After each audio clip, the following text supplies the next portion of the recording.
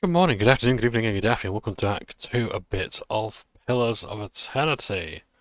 I hope it's going to be the final part of the expansion.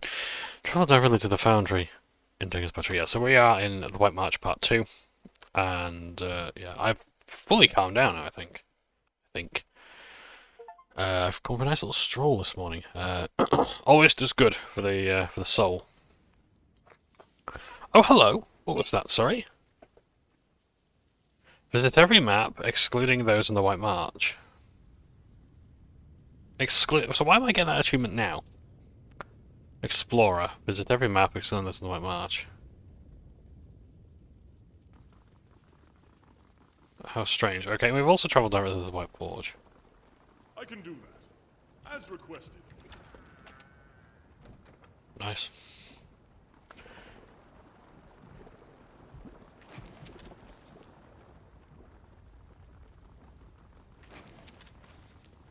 More Dragon Steel, I'll take that.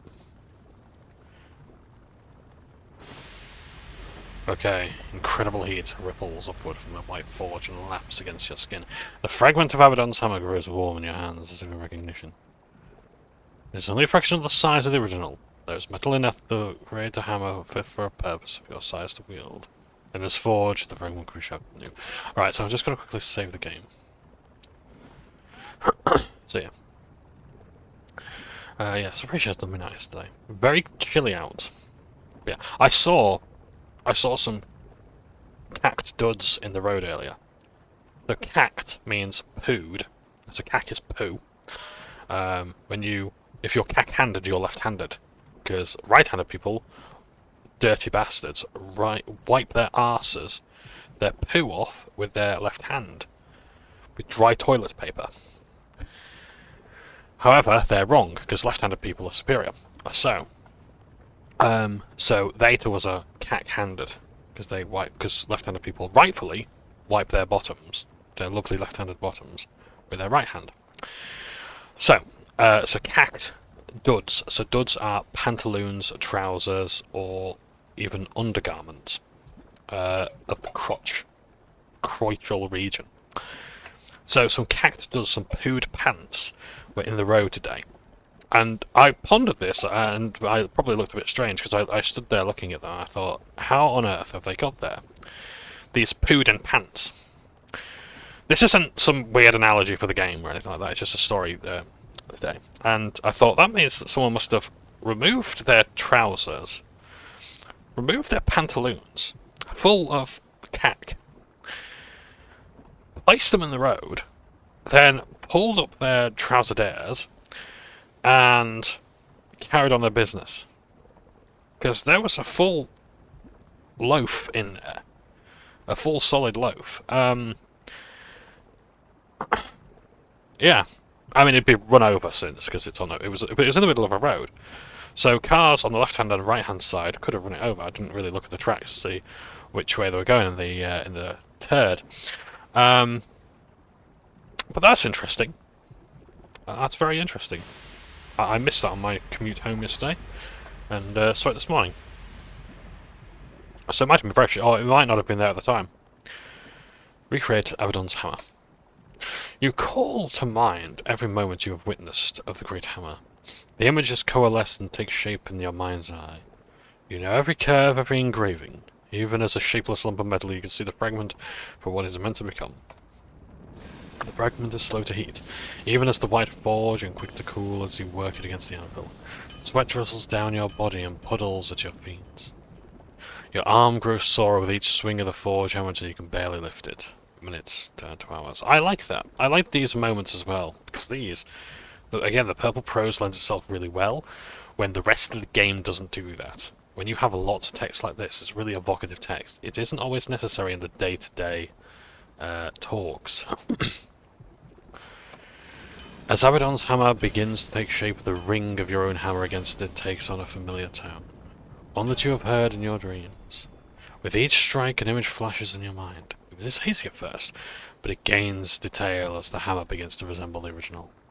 Over time, the image becomes a frozen landscape. How? Okay, over time, the image becomes a frozen landscape centered on around a crater lake. Eyeless patrol its frozen surface in droves, and this can only be the place Andre described. Kayron's Scar. The Eyeless pause here and there when you strike and look up, as though hearing the echo on the wind. In the distance, more details appear. You can see other landmarks, Stalwart, Durgan's Battery, and you understand where the lake lies in the White March, where you must take this hammer. Finally, in the careful etching of the last detail of your chisel, the hammer is completed.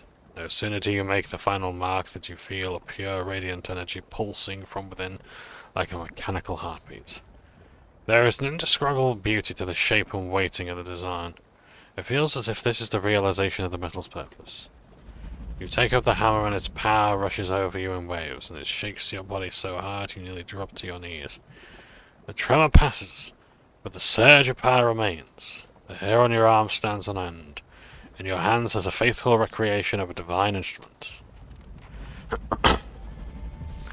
That's a good-looking hammer! You bash someone's... Oh, sorry. There's a good-looking hammer. You bash someone's skull with that and they'll appreciate it. Eddie's always the joker. Hello? People! Oh, the ogres. Oh, okay, these are our allies. I've heard enough. The sound of an argument which reached from the stairs. Darren marches into the room, arms crossed, while Wenger bounds along behind him. This threatens all of us now.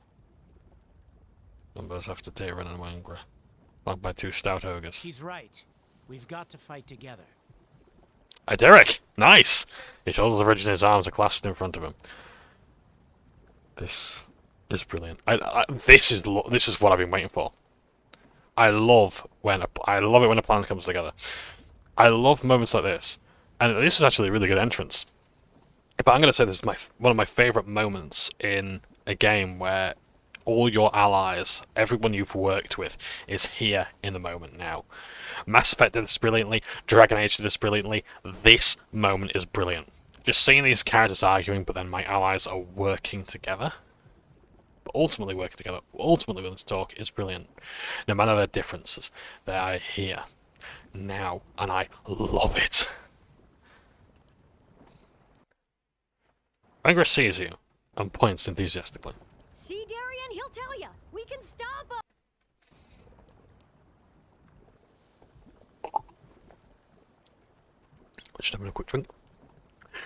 Tension crackles in the air.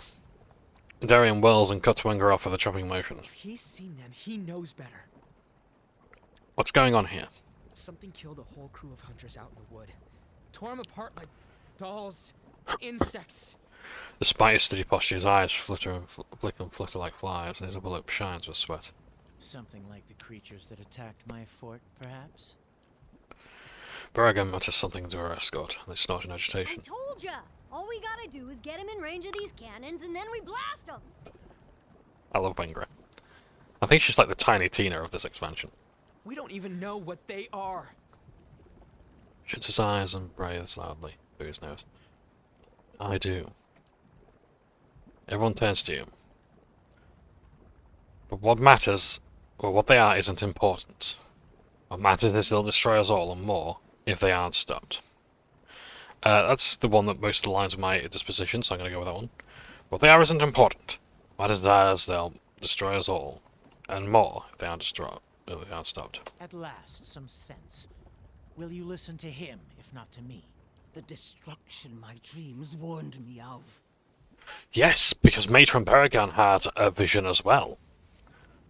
She had visions of destruction. That's why she was poised to attack.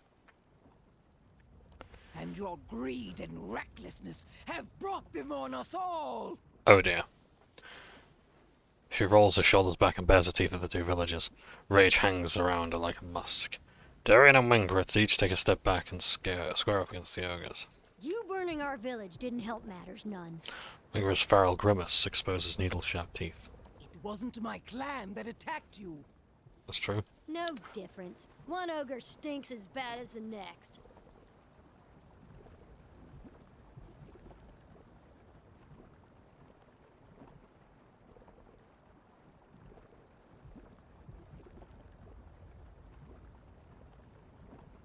Baragon's right. You wanted something you didn't understand, and now it's brought trouble. Then you aren't innocent in this either.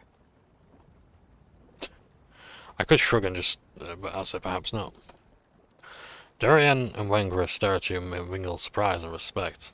After a pause, Baragon steps forward. I came to offer my clan's help. The White March has been our home for centuries. We'll defend it alongside you. Your aid will be welcome. She presents an ancient banded horn in both of her calloused hands, holding it out to you. Sound it anywhere in the White March, and 3 of my best warriors will be at your side. Your battles become ours. Nice. I was hoping they'd just be there at the battle with the Eyeless or whatever, but we'll see how that goes. What's your plan for dealing with them exactly? The Eyeless are hidden at Karen's Scar. I'll face them there. Wenger and Darian gape at each other in disbelief. That lake's notorious. Folk never come back from that. She breaks off, her eyes suddenly wide. Oh. I love that.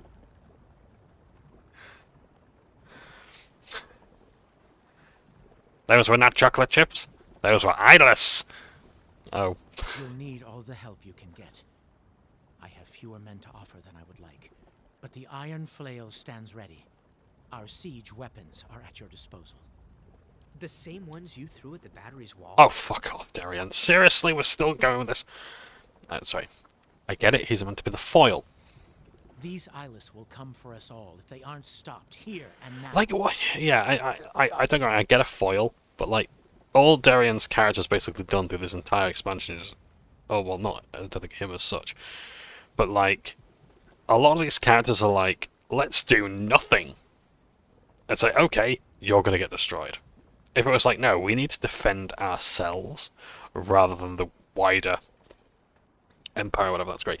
The thing is that with a lot of big bads in games, it doesn't really matter. Like, Dragon Age is a game that I really want to play. And I can't remember the sort of secondary antagonist name. But Sir something. We'll call him Sir Horseface. So Sir Horseface wants to, basically, rather than send reinforcements to push back a tide of enemies at a big battle at the beginning of the game, he decides to withdraw his forces and defend his city of, I think, Redwall. No, not Redwall. That's a series of animal people. Anyway, not fairies, but point is that he was to defend his city. Not realizing, of course, in doing this, things are only going to get worse. And worse, and worse, and worse. And it's your job to basically unite everyone and fight the main menace. And you have to deal with the politics. And his motivations are like, I actually respect that. He's presented as an arsehole throughout the entire game, but then as time goes on, you see cutscenes and you realise his motivations, and actually it's like, it's not that he's right, but you can understand him.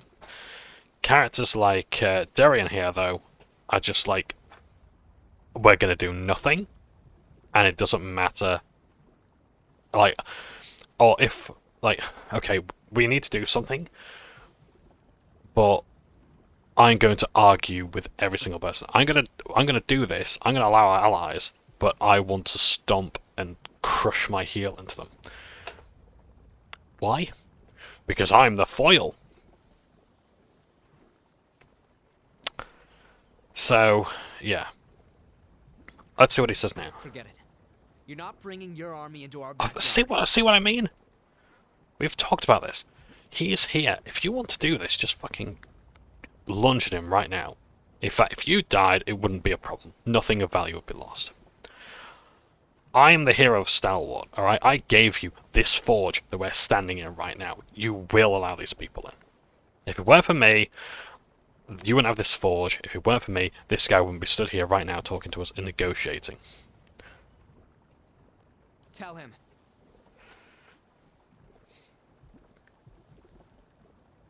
Sorry, Derek. I'm gonna have to... no. Derek's right. We need to work together. It's no time to worry about what's past, Derek.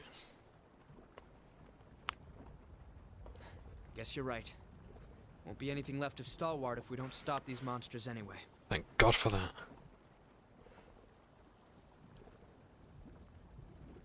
So, okay, so I perhaps I spoke too soon. But no, I didn't. He's now just done a 180. I guess you're right, when both the solar terms. Yeah. That's good.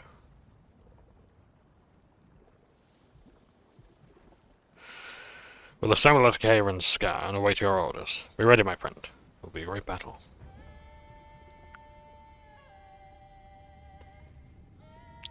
Be interesting if they actually walked out with an escort as well. Because he couldn't be trusted. You know, those heavy cannons you fixed might come in handy. Darian starts to groan as she holds up both hands. Hear me out. Kieran's Scar should be just in range for those guns. You just point out your target and I'll do the rest. If those things are on the move, we don't have much time. If you're really gonna stop them, take this. It's the best of the ore we've pulled from Stalwart's mines.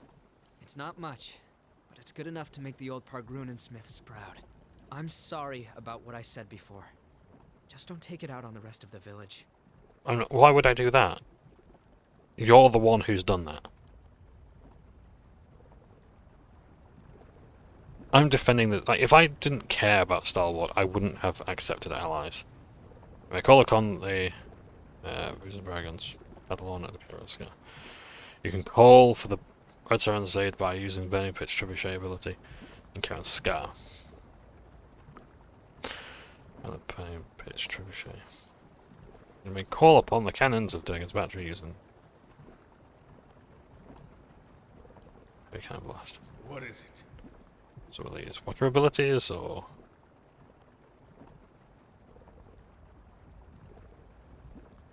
Okay, so let me just go into my inventory and sort this out real quick. How do I find this stuff? Consumables?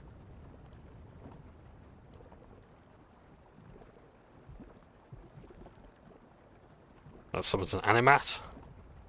Where's... Oh, we got the Dragon Meat Dish, nice, okay. Where's the stuff? Where do I get it? It won't be a weapon, will it? So... Consumables... None. Who knows, it might be down here. Quest items.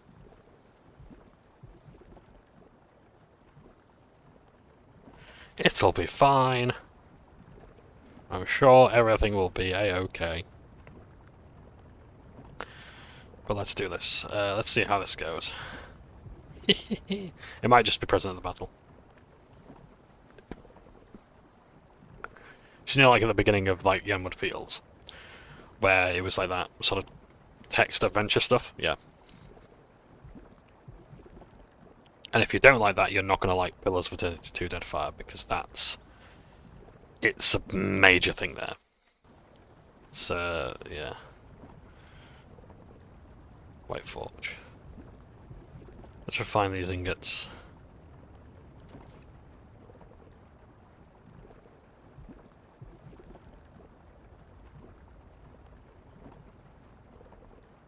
Of course. Okay, everybody, let's go. Whee! Kieran's Scar. Let's save the game again. Separate save this time. And carry on our merry way to Kieran's Scar.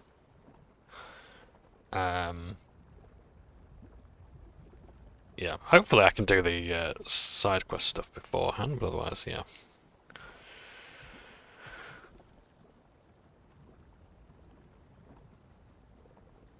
To be honest as well, I've actually thought I don't mind putting the game on story mode to just wrap up some of the extra achievements and stuff.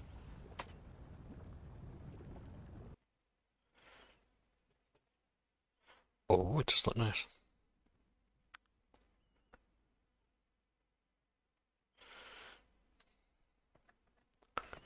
How's the video coming along? Okay, so I'm uploading the previous part now. Destroy the Eyeless. And, oh my word, they're quite big, aren't they? Chunky boys. They stir below. Terrible, tireless servants. Great observation.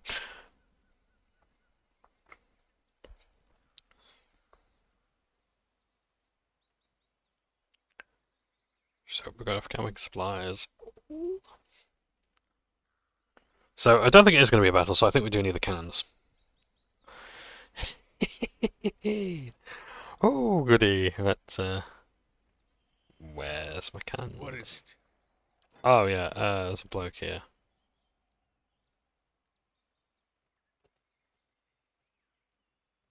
I'll pay this guy. Great. As you would. Hey, what is it?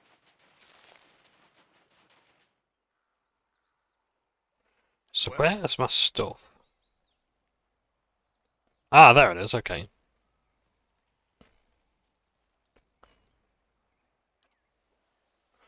I've still got to be in range. Well, So it's actually not like... In fact, hang on, I What also have is the it? ogres as well, don't I? what is it? Well, I would have if I had the consumable item, but I don't know where it is.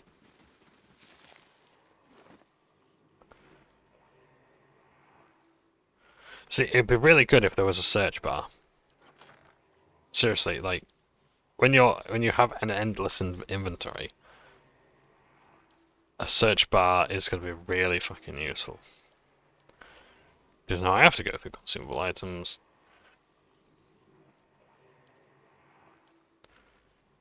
And I have to find the fucking item that I want. It might well be in one of my character's inventories. Who knows? We don't make a spider.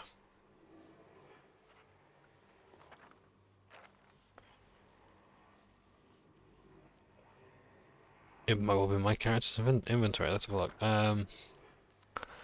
Consumables. Is it a consumable item? Berrigan's Battlehorn, there we are. 3 Crag Rogues. Outer beetles are quite good. Worms. We're gonna get a Drake, so we'll get rid of that for that. You have some of the worms there, right? Well,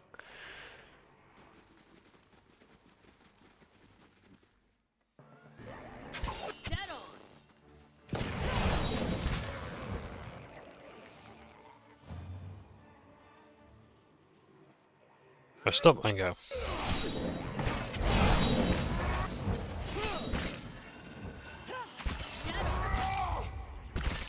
See, barbarians, they're pretty much glass cannons. They ain't gonna do too much damage there, so I'm not too worried. We ain't gonna. Oh, Grim of them might level up soon. well,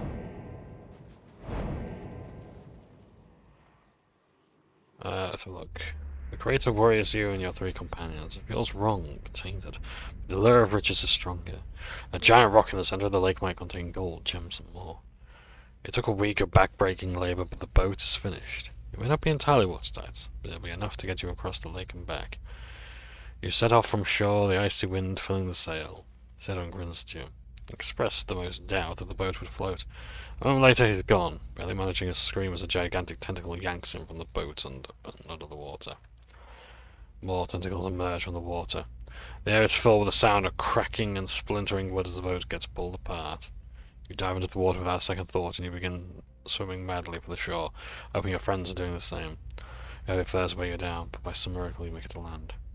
You hear a burbling sound and look up to see one of the fish people, Lagafeth, standing over you, spear raised. You rise to your knees, your hands raised, showing that you have no weapons, you pose no threat. Lagafeth makes a sound again. Wait, you start to say, but the creature dives its spear into you just before you can say anything else. Mercifully, the agony is brief, before the world fades.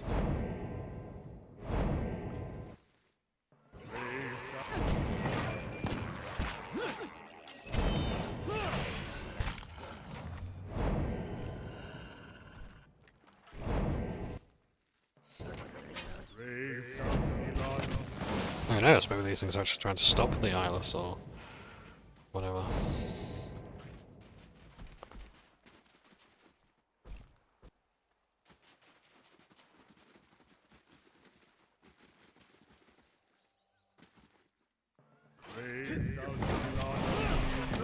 Ah, 100.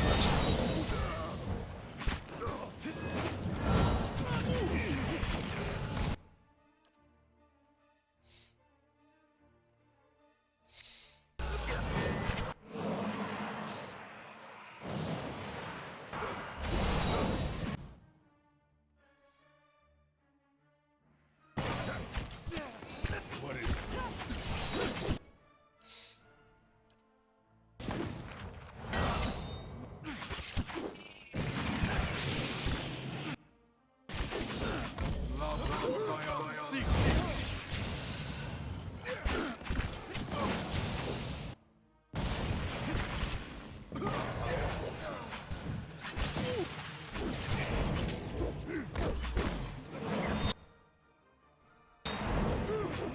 Kill the priest if you can.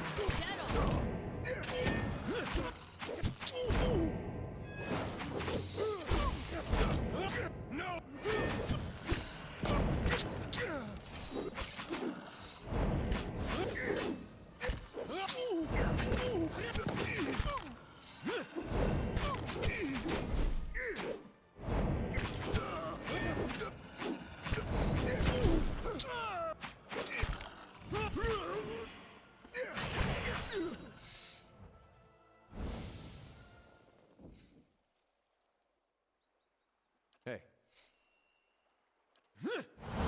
Yes.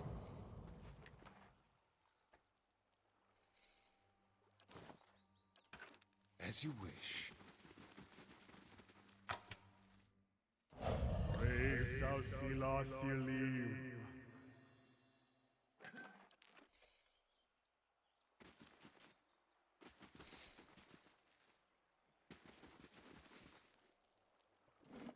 That's everything going in.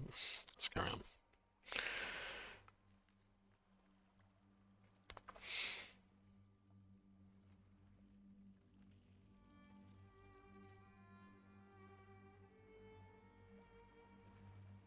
Music is really nice. But I mean, Pillars of Eternity 2 has some great music as well, like especially the sea shanties. It's just to look those up. What I like about them, and I'll probably say this many, many times throughout the playthrough of that game,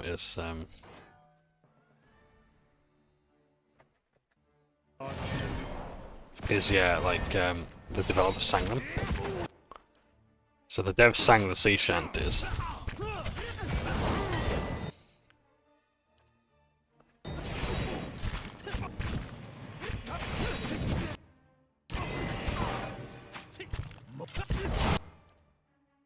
You can turn on yourself.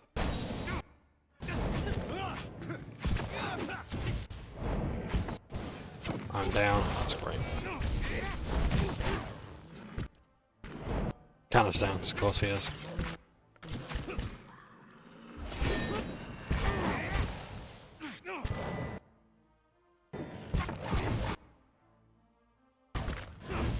Still got time.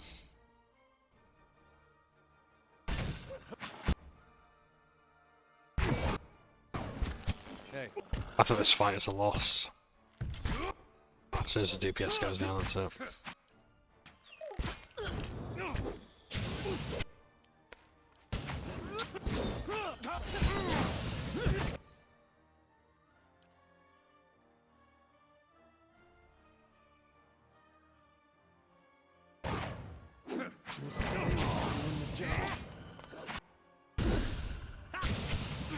No. That's a loss. Right, that's fine. At least I can throw some stars over there, lower into the ramp, and do it at a time. But yeah.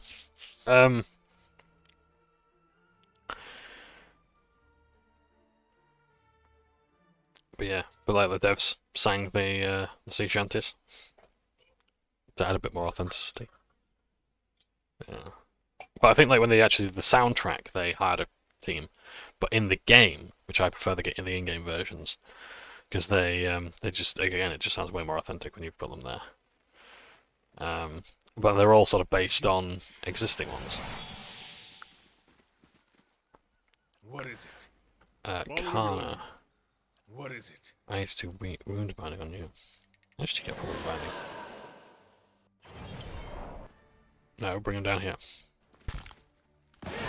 Okay. Consecrating ground here.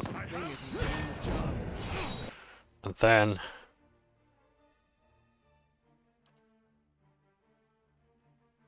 let's bring the thunder. Or the fire, rather.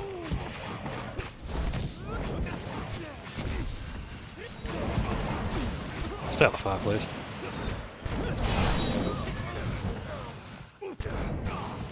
I'll just run into it.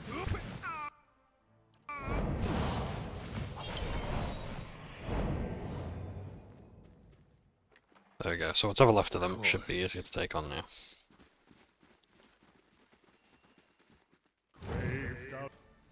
Look at that, that's what I helped them.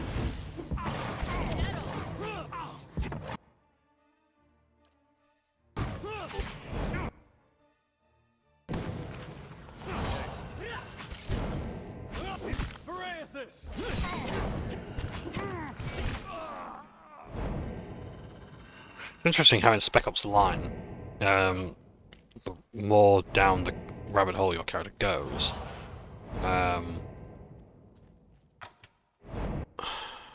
yeah, fine.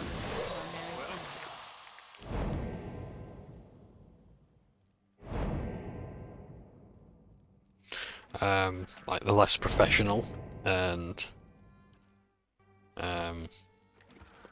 you know, what is it now? Like the less professional language they use. And like they go like, fuck us dead, instead of like tango down and things like that. You know? It's very good. Oh. We got some minor path, that's also really good. I can do that, as requested.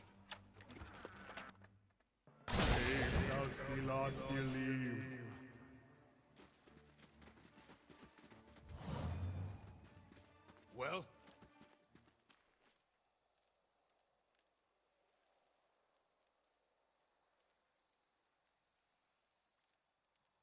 Yes.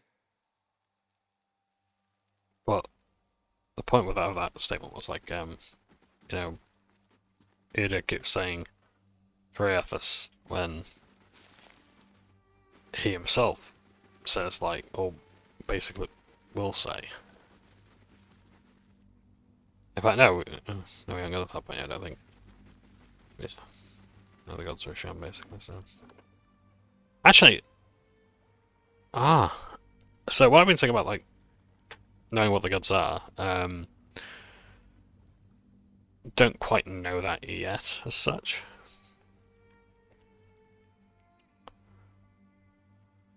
I don't think we do, anyway.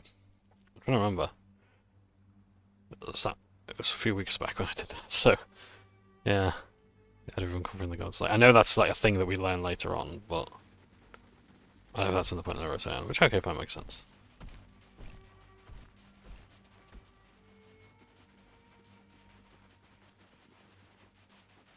I like this music. It's like the final boss music almost of any area.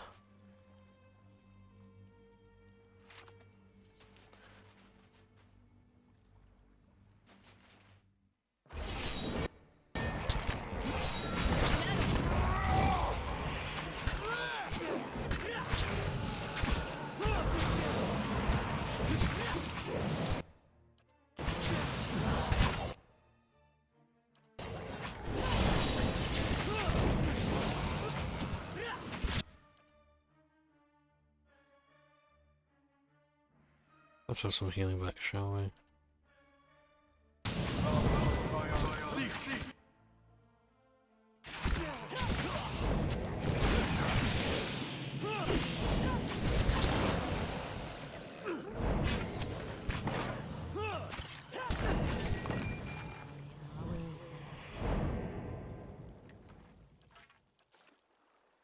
As you wish.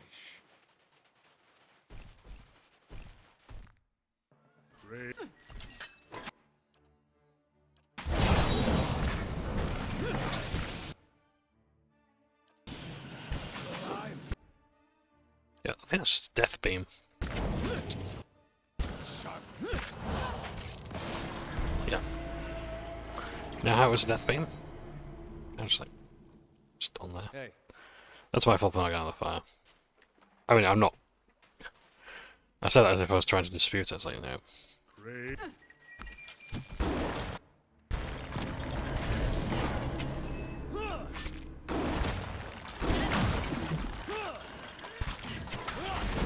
Right, well this is interesting, isn't it?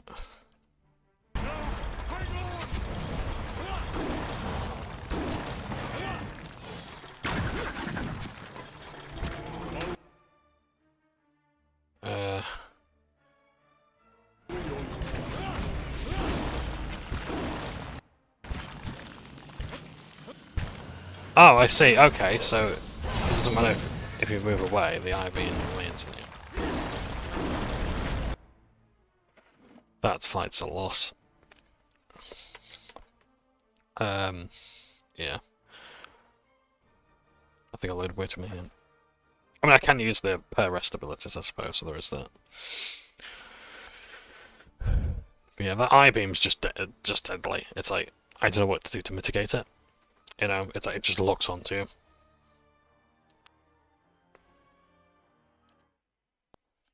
Interesting how a lot of abilities that the player has don't necessarily lock onto one person.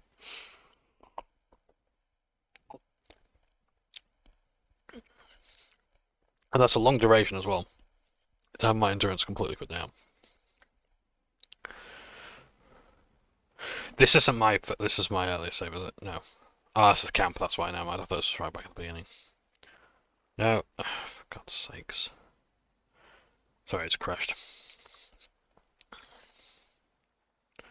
Wait for the game to get its ass back in gear. Yeah, I hope Pillars of Eternity 2 is better optimized than this. I'm not dealing with this.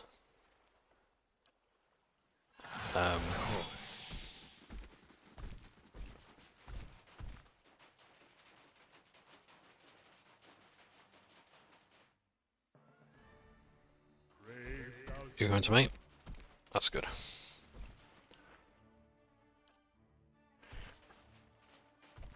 Eddie can hold the line there. Eddie can hold the line there. Pelagina can hold the line there. I'm ready. Oh no, mine. Is it gone? As you wish.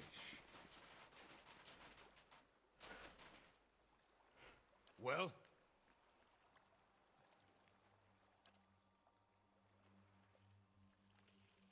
As you wish. Let's pull them back. And now go after them. Oh, that was good, wasn't it? Ah, there they are. Okay. Right, so, why not? Let's bring a bit of fire down on them.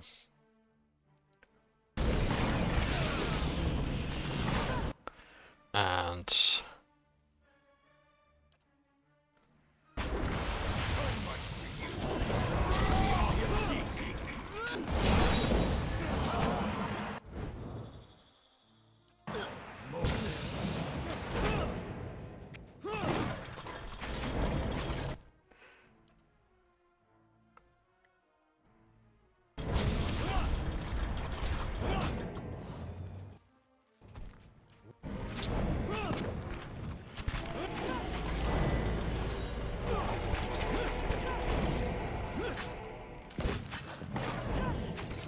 It's nearly down.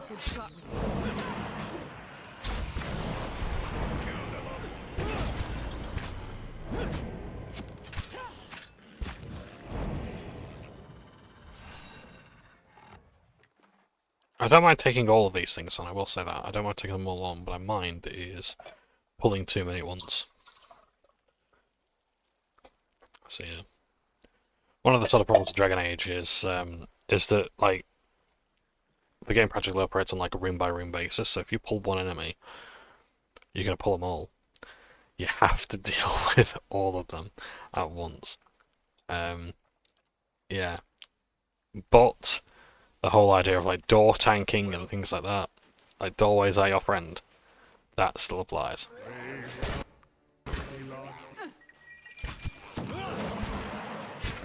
So if the tentacles aren't moving, we should be okay.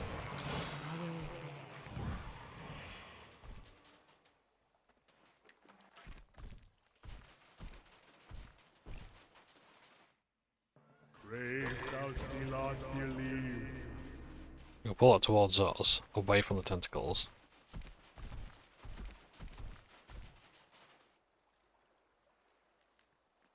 Kill them all. Of which there aren't any.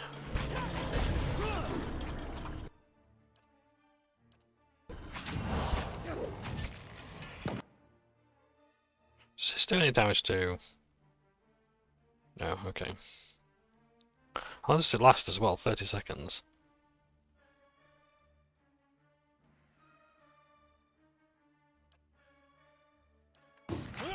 That's not bad then.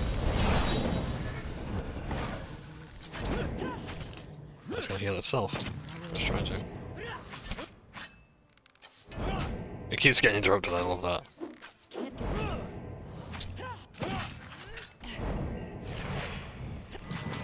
Yeah. So it got there in the end, but still. Look at that. I love when Kana gets some killing blows. Just goes... The crack of the pistol is just amazing.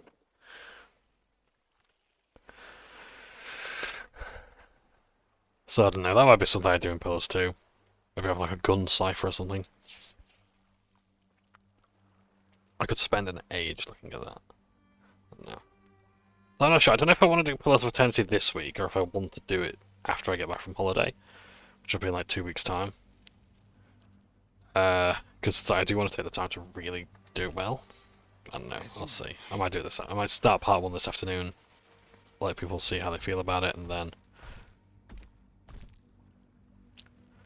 I can hear trudging, so maybe not the best idea to go after him just yet.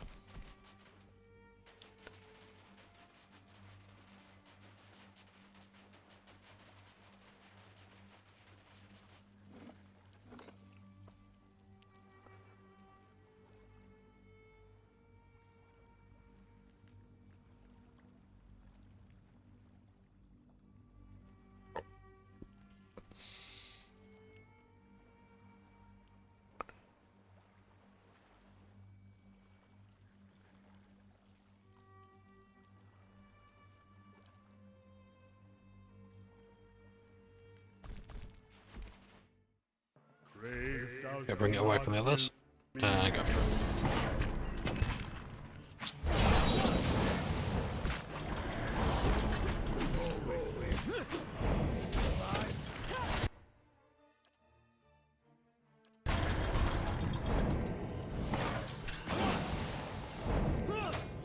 Can't get a good shot with this.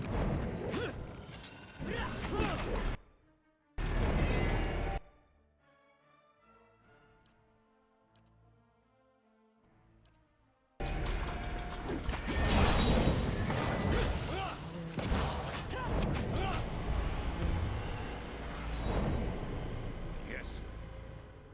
I'm ready. Well, Still hear that walking.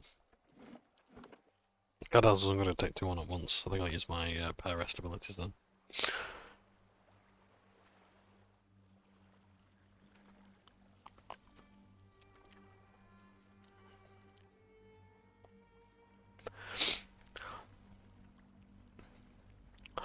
So yeah, so there's multi-classing in Pillars of Eternity 2, so I could go into multi-classing. I don't want to. Multi-classing is very rarely worth it.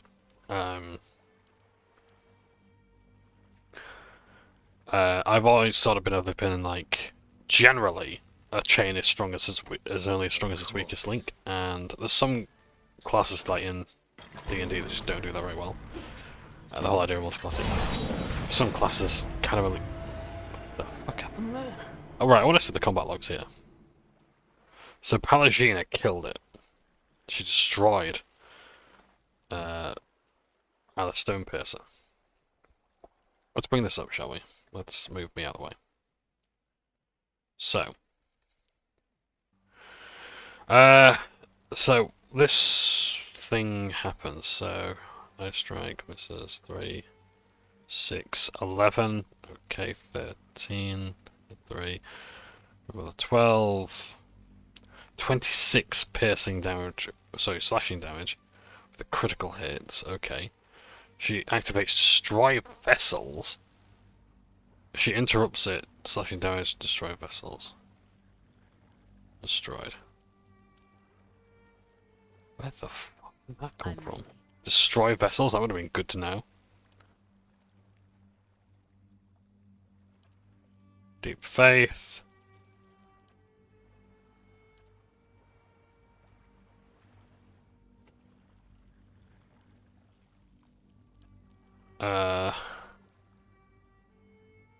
Destroy vessels, is that a spell?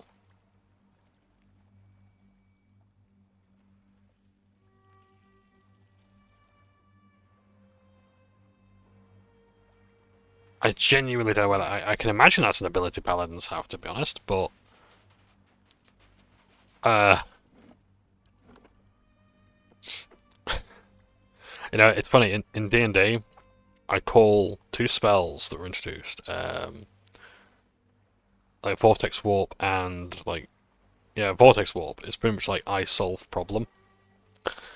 It's like I cast solve problem. Because it's a spell that just does so many good things. There's so many spells like that, and that just reminds me of that. It's like I destroy it, BBEG. Just big bad evil guy. That's usually described as like the main villain.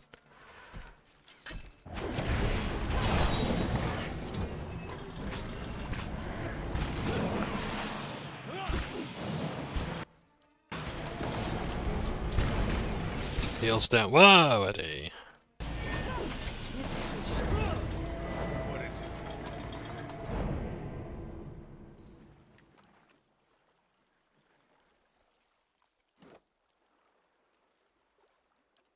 So close to leveling up. Of course.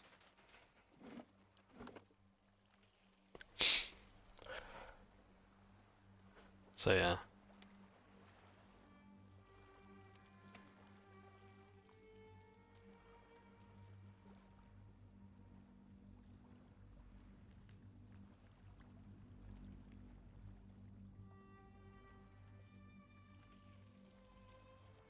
I don't think there's anything happening. In fact, I don't really want to think of what's happening in tabletop role-playing game news because it's probably going to be bad. Like, that's just what happens now. You know? It's just layoffs after layoff. So who killed this one? Destroyed. Palagina! With Eyeless, affects Eyeless Hammer.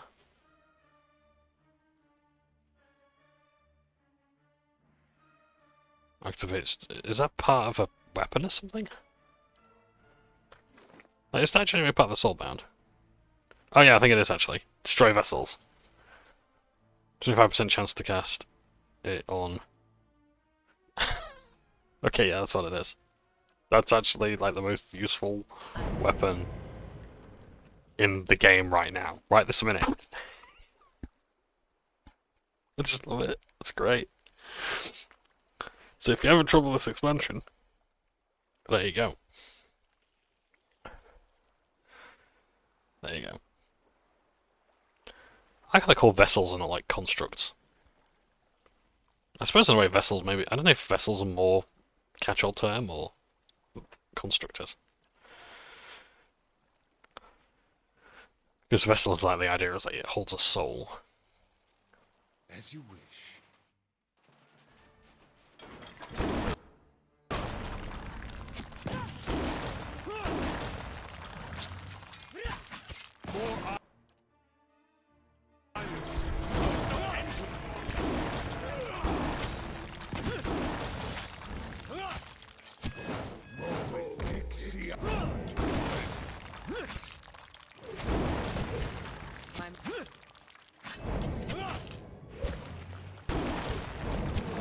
I got the tentacles are giving us more grief. Healing a hound. They keep going out, I like how that ball just rolled to try and hit the dog thing. The box rather.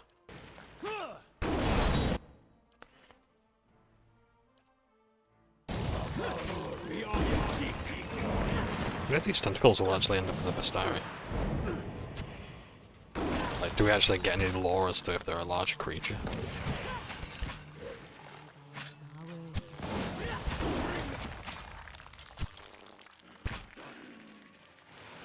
Kill them all!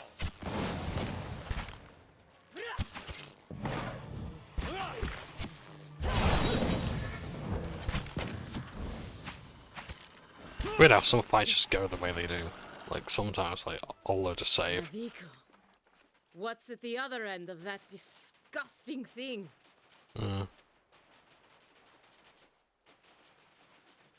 Yeah. I guess I've been peeled from the bow of this old fishing boat. Yes. Hey, I'm ready.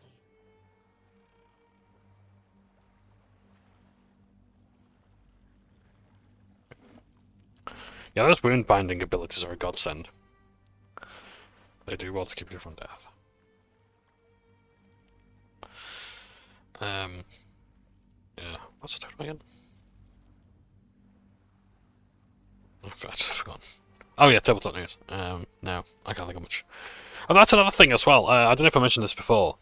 Games Workshop, when they announced at the end of last year that their profits were up, you know what they did?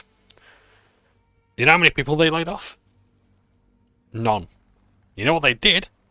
They gave £1,500 to each member of staff. I don't know if this was worldwide or just in the UK. If it's in the UK, I mean, either way, it's pretty good, right? You know, that's like what, 1,800 USD, 2,200. I don't know. I don't know the exact conversion rates. It's been a long time since I've had to do that.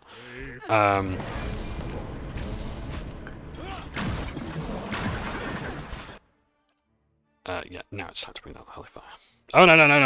Not on Eddie. Oh, that's right,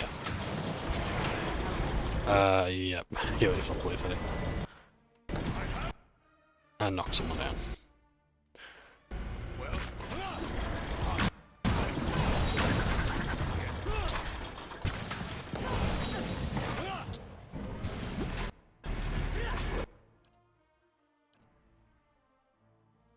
Palagina, healing on him. I need that now. I need minor intercession on him. In fact, okay, let's become an Avatar of Wrath. No, you can become an Avatar. Oh, what?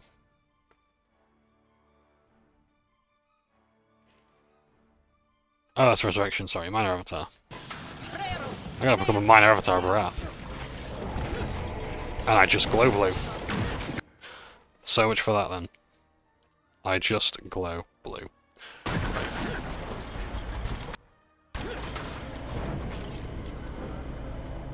them all!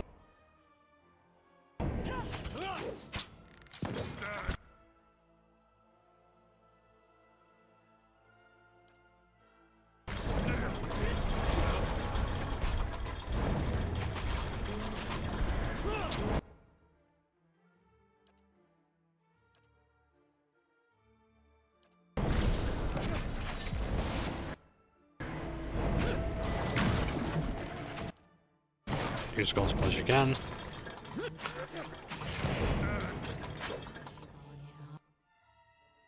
Restore critical endurance. Oh, Eddie's health is looking great.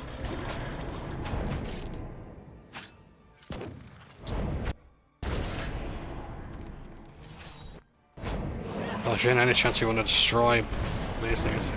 Oh, we'll call it, yeah, she destroyed that last one. I love that. It's like, okay, after all this fighting, it just happens.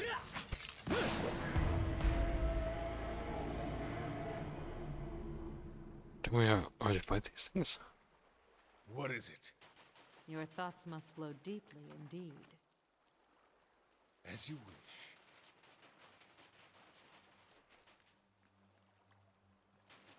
I like how that's the last we saw of the tentacles. It's like, okay. Bye. Grieving Mother, hello. As you turn to the Grieving Mother, you find her already at your side. Question rises to the surface of her mind like a bubble from the depths, and her eyes are cast down. There is something I would ask of you, Watcher. A burden I would relieve. Ask anything. Yet even the asking is a burden of another kind. Ask anything. I will ease your burdens as best I can. The memories of the birthing bell, the hollow-born, the mothers. Even knowing that my actions were righteous, necessary, their memory haunts me. I see reflections of the lives I could not save wherever we travel. And when I lie down to sleep, the dreams of empty children and blind eyes are more vivid still. Please, Watcher. I tried once to forget, and yet echoes still tormented my soul. But if you were to cleanse my soul of the memory, I could at last be free of it. Will you grant me this? How will this affect you? Will you ever be the same person? I will be the same, only free of the memory. My allegiance, my skill, these will still be dedicated to our cause, to your aid. There is no cause for you to live with this pain. Very well. Thank you, Watcher. As you reach into her soul, you find the memory of the hollow-born of the birthing bell like a jagged texture in her essence. Probing the memory's sharp edges, even you feel her pain, yet you force yourself to seize it. You smooth away the rage-red snags, wearing them down even while they tear at you. Carrying such pain inside herself must have felt like living with a stomach full of broken glass. At last, the grieving mother's soul is as smooth and even as a rolling meadow. You have removed all trace of the agonizing memory, and as you draw back, the pain recedes from you as well. Shall we continue, Watcher? We have much to accomplish. She opens her eyes. Her gaze is a newborn's, innocent and untroubled. Shall we continue, Watcher? We have much to accomplish. Let me speak mine. Let your mind speak for you. I should listen past the word. What do you remember of your life before our travels? I was a midwife, guiding the children of my village from the womb into the world. There's a journey of many years between the child, the mother, and I. There was much I could do to aid the mother. Some thought the physical comforts of the ritual to say their thoughts even harder from the bell. Others would seek advice, words of counsel for the days ahead. I was able to provide drafts, tinctures, and the readings of the child's spirits, all to strengthen the mother.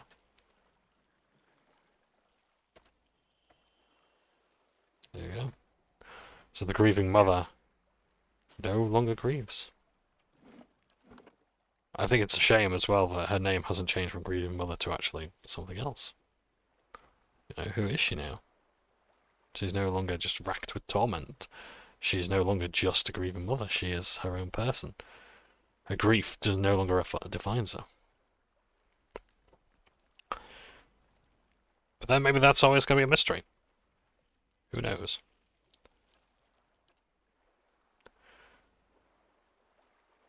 I never saw that. So yeah, so Games Workshop. And bear in mind, I'm defending Games Workshop, one of the worst companies for litigious action against fans, against creators, all the rest of it. I'm defending them. Oh, there's one frozen there. Nice. Go inside a moon rock. Lovely. So yeah. And they gave staff £1,500 as part of the profits they shared. And you want to tell me the games industry isn't capable of that? You want to tell me that these layoffs are justified when Games Workshop... Bear in mind, Games Workshop is big, but it's not super big. You know? It's not like Hasbro.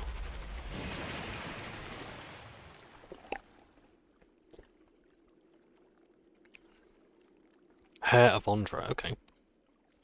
Columns of water rise up from the pool in front of you, shifting and writhing, whipping around in the vortex. Law 2. This can only be Ondra's hair, appearing before you in a fraction of the size typically reported by mariners unfortunate enough to encounter them on the high seas. You have done well to have come so far. I confess I was not certain you would make it, but I do not wish to give false hope. The greater challenge remains in front of you. The Eyeless have to be stopped, for the good of the Deerwood. Running through the core of this rock is a large growth of crystal. You will know it when you see it. A blow to the crystal would reverberate through the walls of this place. Strike it enough and the entire structure would crumble. The Eyeless would be buried. Of course, it would take a person years to cause enough damage. But not with the help of the Eyeless. Then you know what must be done. Strike the crystal with Obidon's hammer. The Eyeless will wake and come to its call. Join in striking the crystal.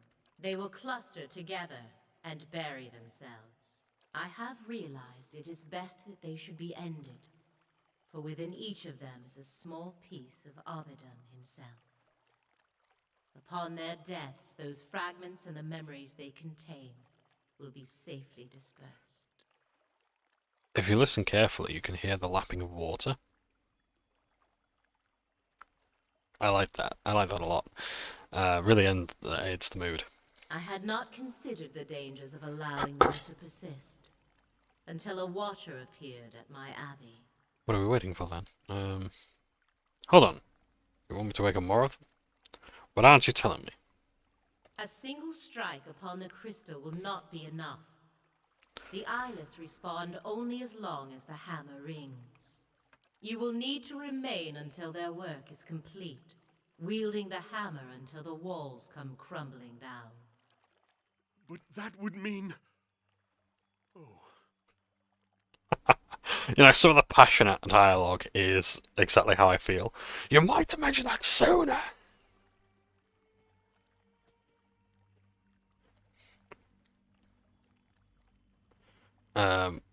I trust this is what has to be done. Almost all things must come to an end.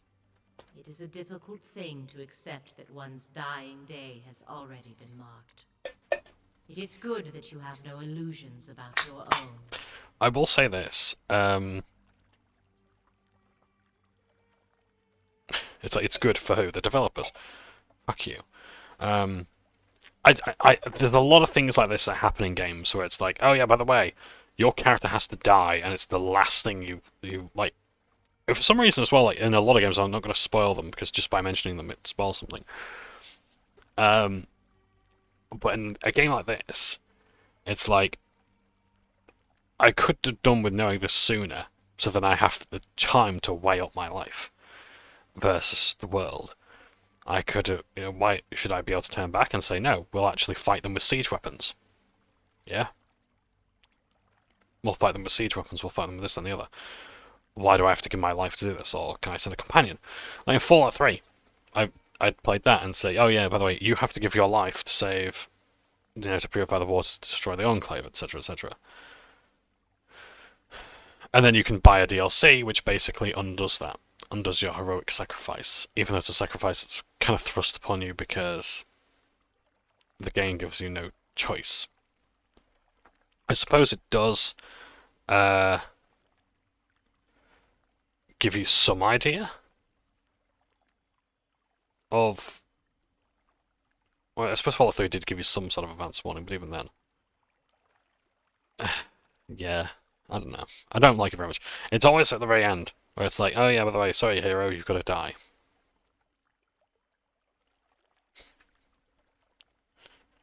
Great.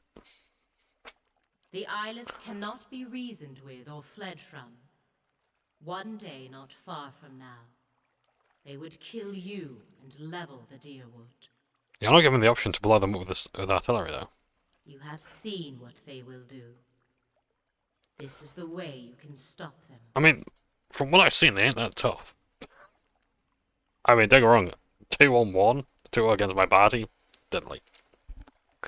But they're not immune to artillery fire. And the truth is that you are marked by the Eyeless for a reason.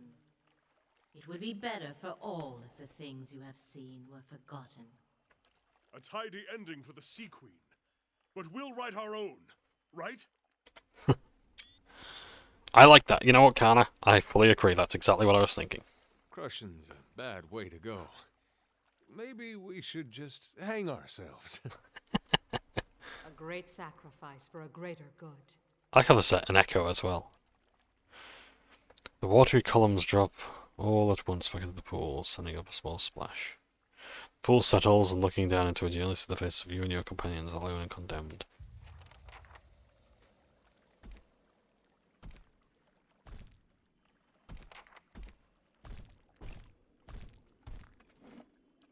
I don't like that increasing stomping.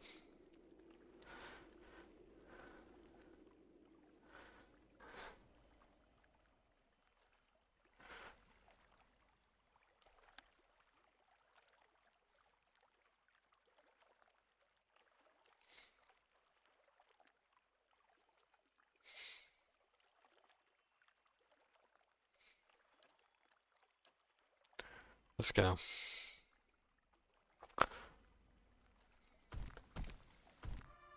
Well,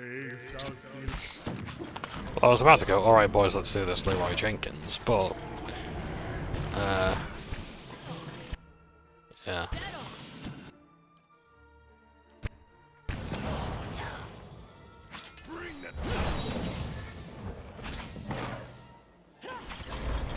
Today.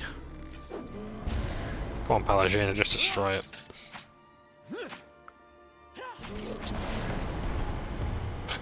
I like the black lightning came down to destroy, that's nice. As you wish. Yeah, I'm not going to say that What is it? cheeses it as such. It's still in the 25% chance of killing these things. Oh! There's 3 there! And they have range capability.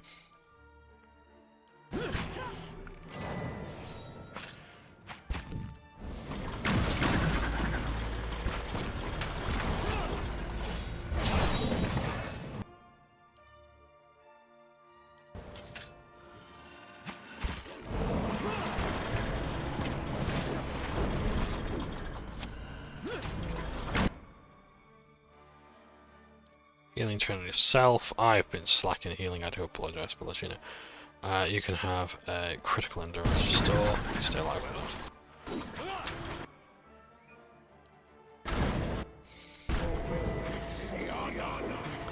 Oh, now their abilities are working. Okay, I forgot that from the...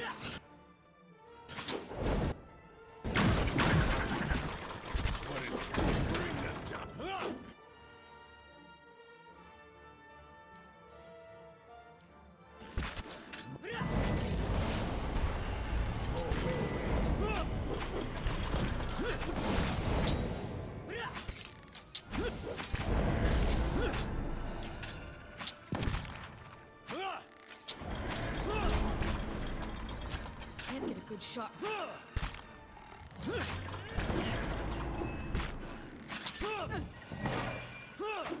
Let's go try and heal itself. Ah, it just got in there, nice. Like I was showing off that cake. As you wish. That's the whole ass bakery. Well?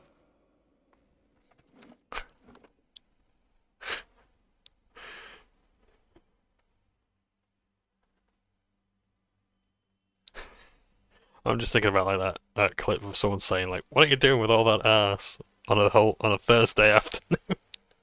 It's like tragic music playing in the background.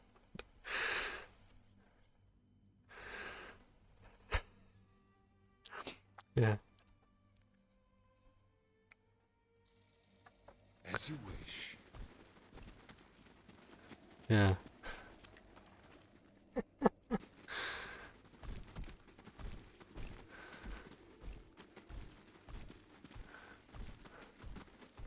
Alright, I'll bite. Judging by the claw marks or scales around the edge of the pool, you believe that it is regularly used by Legovath. Something shivering. Okay, I'm going to send Eddie. Eddie dives in immediately after and feels the cold bite of the water. The water is calm, but the person with weak constitution will suffer. Okay, well, good job. He has got good constitution. He has constitution 17. He shrugs off the intense colds and somewhat glimmering, glinting. The light glinting in the murky depths of the cavern with a constitution 17. He opens the chest. He's not going to hide. He's going to swim to the surface as fast as he can.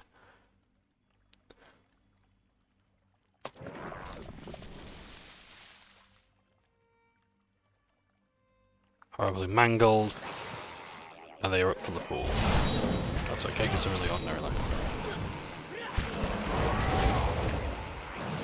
At the end of the day, it's more XP, if indeed they are awarding XP for their deaths.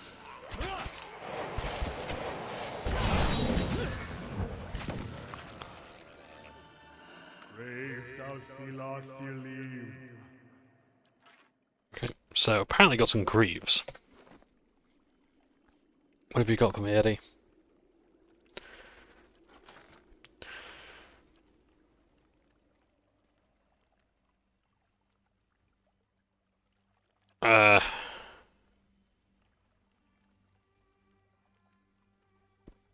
This is me. Accessories. Frithers. Plated greaves. Okay. Wild sprint. Whoa! Lost my engagement 5 seconds. Nice, okay.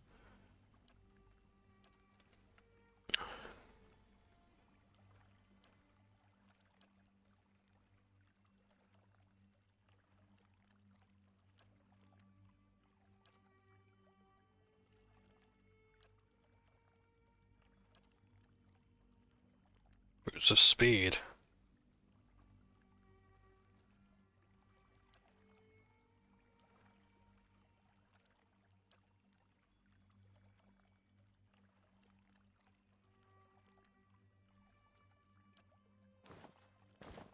Why not?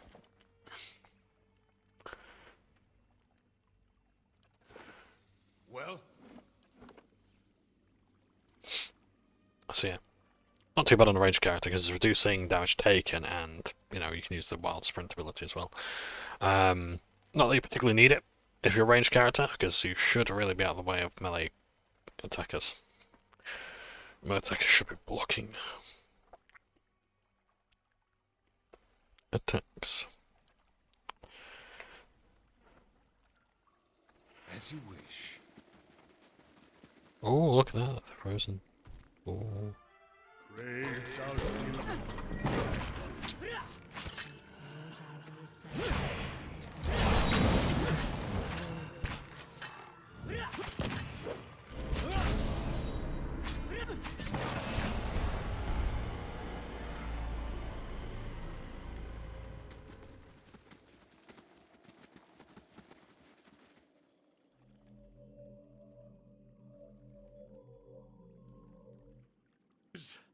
A few swings and this is all over. Reminds me of Morrowind.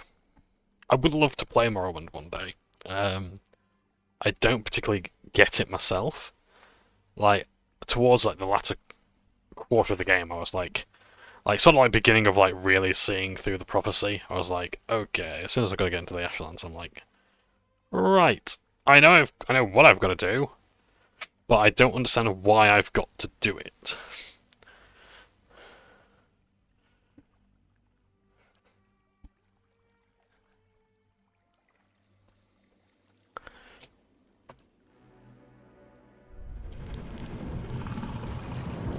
That is badass.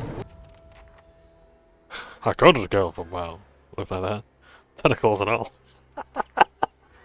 Where to go for a while? Look like that. Tentacles and all. Oh, we can't actually strike the crystal. This thing is We've got to fight first. Let's do one tentacle at a time if we can.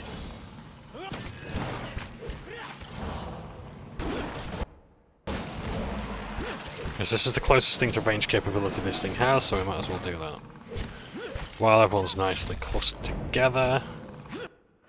Can I need you to heal yourself up? Can I need you to heal yourself up? Thank you. But no, I don't need to heal yourself up right now. That's that, and we'll see.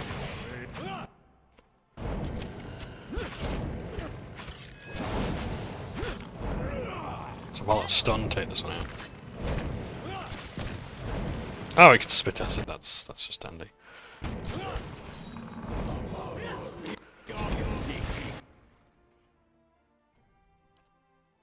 Let's buff everyone if I can.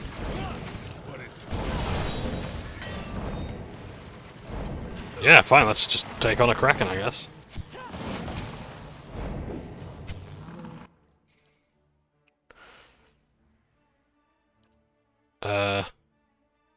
Let's put that down.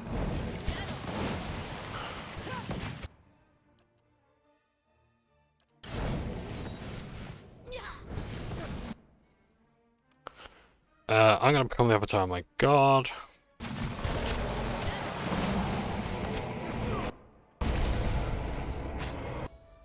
Paladin is doing really badly.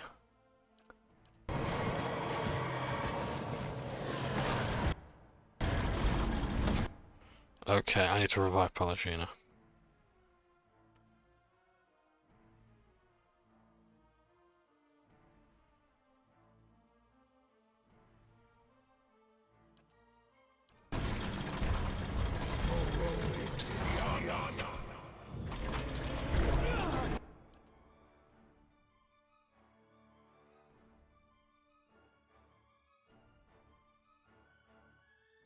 Where is it again?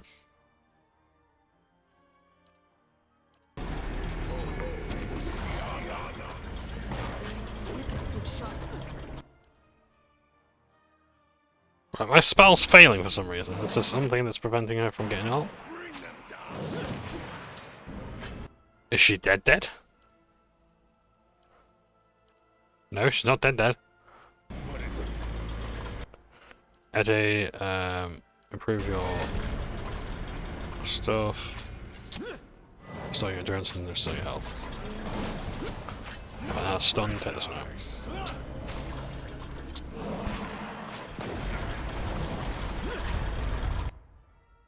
I'm gonna have to try and do some more healing, I think.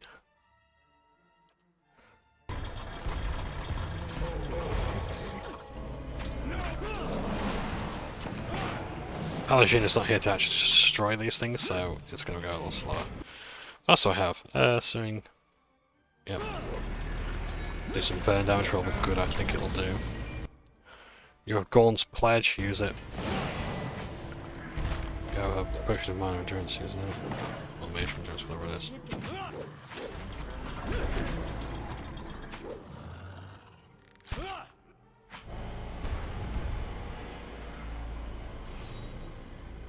Hey, well done, Palagina. You're up again.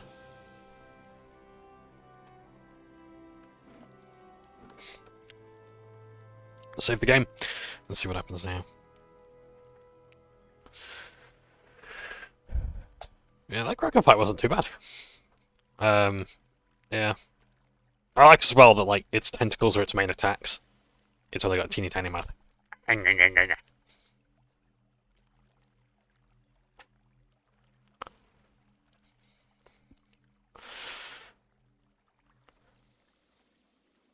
ready. So hopefully, if I level you up, you might get full health. Athletics, why not? In fact, no, let's go for your survival skill, let's improve that. No, you've already got damage reduction too. So yeah, your athletics can go up. What else? Why not? Let's go for sneak attack. Because that's always good. An extra 15% damage because you're not going to be main tanking. You do actually get some health back. Nice, okay. Well, I can't perform field triage on you, I'm afraid. Grieving mommy, mother, you need that. Oh! So it's a shell.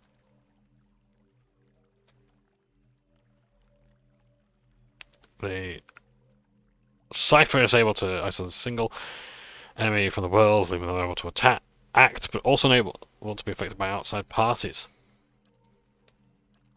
Do I really want to go for that? Yeah, why not? Brutal Backlash. Stuns them and does damage. Yeah. 14 Cypher. Okay. Anything around here?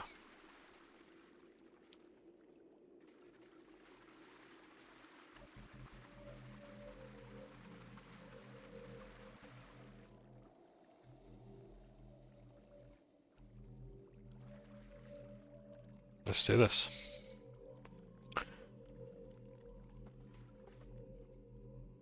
An enormous crystal juts from the wall like a spear protruding from the wound.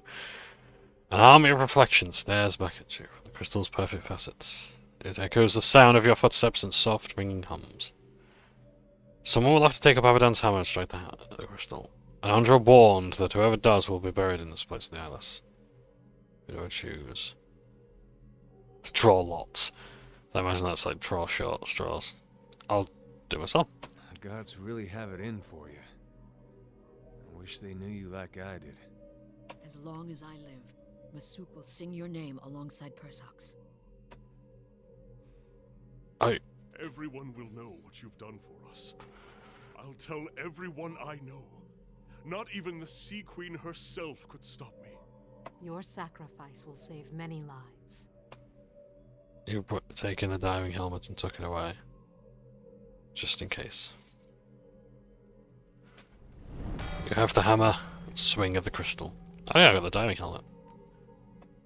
A perfect clear tone rings through the air and resonates through your teeth. I like that. That's always fun. Seconds later, ripples shiver through the water. Something big is coming. You give the others a final nod. The rest of the party scrambles out of the flooded cavern and flees through the tunnels. You continue hammering the crystal, each strike magnifying the last. The echoes build into physical tremors. Meanwhile, a heavier rhythm pulses through the cave. Footsteps, dozens of them. Dozens, I tell you! Dozens!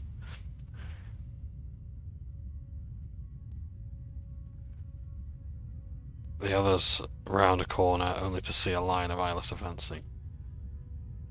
The creatures stagger to a rhythm of the hammer thuds below. They crane their necks toward the party, ratcheting their piston arms. Repulsing seal, or cast repulsing seal. Consider we'll cast it. Continue. The party belatedly realizes that you're the only person capable of this. Okay. Ringleader. Reaver Mother will cast Ringleader. A pocket of Eyeless near the middle of the procession roar and turn on their neighbours. Nice. The chaos ripples down the line as the Eyeless turn toward the commotion. Dodge past the Eyeless. Participants past the distracted monsters. Fortunately, the creatures are too focused on the hammering to give chase. They continue toward the cavern. Used to maintain a steady tempo on the crystal. Can't just go dang dang dang dang dang. No, apparently not.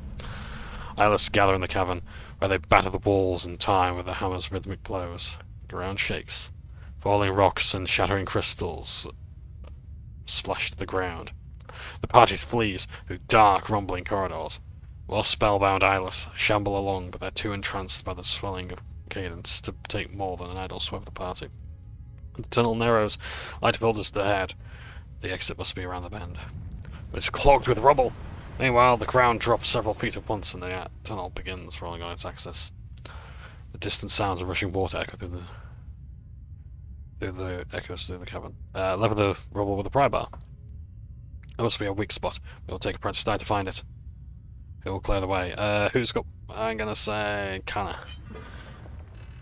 Kana misses a loose boulder and wedges the pry bar underneath it. A gentle nudge knocks it loose and sends the rubble rolling away with mechanic 7. Nice. I was expecting perception. The moon shudders again. The party escapes onto the ice just as another thunderous crash sounds from below. Eyeless continue pouring into the cavern from every visible tunnel and crevice. Your eyes ring at the ever-growing cacophony of smashing rock and shattering crystal. Meanwhile, the water level is rising. A skull-splitting crack rends the air, and a surge of water knocks you from your feet. The entire cavern rotates, plunging you into a freezing soup of jagged metal, torn flesh and stone. The others dash across the lake. The ice squeals and cracks, rocking dangerously underfoot. The sinking moon groans, long fissures race across the ice.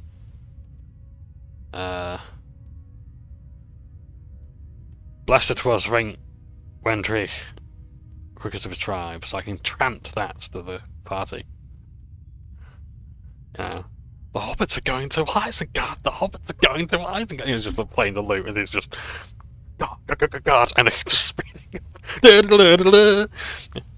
Yeah, so we'll cast it. Kana will cast it. The words fill the party with vigour. Everyone speeds ahead, while the ice cracks harmlessly behind them. At last, everyone reaches the safety of the shore. In the middle of the lake, only the tip of the moon is still visible from the ice. The survivors watch in silence as it sinks into the depths. You trudge through the rubble of the lake at the bottom. The water is freezing, the air in the diving helm is acrid, as the sound of your own breathing roars in your ears. Still, it's better than drowning. It's good to have the diving helm. You navigate out of the settling rubble and see the ghostly lights at the surface above. At last, you reach the shallows. You punch through a thin crust of ice and crawl ashore, trembling but alive. We survived. We had a diving helm. I don't know where I got the diving helm. It's nice to have. So yeah. You stand at the edge of the lake. The bobbing of the ice and the rippling of the water's surface slows until you're looking at the moment frozen in time. But the world begins moving once more. It moves in reverse. The surface of the water churns and roils like it's about to spew something up. The fragment of Ione Bratha rises, unbroken. Ice reforms across the surface of the lake, spreading in long, freezing fingers. Eyeless file out of the moon fragment and onto the ice. They wind around the moon in an ever-widening spiral.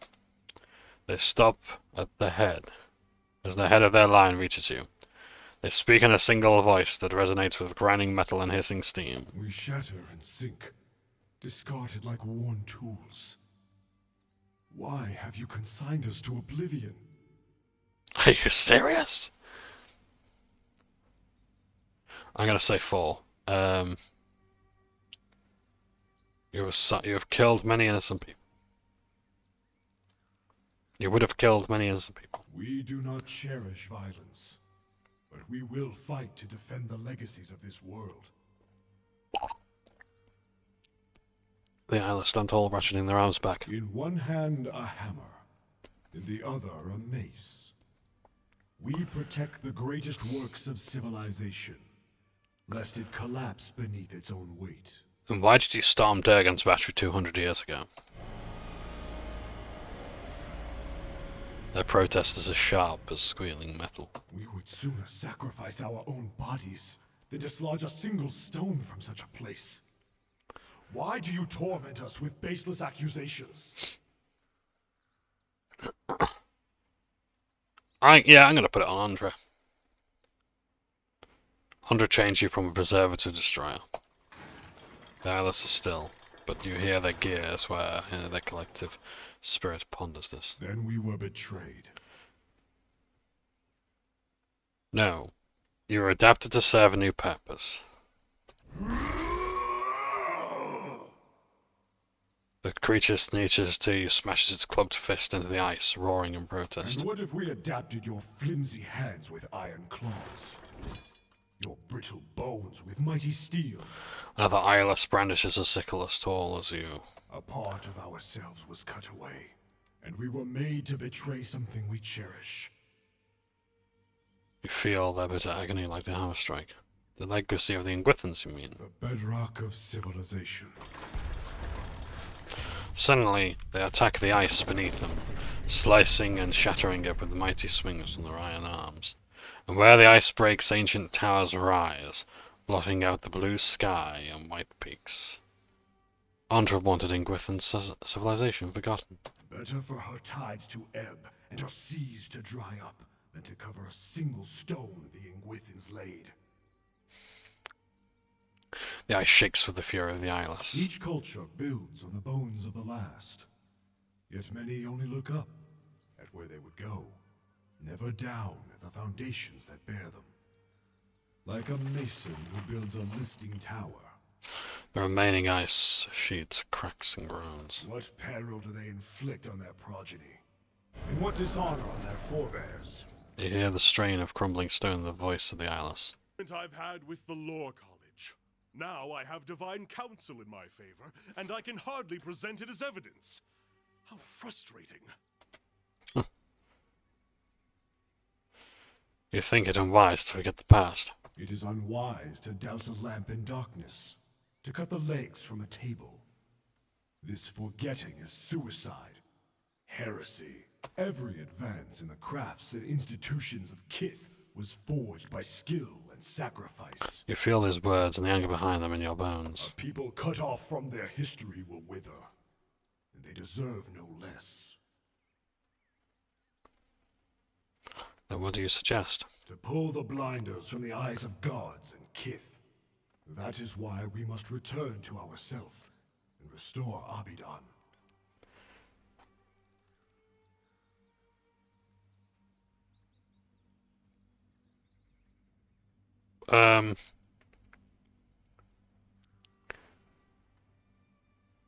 What do you mean about returning to yourself? When Ione Brotha fell, Abidon lost much. His will to preserve, the memory of how and why he died. But he built us with fragments of his own soul.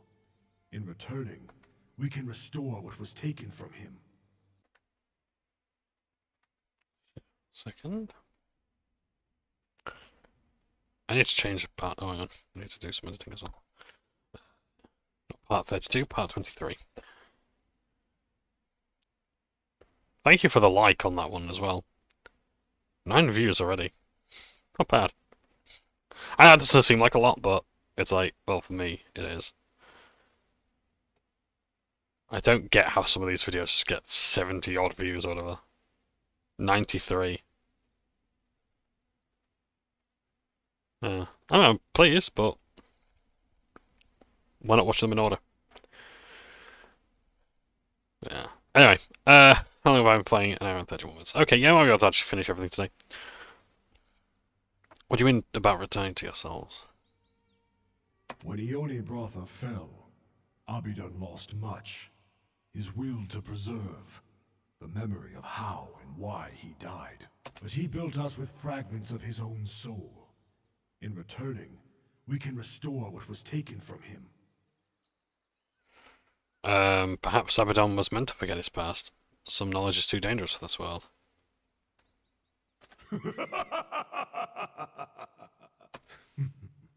A facile argument. One that defends stasis, not progress.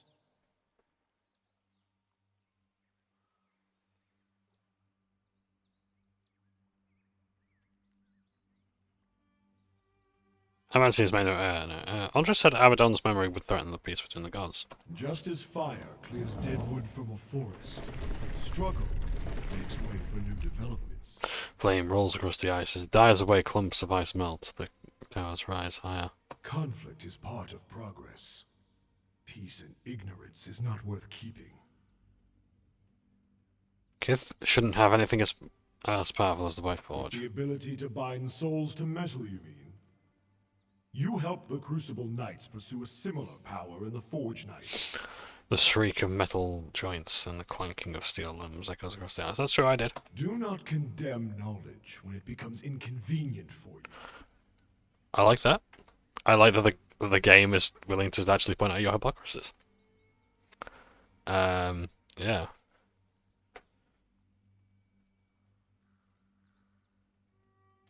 I'm not going to argue against animancy. I think it's a good idea. I've said my piece. And we have listened. It speaks of history where a guide, yet does not always provide a good example. Then do not look to it for one. History is not a moral force, but a set of facts.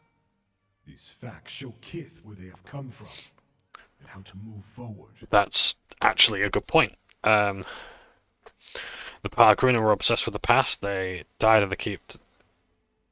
And the keep they built to honor it. The Deer Woodens and Glapathans have fought 2 wars over their history and yet haven't moved forward. Stalwart and the Iron Flail have remained at odds even...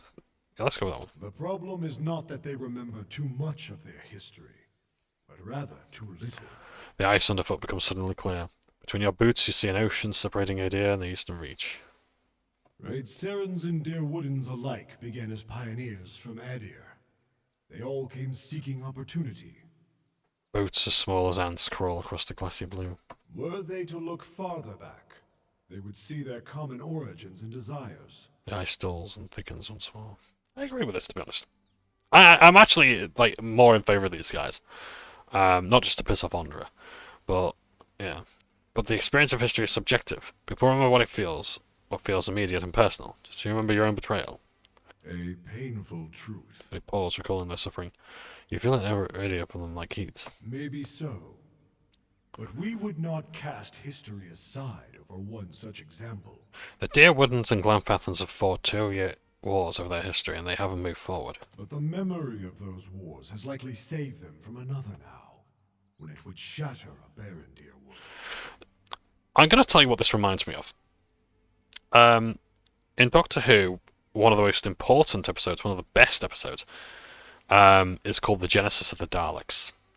The 4th Doctor is basically requested by the Time Lords, I think like the White Guardian or something like that, to go back to the planet Skaro, where the Daleks were born, find Davros, and assassinate him, or another way, and put another end to the Daleks. So he goes back, and sure enough, he meets Davros before he made the Daleks, which is Khaled backwards, because the people of Skaro are called the Khaleds. There's a war going on. It's a war of attrition, nuclear destruction. Has basically mutated the peoples and driven them to bunkers. You can actually read the audio series called Davros. There's like 4 audiobooks in it. Very good. It's like good audio drama. Anyway, the Fourth Doctor goes back, and what the Daleks started out as like a mobility machine. So like if you're too heavily affected by radiation and the bombs and the or if you've been stricken or you've had limbs lost to the war, you can actually get into this mobility, basically automatic wheelchair, like what Davros is in. And it's sort of like implied that many people look like Davros because of what the war has done to the people. But there is the idea that these machines may actually be used for war. Anyway, the Doctor comes across like an incubation chamber for a Dalek, which is going to be like a living being that can be used to put into the machine, like the Dalek shell, and basically have it control the guns and things like that, to basically act as a war machine. The Doctor is sets up the explosives and he's holding 2 wires. And if he puts them together, like if he thinks that he puts them together, he will end the Dalek race. And then that's it. The Daleks who destroy the Time Lords, they won't have to threaten anyone ever again. Millions and millions of lives will be saved. Countless billions of wars will be averted. Because the Daleks won't be here. At the same time, though, Doctor stands there. Sarah Jane Smith is saying, "Well, what are you waiting for? Do it! Connect the wires." And he says, "But do I have the right? If I bring these 2 wires together, thousands of planets will never know the tyranny of the Daleks. They will not, they won't know this horror story to keep their children, disciplined and whatnot. That so many wars are being fought right now because these 2 peoples don't have a common enemy to fight against. How many people have been united fighting the Daleks? And that's sort of what we're getting here. Do I have the right? Do I have the right to take the blinders off, as they say, of the gods and the kith? Show them the realities of the world? Do I give them the red pill? Take them out, pull them out of the Matrix? Do I have the right to cause these people to look back at their own history, have it thrust upon them, and show them the error of their ways? It's all very interesting. I personally am in favour of it. I think if people actually looked back at their history, they'd realise that we have so much more in common. And that a lot of this conflict we have in society could just be avoided if we just look at it and say, at the end of the day, we're all human. And we've done bad things to each other. I'm not saying we should put those aside, but we should learn from them. And we should try and make the world a better place for each other and our children. So we'll see. So, the memory of those wars likely would have saved them from another now, when it was Shatter Baron Deerwood. It does take a war to shatter a nation. Already, Deerwood's neighbours conspired to strangulate through duplicitous trade agreements. Right, Palagina? Oh, I don't want to do that. Let's bring her into this because it's unique. Ark, In the Republics, we call it the Golden Sword. It doesn't need to be bloodied to kill. It just said the Republics. Like in the Republics, like she was from Brum. Oh, in the Republics, alright. We call it the Golden Sword. Don't need to be bloody to be killed, you know. And you think it is grievance and not merely opportunity behind this treachery? The souls seem to debate the question with one another. We admit that history can become a hindrance. Even so, we must restore Abidan.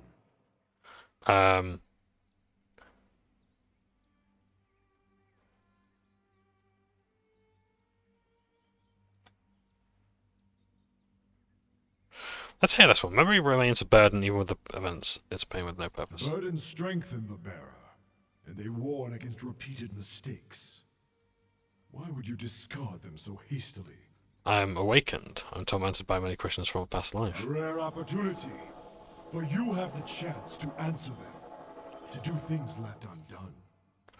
The creatures raise their misshapen arms, and the voice of their souls is as deep and melodious as a bell. Those things don't matter now. If I was able to leave them behind, they obviously weren't important. Sometimes moving on is the best way forward. Remaining stuck in the past is not progress. That presumes that some questions cannot be resolved. Souls ponder this. Yet such destructive memories are rare. Surely others are strengthened by retrospection, even amidst pain. I said my And piece. we have listened. We have listened. I do like that they acknowledge as well that they've listened. I'm gonna say return to yourself and be the god of preservation once more. Very well. Return to yourself and be the god of preservation once more. We shall see this world and its people restored. A great wind shoves at your back. Your ears pop, and you feel for a moment as if all the air is being sucked from the sky. Suddenly, it ends, and you are standing in the snow, looking over Kieran's scar. Stalwart, extraordinary, positive. Bloody hell. The Eyeless disappeared beneath the lake, their bond to Andra finally severed. With this threat ended, hope returned to the White March. Hunters returned to the wildernesses, and travelers to the roads. Tales of the Watcher's bravery replaced stories of monsters in the woods. The villagers of Stalwart busied their hands with work and their tongues with song, eager to seize on the promise of peace.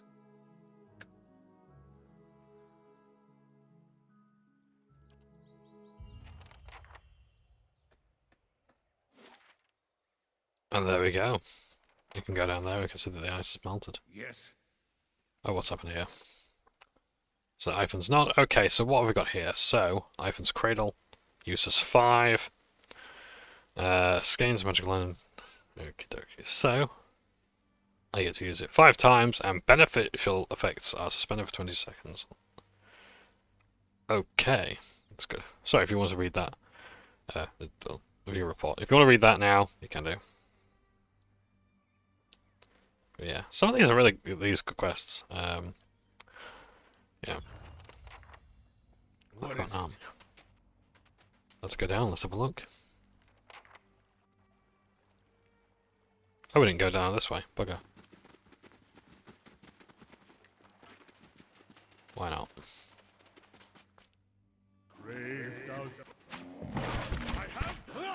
I have!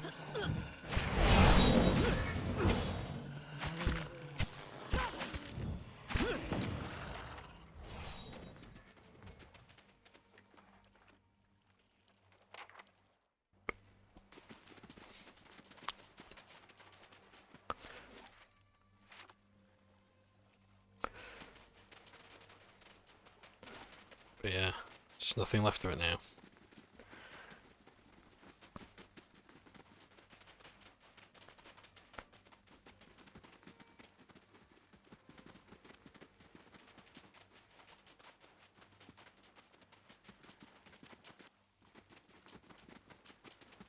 So who knows? We'll learn more of the ingredients. Ah, we can go straight to the foundry now. That's good. Is there actually anything else we need to do? No, that's it.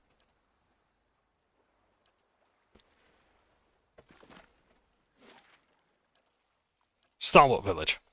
So yeah, it's cool that you can just go straight to the foundry, rather than having to go to Durgan's battery, doing all the other stuff. Yeah. So yeah. So now the Ingwithan history might be learned under the ocean. Filing payday.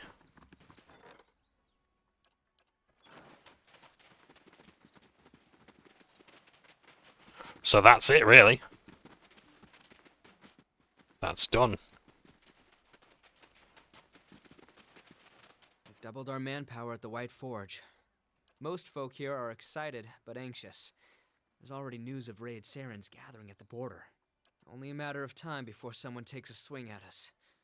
But this time, we'll be ready. Well, great. So that was a bit anticlimactic, really. Where have you got to this time? Oh, hello. Look, you can tell Hammond that I ain't seen Miller all day. Besides, you ought to keep a better eye on his shop if he doesn't want the little ones poking around. What's this about? Oh, you're the one who opened up the battery, aren't you? It's nothing really someone like you needs to be concerned about. Actually, it's my girl, Mila. Been getting herself into all sorts of trouble, poking around that Hammond's Emporium. But you didn't hear about her. You don't know where your child is? I didn't say that. But it's hard to keep a track of her, what with all the commotion around here lately. Don't be so hard on yourself. I'm sure she'll turn up. You need any help finding her. She's been out for quite a while now, that's nothing new. Still, I can't help but worry she's gone and got herself into some trouble. If you could keep an eye on her too, to open while you're in town, I'd be greatly appreciated. I'll make sure she's not in any trouble. Well, thank you. Everyone is so busy here these days with the mines and the forge opening back up again. It's kind of you to help. Is there some place Mila likes to run off to? She often takes off to Hammond's Emporium. There's a few things she's been looking at things instead of touching them. Oh, it's been on my back the past few days to keep her away. Do my father know where she's gone? Please don't worry him. He's in enough trouble with his job already. Truly, all of us appreciate what you did, opening the battery back up. Folks like me and my luck are now making good money patching up all the damage out front, but I just don't let his mind spinning about by the way that was. His Miller's father. She's in trouble, isn't it right to hide it? It is right to hide it. I'm a mother. I know you're trying to help, but I really think it's best to try to let it out while it's working. Okay.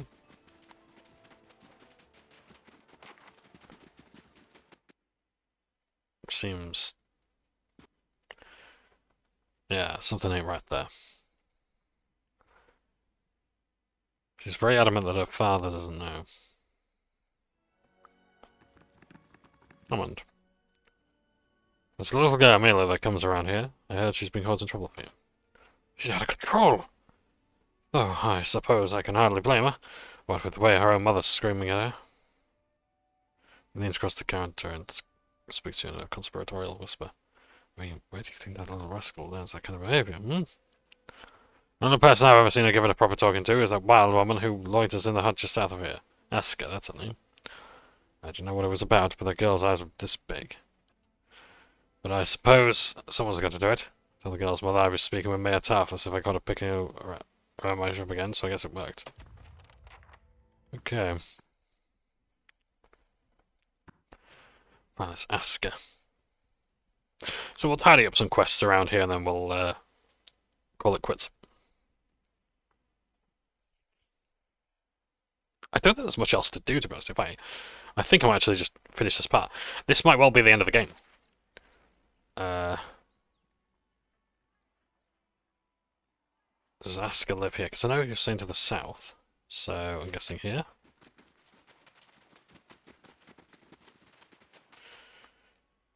Looking for work? I know we've got plenty to do around here. I heard you scolded Royce's girl. Just cocks her head thinking a moment, then she begins laughing. You know what that girl did? That's a whole chicken for the Gref's rest. Raw. Told her I better not catch her thieving again. But I was trying my damnedest not to laugh. Funny kid. But it's gotta be rough on her, you know? Her old man's working at the battery and he's one absence away from getting fired again. There's only Lodgart still has a job because Wenger's a softy beneath all that soot. But Myla, she showed up at the battery the other day and nearly got him sacked. Since then, I've seen keeping to herself. Spends a lot of time at the temple, come to think of it. Things may have quieted down with the ogres lately, but there's just no shortage of new trouble or work. Okay.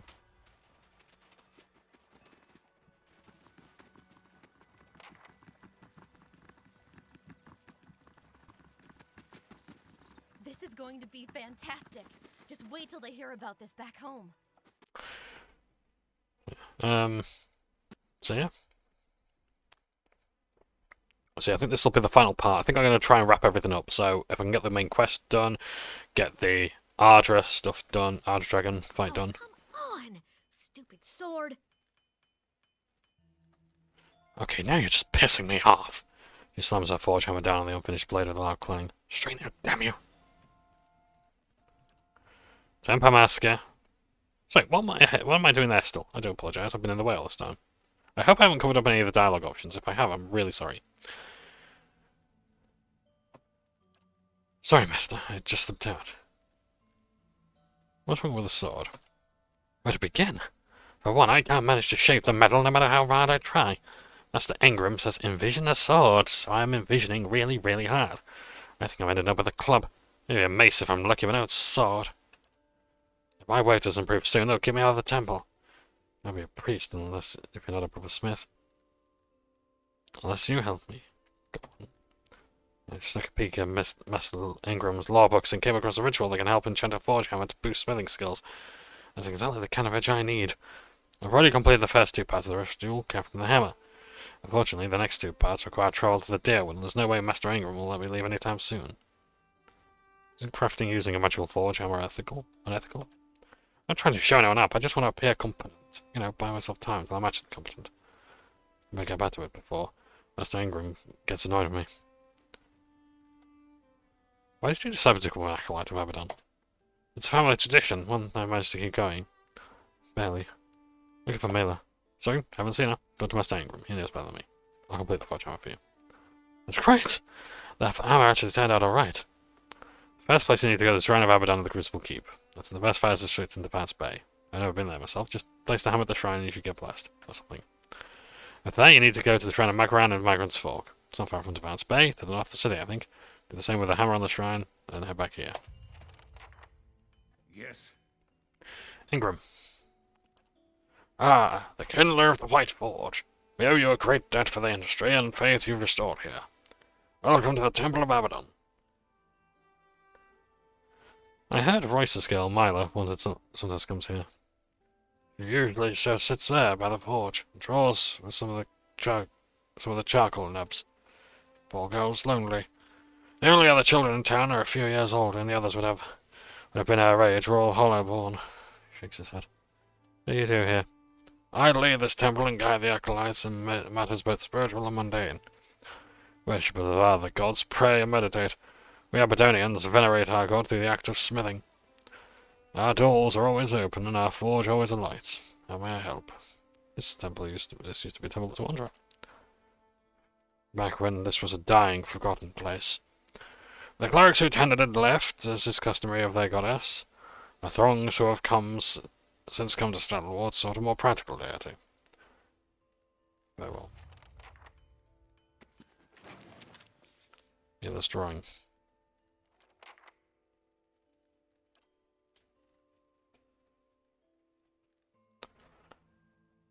Okay.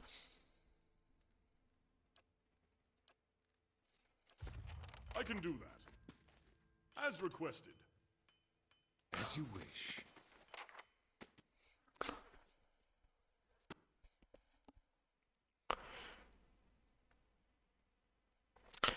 So that drawing, I'm guessing, is a map of where we need to go next.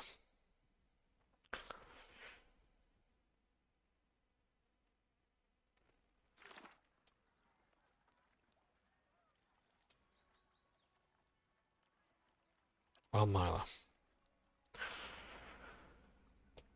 Drilling near a cave. There's someone who knows Myla well enough to see if they know more about this place. I don't really want to go to a mother.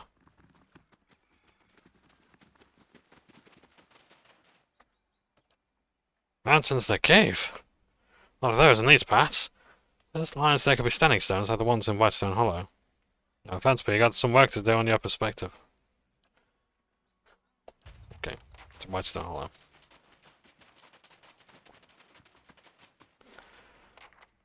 If I'm correct in thinking, there's a bounty over here that I need to do as well. And this way where the trekking is. If it is, we've got some work to do. So yeah, I think this is going to be a bit of a longer part. Just wrapping up, really. And that's Pillars of Eternity done. I might do some session recaps for D&D. Oh, this is a brand new area. Okay, we haven't been here yet. Right, okay. So yeah. So I've got some other videos to do today. Quite a few projects, but yeah. And hopefully get another model for Warhammer done. Because I started my Orc Commandos. My kill team. My Orc Commandos. Done the boss. I'm genuinely surprised how like the Orc is better to do. Because it's a bigger figure. I see this a lot now in like Warhammer YouTube. I see a lot of people are painting like Space Marine Terminators or Tactical Dreadnought armor, which is my preferred term.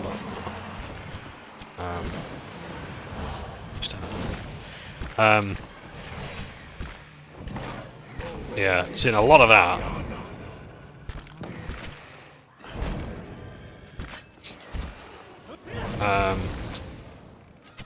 Yeah.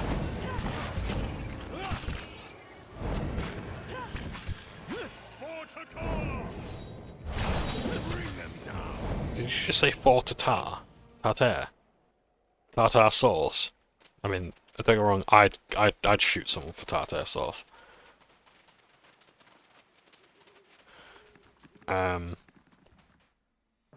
Ooze. Puddings. Oozes. I prefer pudding. Black pudding to like black ooze or whatever. However, I do play Dark Souls for this channel. God help me if I do. I'm gonna get fucking rinsed by the viewer base. Oh my god, like that would be the one time I do actually attract like hundreds of views on a Let's Play, and people will just go, "Lol, you suck." And hey, that's fine. Yeah, I do. As you wish. Are you still in combat for a reason, gang? No?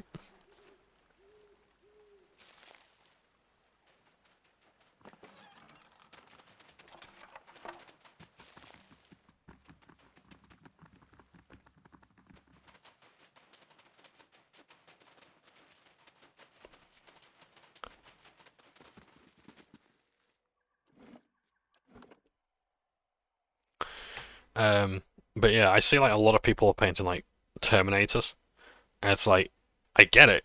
They're actually a really good model to like learn how to paint with because they're big, they're quite chunky. There's not that much detail you need to do with them compared to like other Astartes ones, especially like captains and things like that. I love them. It's like my favorite unit in Space Marines, always. Yeah.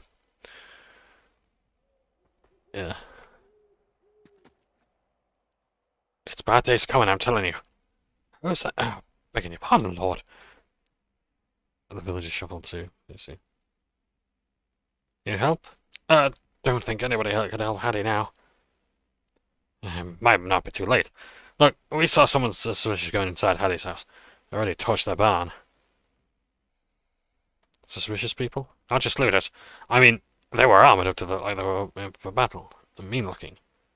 Khan's got something to do with it, I just know it. I think I know what's going on. Can guess, I bet. We got a lot of bandits up here. It's just a shame that it happened to Hattie. Still don't know it's bandits. But hey, have a look around. Have a look and you'll know for certain. Come on then. I'll just take that barrel.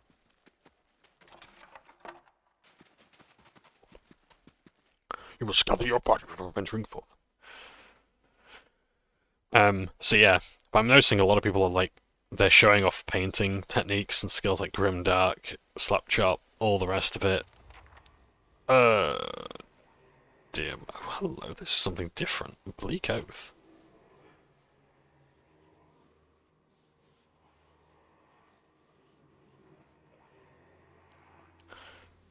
Angry model, a little drunker, but startled with by the Kern managed to, oh yes, inadvertently hire a Bleak Walker Paladin to resolve a long-standing feud. Oh, that's the one I was meant to do earlier.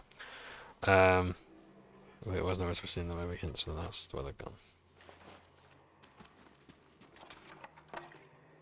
Yeah, he's going down.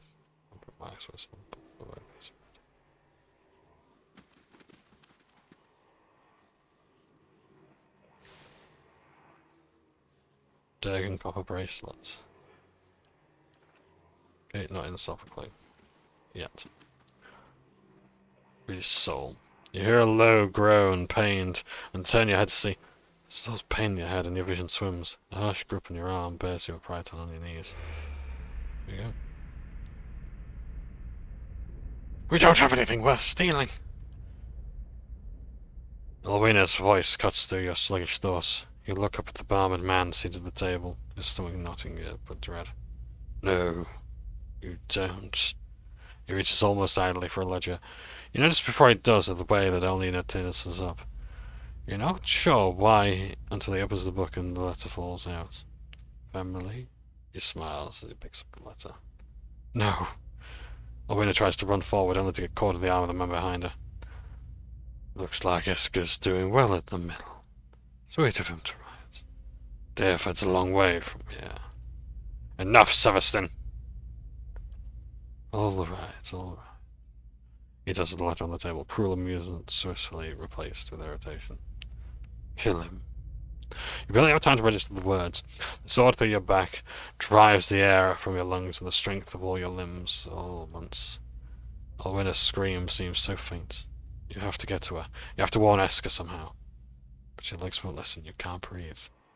The armor slips from yours like a shook coat. And the pain in your back fades just as quickly. What is it?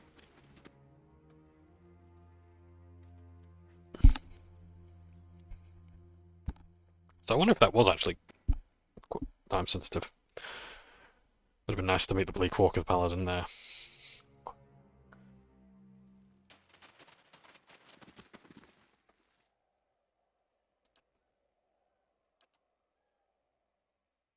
As he's dead. You had to be bad. Thanks for letting us know, stranger. Okay, bye. But they've, yeah. But they torched the barn. What's this?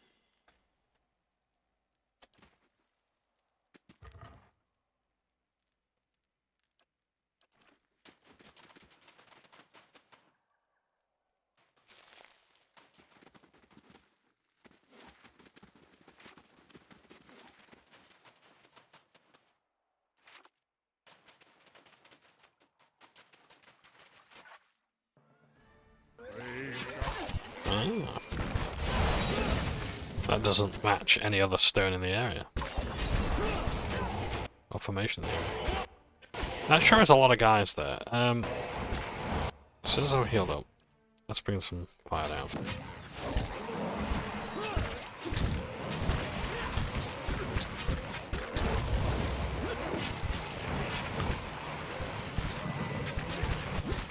Don't get distracted. Get him back.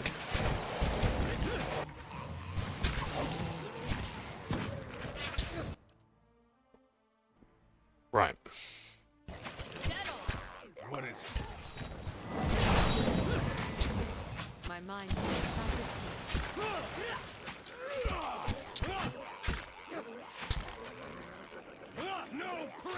I got the sidewinder.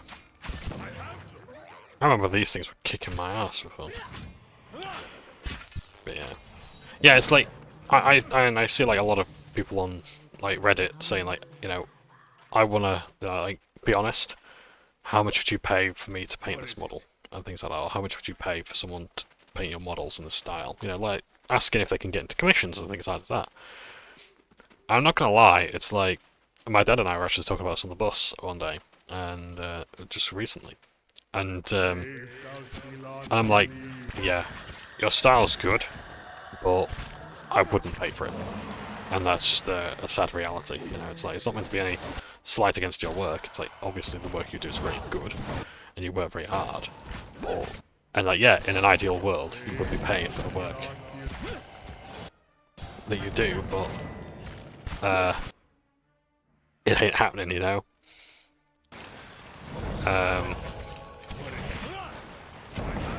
Oh, that's the Terror of Whitestone Hollow. That's why we're dying, because that's one of the bounties.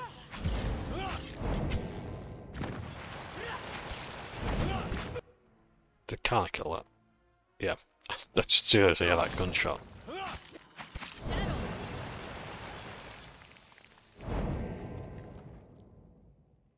Grandmaster's brooch. Brooch. Yeah. As you wish. That's one of the bounties done. Don't know if that tells you how much XP you get. But it gained experience. 2,000 experience, I guess, and that's from the yeah, that'll be from the Terror. Oh, as with the snow tool down the give her the passage. Okay. Yeah, again that's stone. We now know that's actually from the Lesser Moon. Or one of the Lesser Moons, rather. I'm just gonna save the game real quick. Yeah, so like, I said a lot of people, yeah, you absolutely should. Because like my dad was actually like, you know, well, what you should do is like paint for people who can't be asked to paint. I mean, I'm not that good yet. But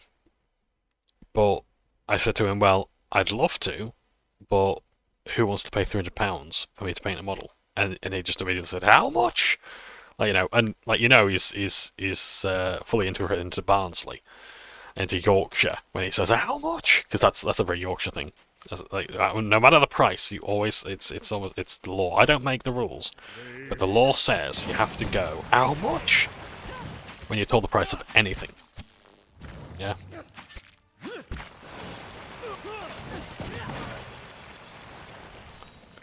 Yeah. So yeah. So looters, yeah. Fuck you.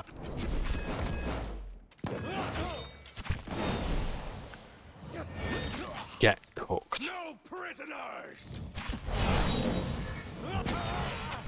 Ah! Yeah. That's what happens when you go looting.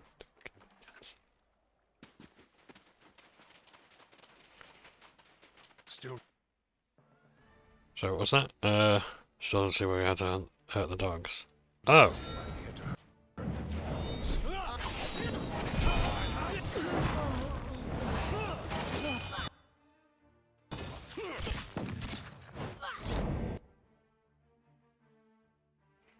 What's that AoE have I got?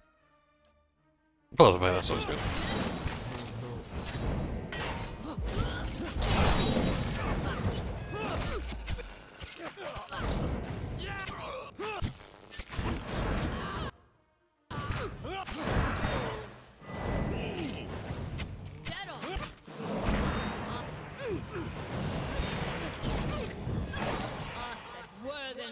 Sometimes I do like just going after like the melee guys and letting these guys hang back, the priest and the mage here, just to inflict absolute terror when they see their guys go down. And all that's left now is the squishy mages. Yeah, it's quite sadistic, I know. It's horrible. Did they offer any further explanation as to why they had to hurt the dogs? No.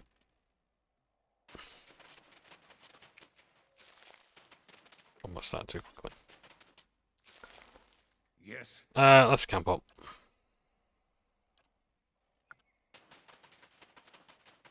That's better.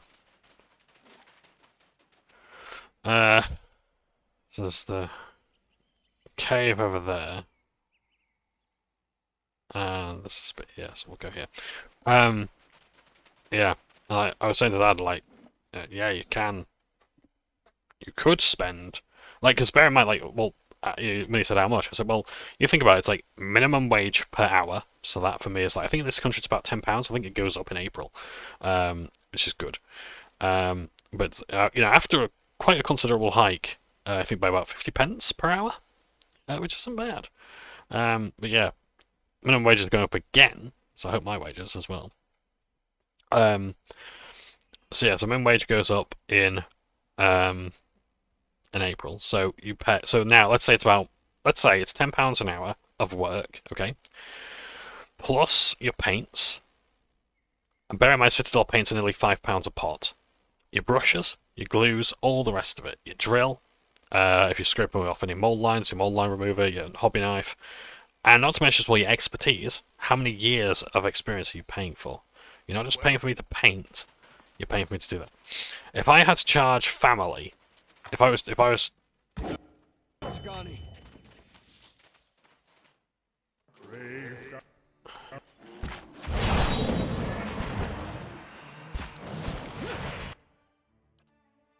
oh well, then you can hunt a bear.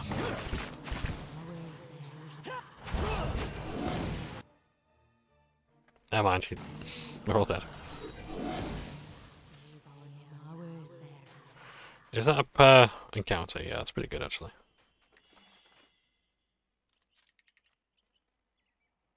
As you wish.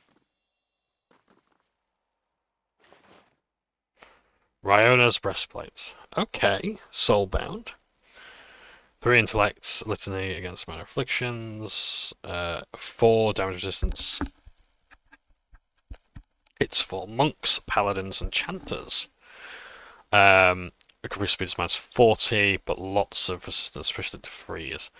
This dark green enameled steel breastplate was the property of Ryona, a adventurer who hailed from the Valian Republics. And it's for a paladin, you say? I found a calling running with an expedition companies of the Deerwood. A small amount of copper chain extends under the breastplate for additional protection.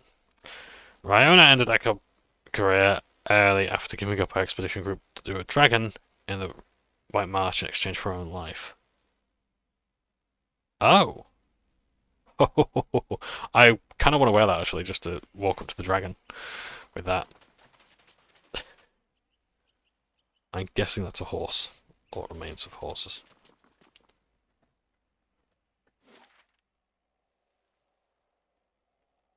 Isolated pedestal.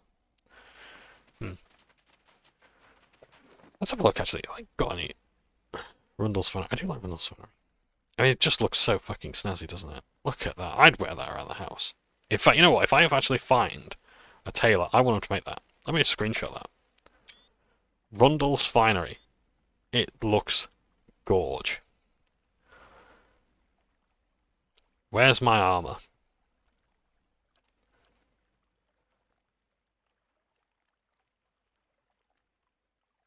I think it's gone to the stash. Who would benefit from the armor?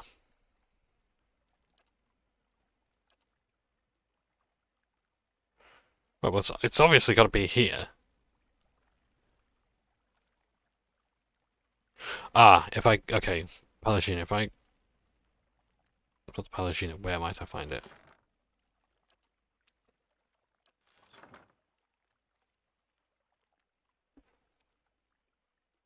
Where's my armor? Did we pick it up? I kind of feel like I'm a fucking idiot if I'm not picking it up. No, I have obviously picked it up, so someone's got it. Again, search function, not just for this game, any game. If you're a developer, for the love of God, allow people, please, to search for armor.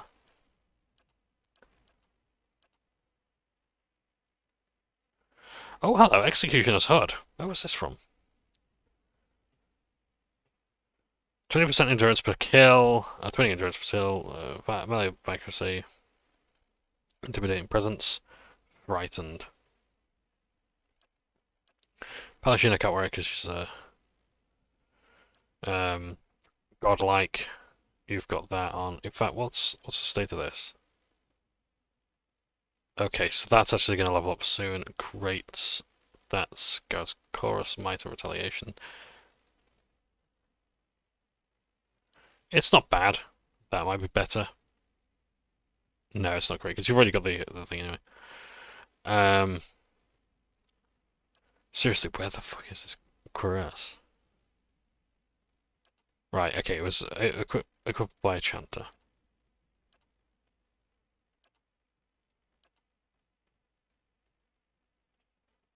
Oh, that's why. And it sells for how much? 1,200. Not bad. Okay, so let's have a look. So let's compare it. So that's not really particularly for you as such. Grease speed minus 20, plus 3 intellect.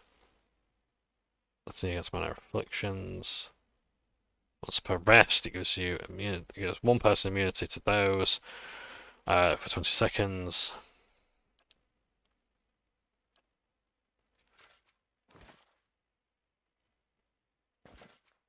I want you to have the recovery speed though, I really do.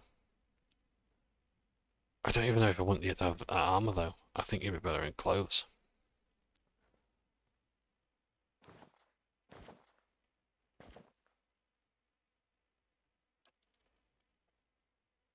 What do you get from that? Do you get anything? Athletics isn't really great.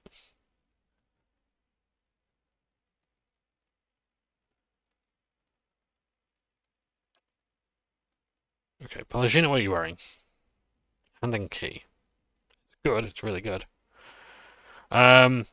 So more resistance, same recovery speed, 3 intellect. You are using spells.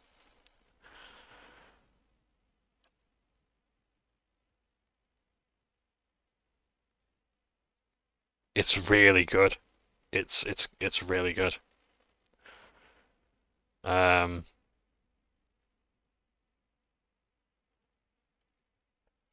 But you're still not getting that. Yeah, it's.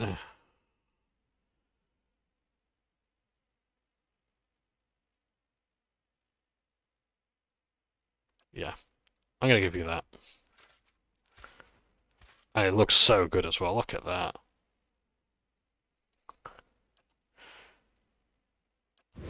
Okay, because the buttons weren't showing up for some reason, so I think that's done that. Okay, so travel to Wendwood Plains to defeat the Blade Walkers. Woodend Plains. Okay, so oh right, okay, so you actually have to go on a quest. I like that. I like that a lot. You know what?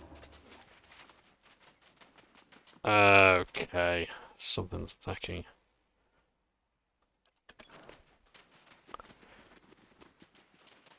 Manually resolve it and go and solo leave.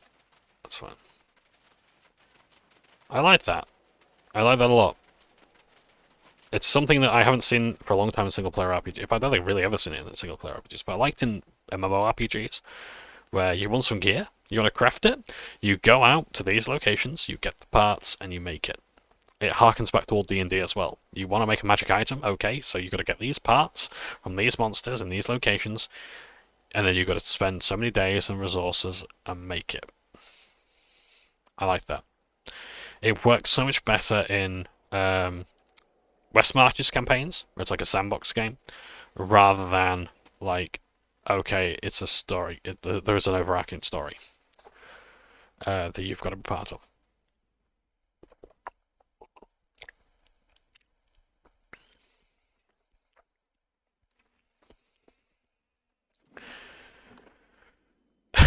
Has this cave just been reused?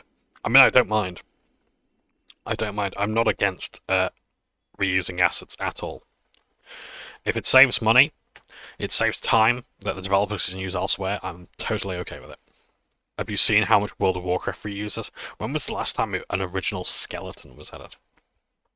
Yeah. Like the Mogu used Draenei things. There's so many races that just keep using the same thing over and over again, and it works. It absolutely works.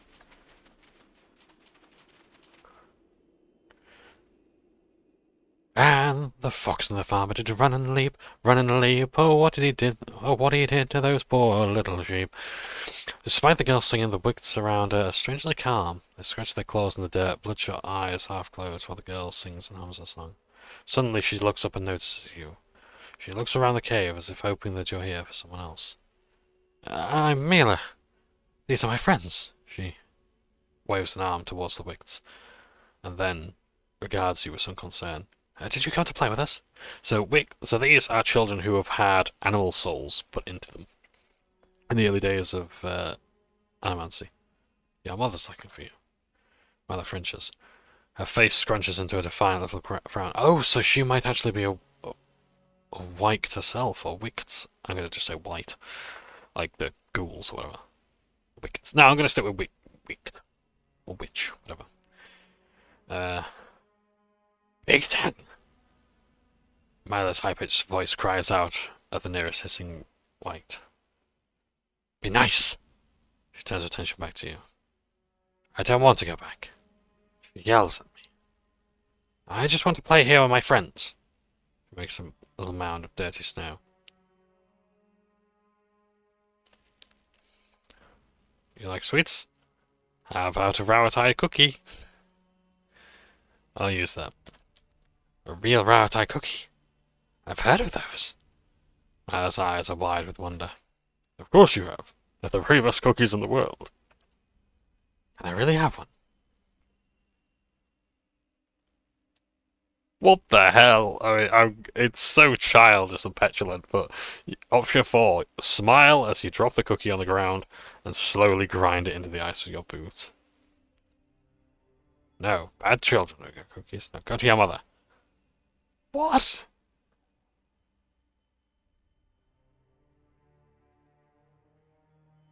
If I give you this cookie, you go home to your mother. Milo certainly. Give Milo the cookie. Milo approaches you and carefully takes the cookie in her tiny hands. Trying to sphinx on the delicacy, she begins nibbling on the edges as if it was, as she wordlessly shuffles toward the mouth of the cave. Wicks begin to follow her out, but as they leave the cave, they are distracted by the sights and sounds of animals in the wilderness. One by one, the Wicks sink off into the underbrush to hunt. See you back in the village, mister.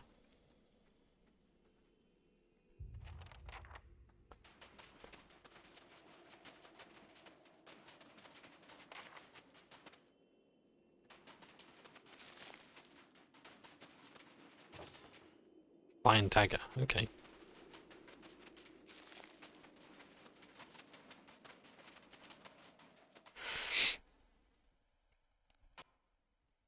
Yeah, so, going back to the whole art thing, yeah, I think people absolutely should be paid for their art.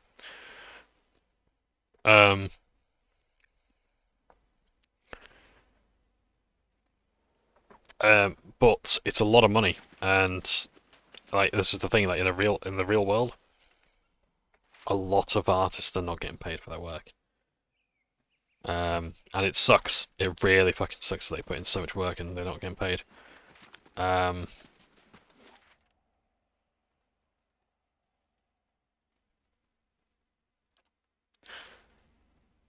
Let's go along here as well. But yeah, it is hard. It's absolutely hard to make a living as an artist, and actually an actual living as well, like doing it as a business. Yeah. I think if you are going to commission, like, what brings me onto this is like basically if you want to commission, I see so many people painting Space Marines, and it's like, yeah, if you want to, like, don't get me wrong, I can hardly criticize. Painting Space Marines well is difficult. It's very, very difficult. Let's have some food before we do this.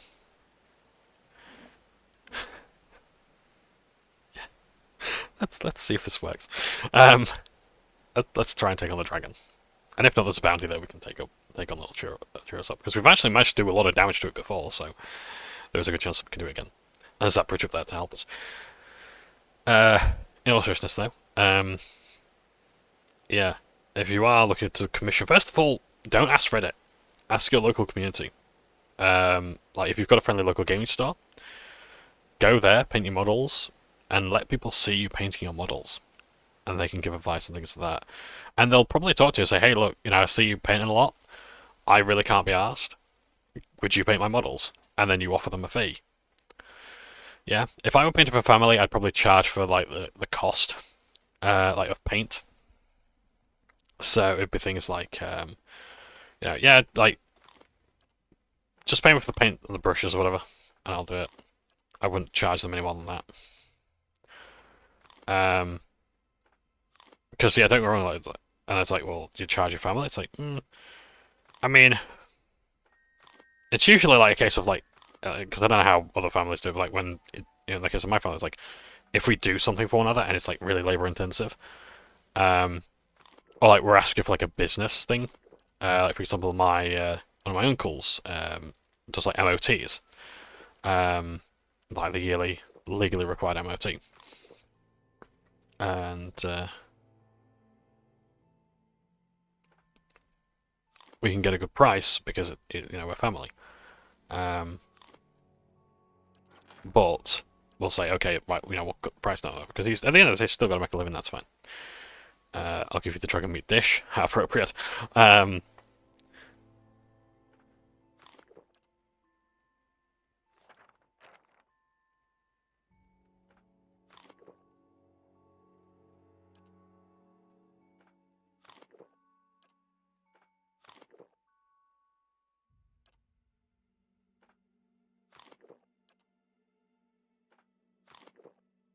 Well, sponge. Yep, that was...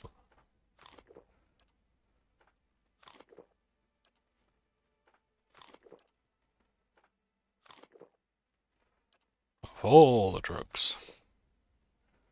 Grave step.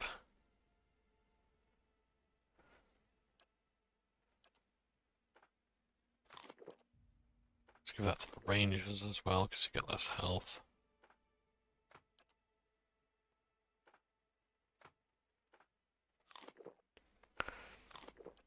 Hope you like drugs, kids. But yeah, so in like the case of that, it's like, yeah, I'd happily paint my family's models. So yeah, just like give me some. And it comes to like 20 quid. Anyone outside the family though, I'd be like, okay, it's now a business thing. It's like, I'll paint your models, but I want to be paid for every hour of work.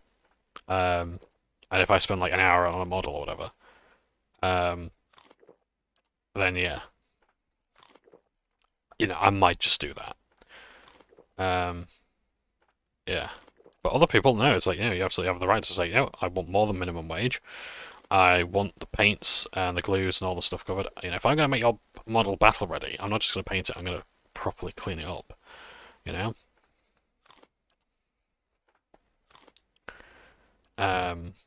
Yeah. So yeah, so like, don't just ask Reddit, because a lot of Reddit's going to say, you're good, but, no. Go to your local gaming store and tell people.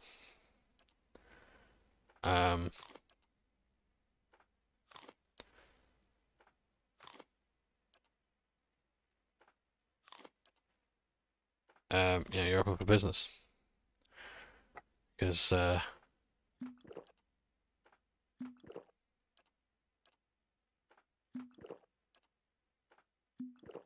may well prove worth it. And I hope it does. I hope you can actually spin some coin for it. But yeah, it's like, I don't want to just, like, if you're showing off your portfolio, don't just show me Swiss Marines. Show me, like, how well you can do, like, AdMech or something like that. You know, really fiddly models. You know, because like, I'm not impressed. Like, I say this as someone who's not very good at painting, but I'm genuinely not impressed just seeing like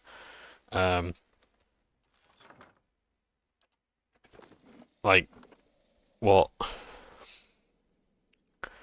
the millionth Ultramarine. You know, like, how many Ultramarines have you painted before you've got that far? And if all you can do is Ultramarines or whatever, yeah. A lot of people as well show off like airbrushing technique, and it's like, yeah, it's great. Like, the model looks great, looks really clean. Airbrushing makes models so brilliant. It's so good.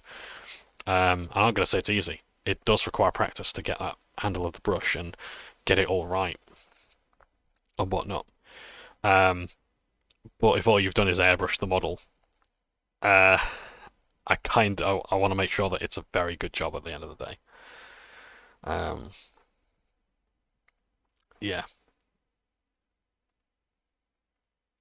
Thank God this is like the last part, because the game's now just crashed.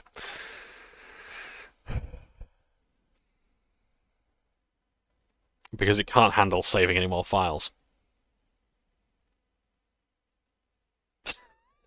This is crap.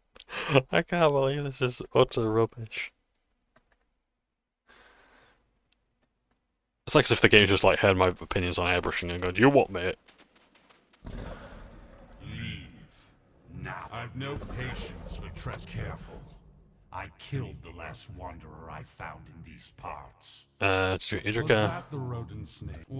I can never, since eventually I noticed something at last. Only a handful of us were left. Then you understand. I eventually hunted down some of my missing siblings. Others returned to me indeed. As interesting as this conversation has been, I've had enough of it. Okay, so now the option for Might 20 has appeared. Don't start a fight you can't win, Dragon. It looks as if still crunching and splintering the bone between its teeth, while it swallows the jagged mass. Yet what will you offer me if I let you go? As a watcher, I could sever your connection with your soul twins. Lies! You would make me vulnerable.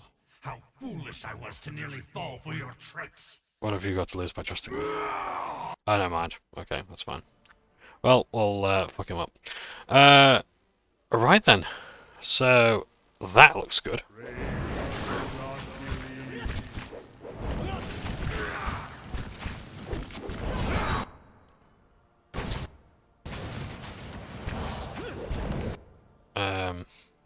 Let's keep consecrating the ground.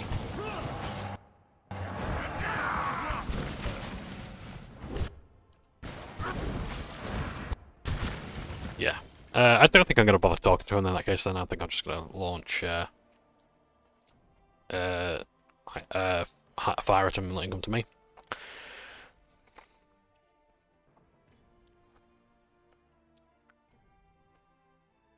So there are options to actually get out of it, but I think you need higher might or something like that. You need other stuff. But yeah. Yeah, right.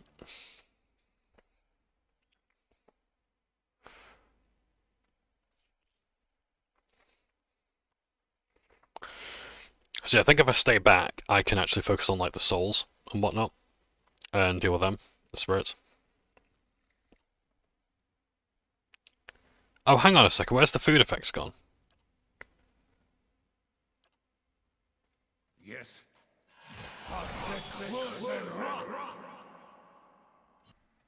There we go. See, now we can do this. And we can... Are they...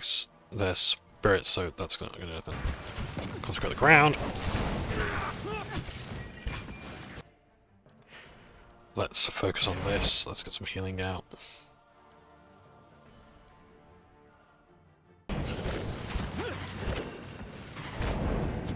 I'm going to pull back. I'm going to get some healing out. Let's have some more fire. Because we need to burn everything now. I'm stunned, because of course I am. Let's have a healing effect on our companion.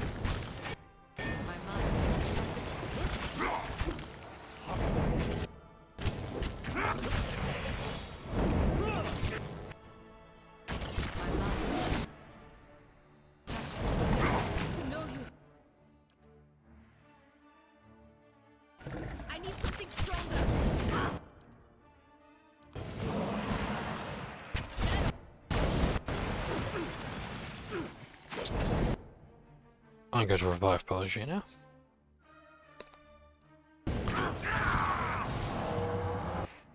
You're doing the spectres, that were good.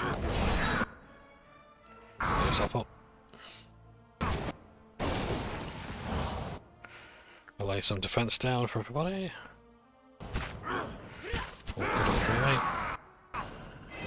Pelagina. Yeah, Sacred Revelation.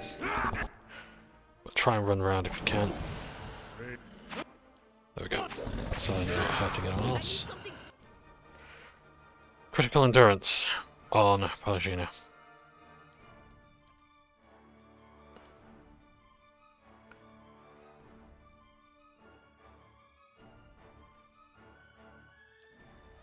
Wound it. You're doing everything you can. Eddie, it's a long shot, but try and knock it down if you can. I suppose if we got, I'm just gonna have to go stock with blind into him.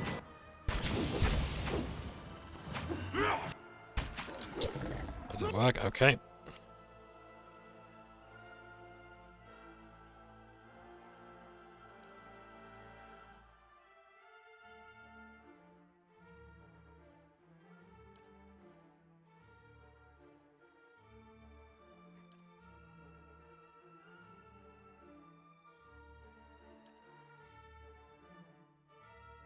Where's my pillar of fire? I'm gonna bring that down on you. Come on, not like this.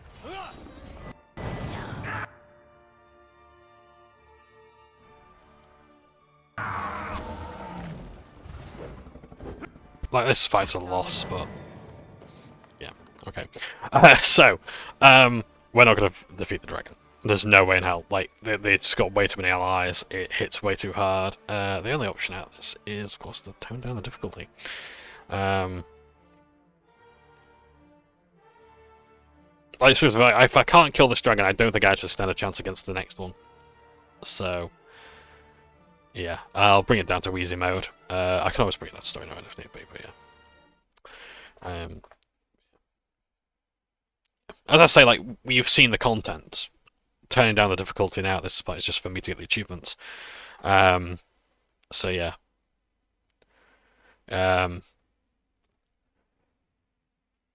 What is it? In fact, let me have a look. There doesn't difficulty affect any of that stuff. Ghost Scratcher. Wasn't that oh! I can't actually get all achievements anyway. Because this is something I hadn't seen. Kickstarter backer, thanks for all your support. So I wasn't going to do them all anyway. Don't fucking do that, devs. Seriously, if you're a Kickstarter backer, you have enough rewards as is. You don't need to let people have achievements on Steam. Piss off with that. Don't ever do that again.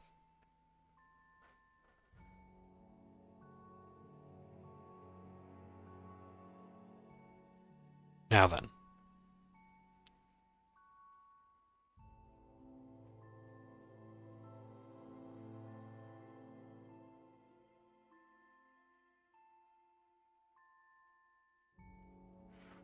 Yeah, they're all on expert mode or Path of the Damned, so that's alright. So I'll just turn the difficulty down to easy mode.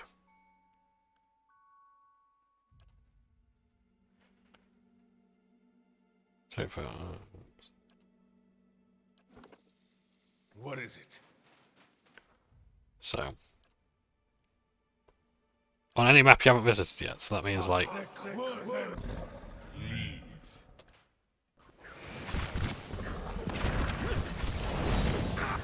so it doesn't take place. Hang on a second. It doesn't take place immediately. But I visited all the maps. So essentially, right, in that case, we're not killing the dragon then, by the looks of things. Right. It's good to know. So, in Cad Noah, I can't defeat the dragon.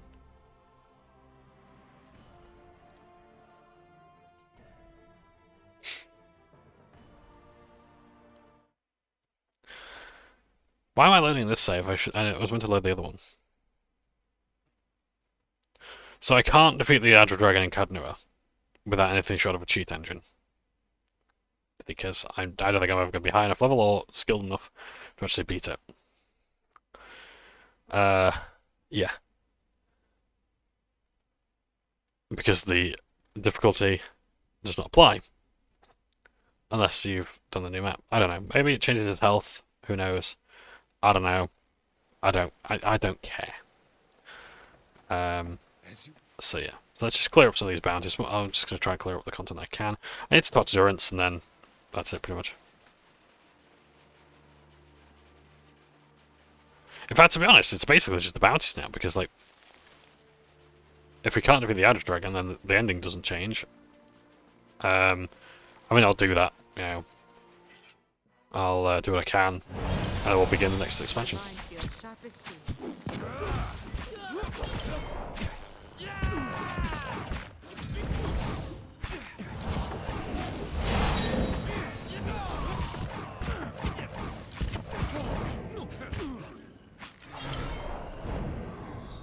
That was considerably easier. Whether that was because of story mode, you can get that. Easy mode, rather. That's another bounty done. So what other bounties are there? Iclac, the Bellwood. Oh yeah, okay, fine. Society we've done. Everyone's faithful.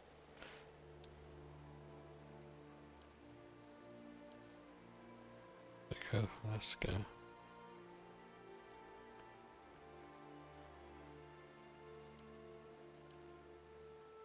I'll tell you what.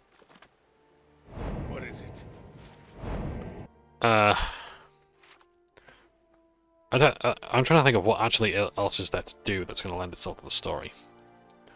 Oh, Siege of Cragholt, we've got to do that. If I can even be asked, I don't think I can. I might just actually do that off camera, because I think I'm actually done with this. You know, I'm tired now. Let's install what? Yeah. I've had enough. I'm so tired. And I'm just trying to. I think like, what else can I do that's going to add to the story? Unless I talk to Durrance, and even then, if he doesn't want to add anything more, if for whatever reason the game's bugged out and I can't get any more dialogue out of him. Gone. Less than I'd like, and that from old books and the occasional trader. Okay, apparently there's something going on in the mines. Let's have a look, clear it out, and get on out. So yeah.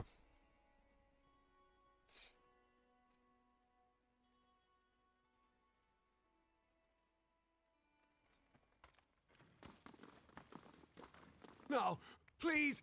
You've got the wrong man! I don't remember any of this! Quiet! We'll get the truth out of you soon enough. Take him away! Okay.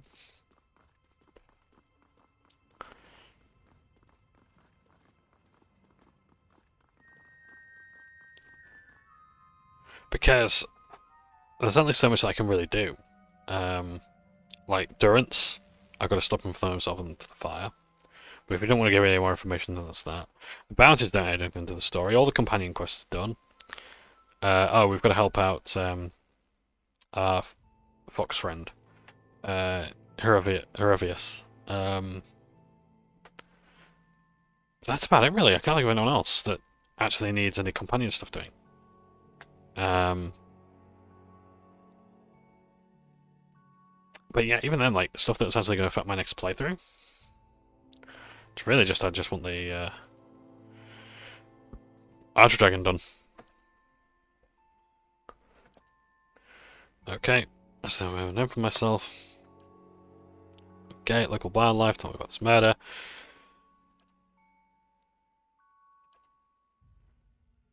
Tell me about Camel.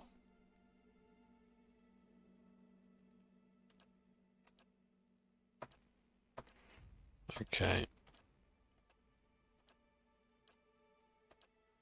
Okay, so we've got to basically solve the murder. It couldn't be a task, could it? A few questions for you. Okay, if you're innocent, I'll do my best to prove it. You can't remember doing the murders. Okay. There's nothing you can remember. Who's Tarek? Is in charge of the construction. With the miners, I don't know. Where they are. Oh, if I tell you, okay. Drag some leather car, get the ore, okay.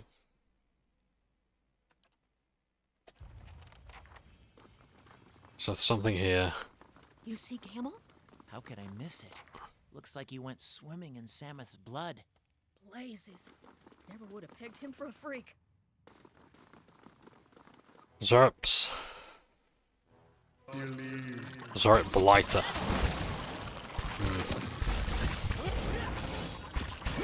What that means. My mind feels Yeah, just trying to get the... as I often do in a lot of these final parts. Yeah. So if you're interested in the White March stuff, you've pretty much seen it. If you're interested in actually the final bit of the game, really, you've seen it all. I'm going to kill Theos off camera. The story mode. Just carry on. But yeah. But it's been good, but Christ, I hate the dragon fights. But then again, you know, they are what dragons... Well, I say that, well, they are what dragons are meant to be. Certainly not living in caves or something. If they do, they want to be out of caves. They want to fly. They want to get to the place where they can kill you. But they are powerful. They are powerful. They are sensible. They are intelligent. I will give the ice dragon that, the alpine dragon that much.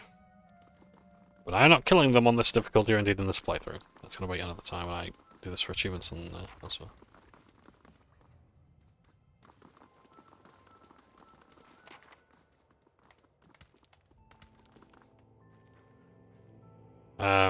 Actually, with the one to find Gamel, I have some questions. Where did you find Gamel? Okay, over the Samus' dead body. They work as acting strangely. Well, they are, isn't it? Yeah. I think it blames on the sulfur.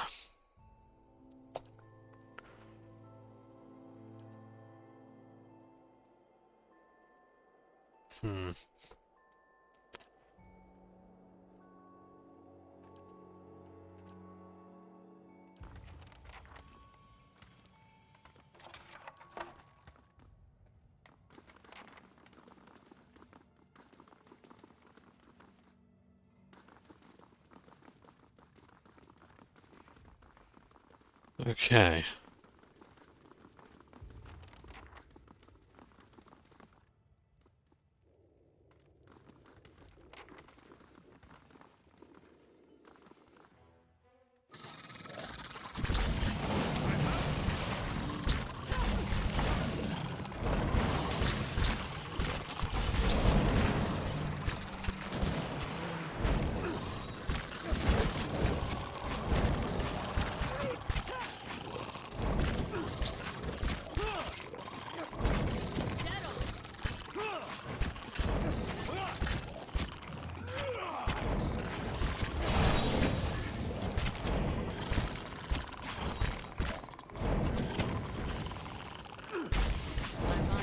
If you can't get there, do you just want to actually attack things that's blocking your way instead? Some of these fucking things. Yeah, so I might as well talk missions while I'm doing this. Yeah, it's good work if you can get it, and if people are willing to pay for it. Minus notes, tunnels from the lamp, keep on the right. Minus. Okay. It's appropriate to find hammer and chisel here as loot.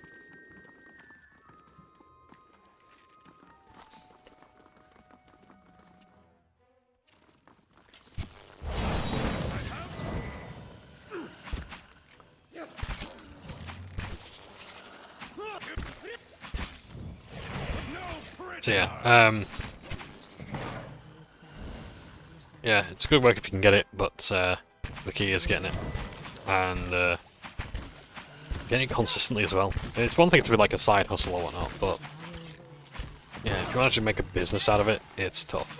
And yeah, I think a lot of people want parade-ready miniatures when they're actually just getting battle-ready miniatures. The difference is like a battle-ready miniature has officially 3 base colours in a 3 colours in a base, 3 different colours in a base, and parade ready as well. Like it's really presentable and it's had all the stuff done. It's sharp and whatnot, so there's that. Of course. But yeah. But yeah, like ask your local game shop. I'll tell people that, you know, if you don't want to do it, I'll do it for you, but it comes as a charge. Yeah. Because that's honestly one of your best advertisements, is getting people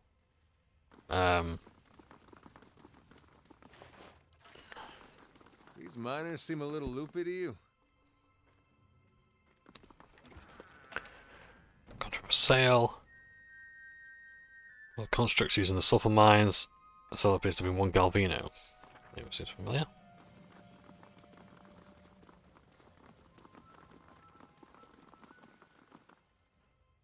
Here, hang on. Stand down. There we are. Now, what can I do for you? You control these constructs? That's right. Pretty solid workers, seeing as they don't eat, sleep, or go crazy and kill their webmates. Not as often as your usual miner, anyway. Looking for the disappearance of the miner's first money. Can I answer some questions? Suppose so. Not sure how much help I'm going to be. Text the money found Gable. Do you think Gable's responsible? Sure looks that way, seeing he's a good bit of salmon on his teeth. You notice any strange behaviour for the other missing miners? The other miners? Miners are working at the best of times. That's why I like using the constructs. I think tunnels just start to get to people all the time. I thought Gamble would snap like that. But sometimes, yeah, the folks start acting a little strange. Like, who was it? Ah, you know, my memory's been active lately. I started thinking Tarek might be onto something with that theory of his. Right, if you have some more. Other sisters, Turnout is here. Turnout, who are you talking about? Follower gaze.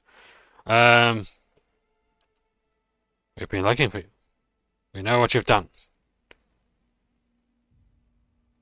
Step forward. Take him away. Like him until we get what we want. Knock Scylla out. Your fist strikes Scylla squarely in the head and her frame goes limp. She stumps boneless to the floor. The constructs charge towards you. Okay. So something has been going on here.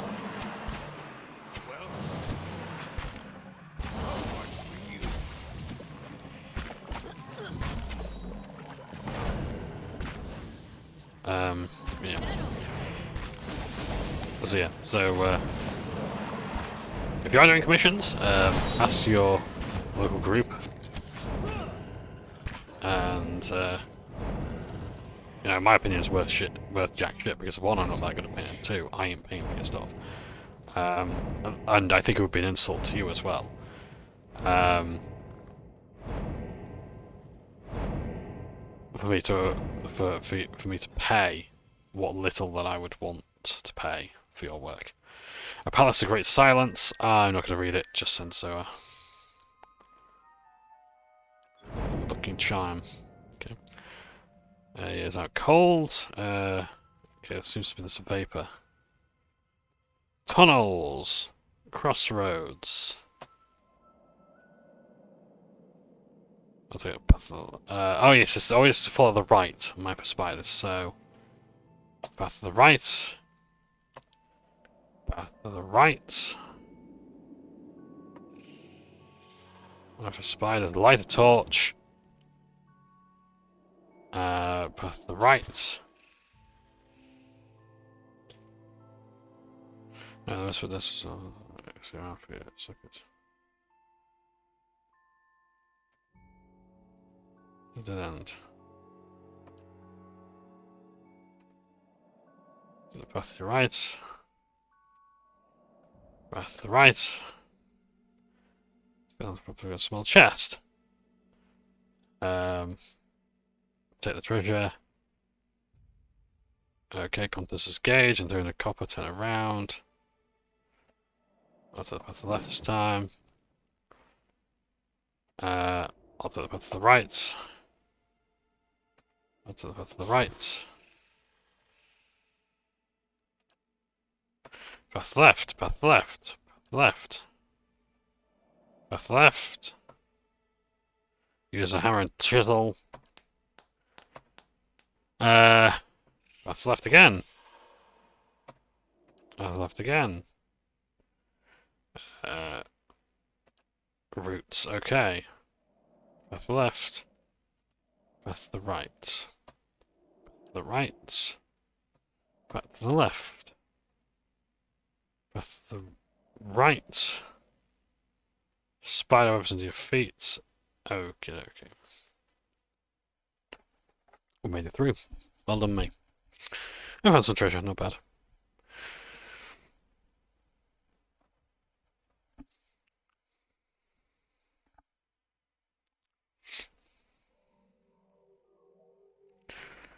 So, where are we now? The innocent chaos, okay. It's never as simple, is it? Oh dear. So yeah.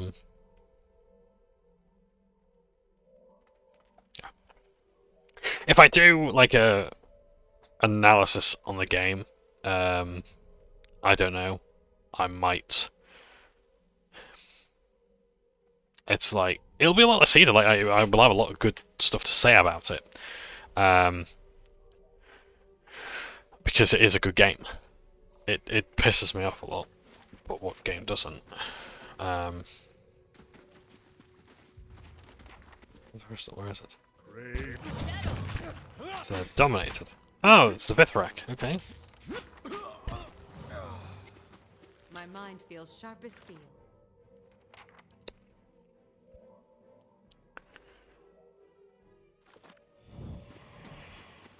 You know, we don't really see many Vithrak. To say that their brains are a very important crafting regent. They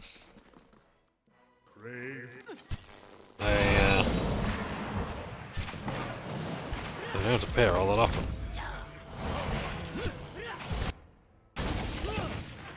Yeah, I think it probably just expects you to slaughter them all in Canua.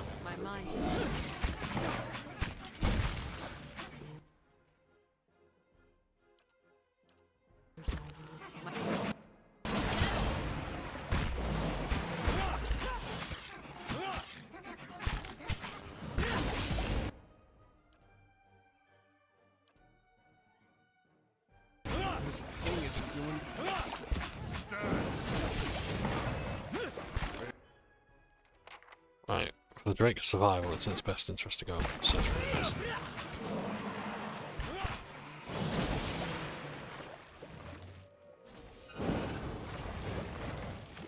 Yes. We've all leveled up, and it'll be time for rest.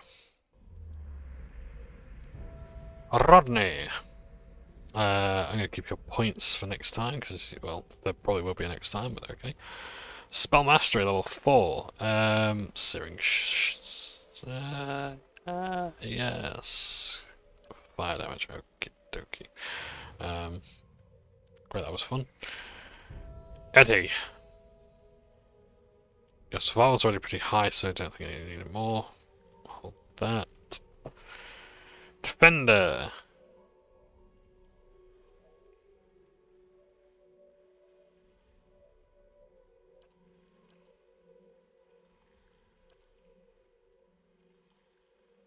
There's so much good stuff here, there really is.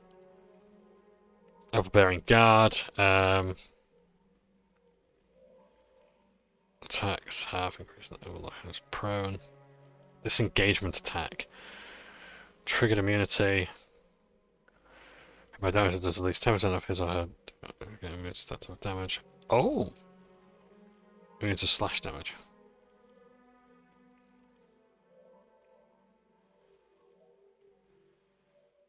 Okay. I don't trust that enough to not know if it's bugged or not. Into the fray, launches the battle, pulling an immediate, causing pierce damage, leaving them dazed. Clear out. Confident aim. It's 2% damage.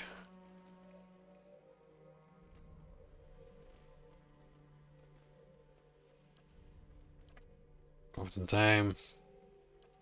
I think confident aim is good. If he's just grazing enemies, he will at least hit them. Because let's have a look at his accuracy.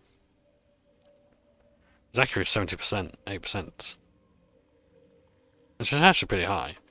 If he's only grazing the enemy, at least he'll hit them. Yeah. Your survival skill needs to come up. Oh, your strength to slay the beast.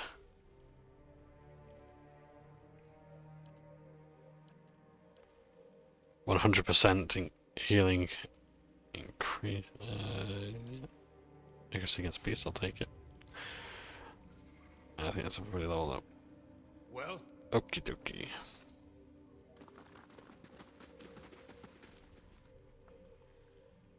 Nose tends to breathe. Okay.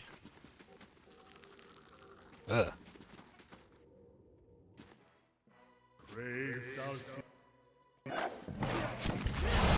That's a lot. Oh! 8th level spells. Hand of Wheel and Woe. Heals enemies and burns enemies caught in the ray. Symbol of Barath. Emblazons the ground with the symbol of Barath, periodically causing corrosive damage and weakening leaving the weakened and watchful guardian. The priest's faith becomes a wellspring of indomitability for his allies. When an affected ally is knocked unconscious battle, he or she will immediately be revived and have some endurance healed. Nice.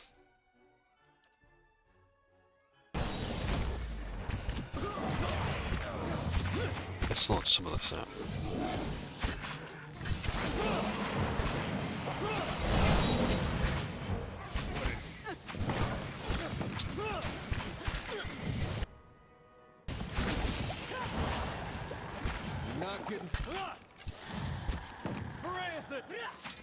How am I spelling?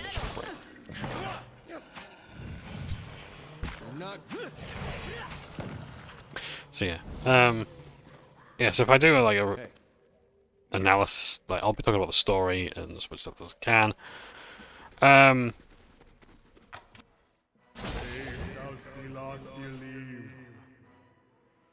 So can I loot this or what?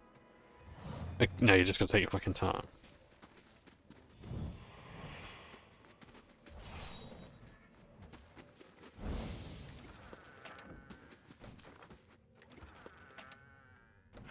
Mind grub. Seconds for 200 seconds. Oh, great.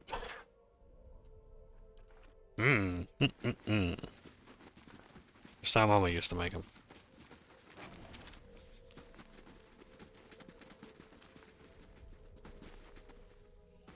Okay. There's some sort of water purification system they've got there.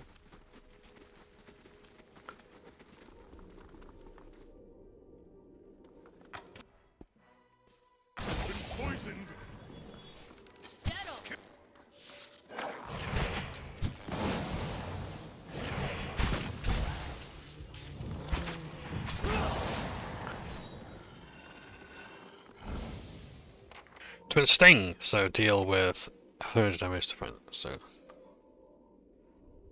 1 per rest, okay. Oh, 1,500 damage, okay, fine. Yes.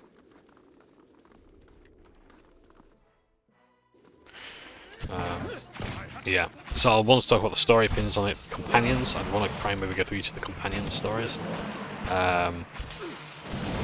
I'm probably, honestly, like, I don't think I have much good to say about Durance. My mind feels sharp as steel. I think the way that they try to gate the progress of his quest line, which is basically just talk to me. His quest is his request for cards is literally just go to bed and talk to me in the morning. Take 2 conversations in the morning and to get plenty of rest. As a character, I think he's cool. I think he certainly has a lot of personality. Sin.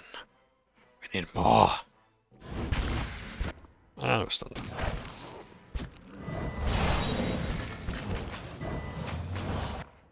Okay, now they've done that thing.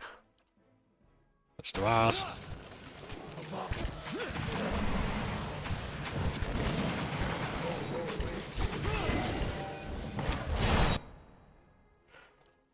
For the ground.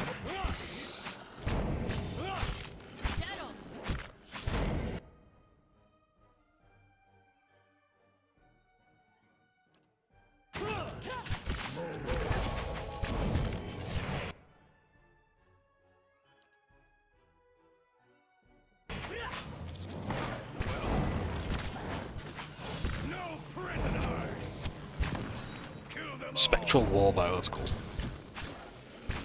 My mind feels sharp as steel.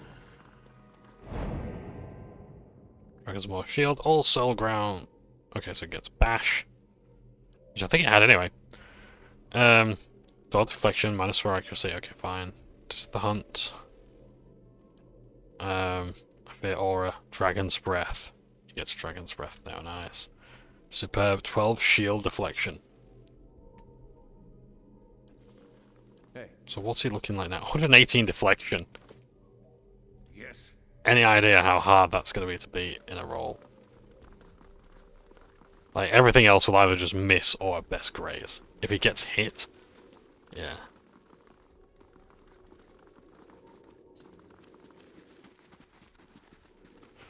It's like, or like, the only way to really properly do damage to him is like to actually critically hit. So critical hits, I think, in this game are when the game rolls a 100-sided dice, and it rolls 100. No matter what, it automatically hits. And that's what it's going to take, basically, to beat Eddie's armor class. His deflection class, at least. So, yeah.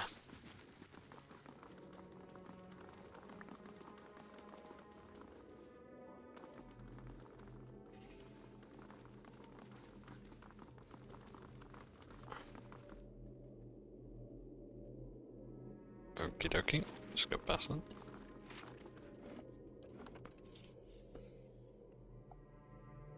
But yeah.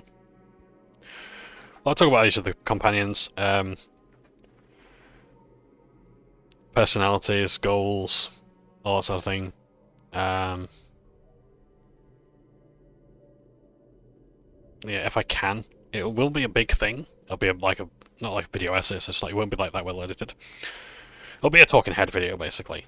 And I'll just have the notes in front of me on a document, and I'll just read them off, basically, and add my editorial comments.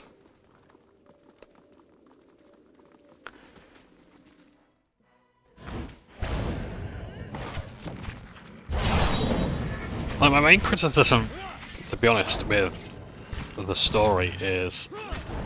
And don't get me wrong, I appreciate I've had a lot of complaints throughout. But my main criticism is honestly how, like,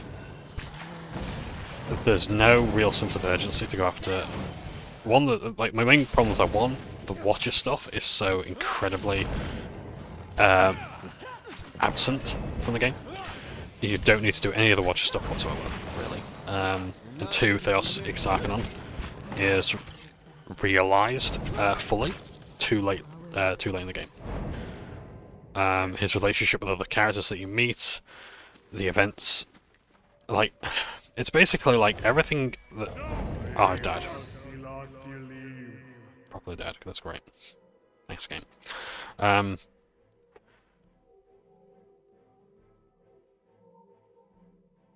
Yeah,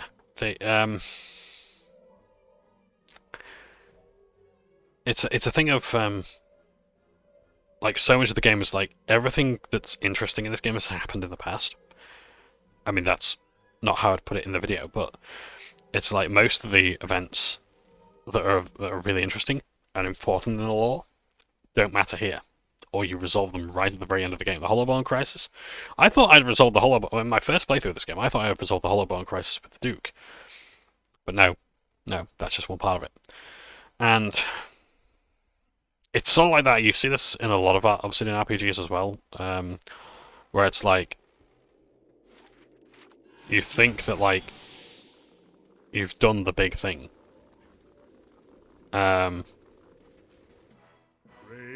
Very early in the game, and it's like, no, this is the beginning. Oh, okay. Is it going to get any more fun to play? No. It's like, yeah, well, I hope you enjoyed the fun, because that's it. Everything, it doesn't, like, the game peaks, that's what I want to say. The game peaks very early on. And then everything else is like, it's filler, and like, I'm sort of playing some of these games, I'm like, yeah, I kind of just want the game to end now. A bit like now, really, when I'm mopping up a lot of these side quests and whatnot. I don't really care. Good shot. No prisoners! Of course. Well?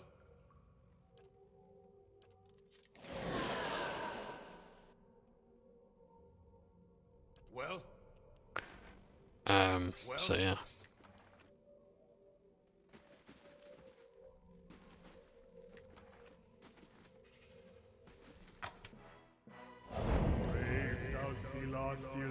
Yeah, I think I need to rest.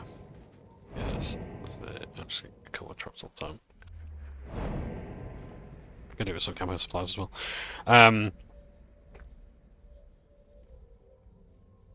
But yeah, and like a lot of the lore as well, it will tell you about a lot of events, but in order to actually know about them, you need to draw blood out of a stone. That's what it feels like. Blood out of Adra. Yeah.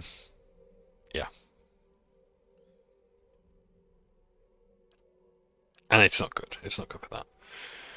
Otherwise, the game's very fun. Yeah.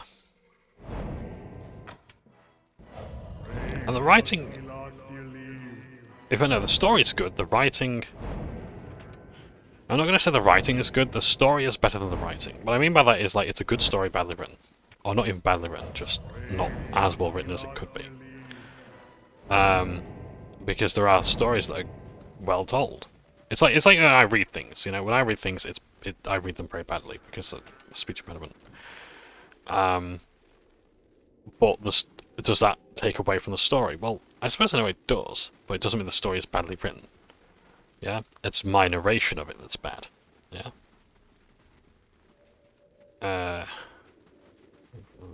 Okay.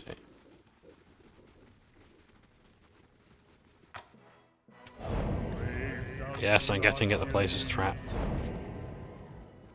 Let's stop that now.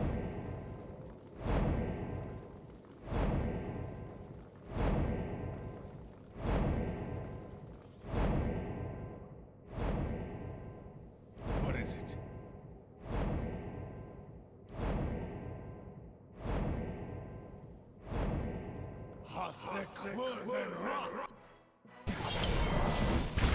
Let them run. I'm not doing it. Oh, for God's sake, like, even then, even when I pull back, what happens? Someone just lands on me.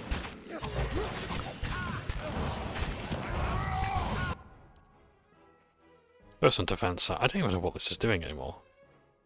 4 damage reduction, that's not too bad. But I think we're past the point where the first level spells are really helping.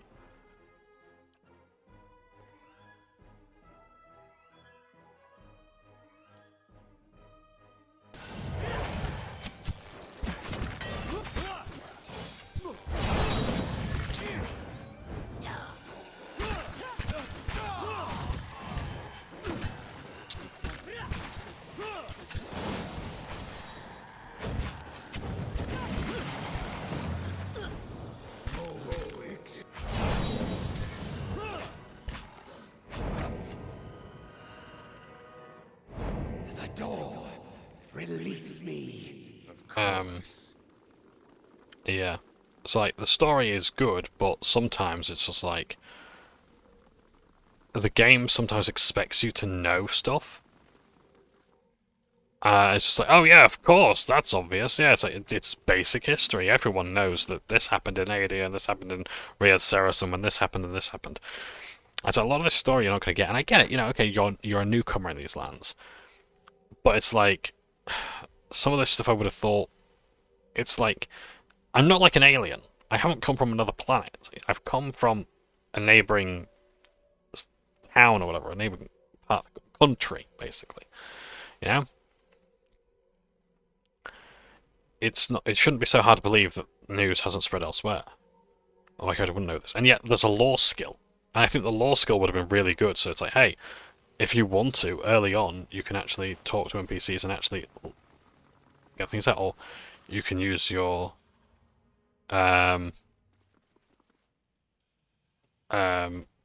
intelligence skill to actually draw the conversation on further. Have you come here like godlike sport? Stutter our people? As you speak endearing so clearly. Our people are capable of a match. Some simply hold less interest in learning your tongue. Some of the stalwart miners are being affected by your colony. Perhaps we share a common enemy, godlike. You seek to help these kids, I would save my colony. We have heard of your encounter with the Jarek, far beneath Kandora. Hey! I am told Strevek Nerith will have a secret of Aedra which will strengthen its walls. You want my help? What can I do to help? You are generous to listen. You must have seen some of my poor kin, the infected ones. What do you wish to know? What happened to the other folk? An infection has claimed our people. It began with a scout scammer with a strange plant, a radiant spore. It lived alongside their nest of spiders, each deriving sustenance from the other. A marvel of nature, something we might use. They poured it into our own territory, not seeing the danger. It was a matter of days before we went and ingested the spores. When did the other Earth-Archaea look you up? I hid something important in them. Resonance crystal. This is what the miners are after. There's the crystal. great, beautiful, and enchanted, which grants us passage into the common house. I hope that my kin would improve, if they prevented from returning from there. But it only made them desperate. Where did you have the crystal? I have it in the fire in the nest to the south. The pillars of webbing. It is the part farthest to the door. Please hurry. I'm gonna spore keeps it holding-us. All my people suffer. What is a radiant spore? That's what we came to call the creature. There was a light about it. I have seen beasts in the caverns, but never quite like this. It has grown enormous to the size in little time. One sent a stalk of vines like pillars. It has used our own gifts against us. The connection between our kin it uses to spread its own words, its thoughts. Why did your people consume the spores? The spores strengthened our abilities. Many believe we may all be made more powerful. What began as study became addiction. It took one to fall, linked into the compulsion. Those who consumed the spores began to hear its words, then its instructions. We fought it first, tried to control it, failed. Why aren't you infected? I was cautious. I did not partake. Some were fooled by those infected to consume the spores. I am myself, until I could retrieve the crystals. Where's the radiant spore now? I sealed it within the common house in the center of our territory. I cannot let our people bring the spore to the colony of Voltul's Kumir. The door to that chamber is sealed with a glyph. There is a crystal which, held before that glyph, resonates with a specific tone. That tone opens the door. Do you know what's happening to the miners? For a long time we simply avoided the kit tunnels. The infection has heightened my people's powerful or weakened minds. The infected ones project their thoughts, their awarenesses. They find themselves in strange soft bodies, and have no care of what damage they do. It is madness. You feel a sweeping aura of regret. Leave. Leave. Okay. So, we can help him out. So, his people have been consuming these radiant spores to begin high, and they've been killing people. It is literally reefer madness.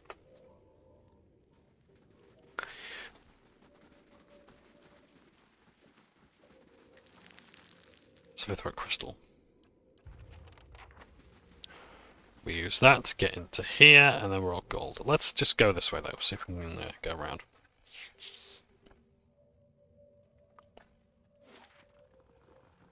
Oh no, let's actually go in here. So, yeah.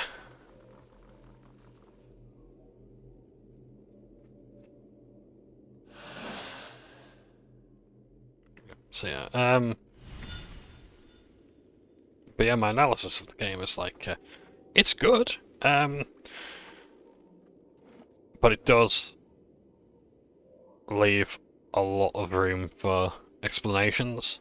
And the thing is, it's like, what I love about Dragon Age 1 is that it is very well self-contained. It does everything. It tells you everything you need to know in that first part of the game.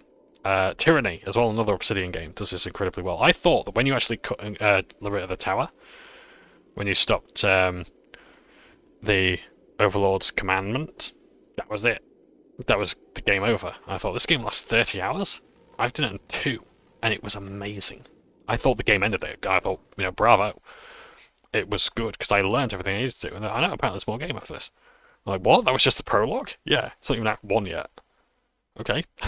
So, yeah. So I did that, and that was fun.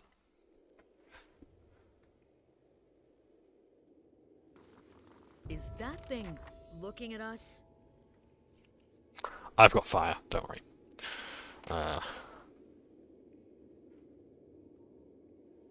Inhale some of the radiant spores. Okay, to understand it. Right. I'm sure that's... Well, he's gone and done it. Welcome. Why are you doing this? Why? This is a gift. All of these spiderkin will be host to a new generation of my kind. Soon you will join them. Take more. You will understand soon enough. Get away from me. What are you doing to me? These questions do not matter, I resist. Very good. Let's just be rid of these pests.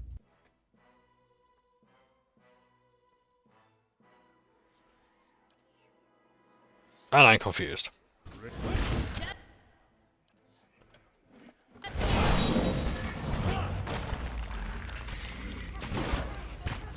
They always have to defend themselves from it.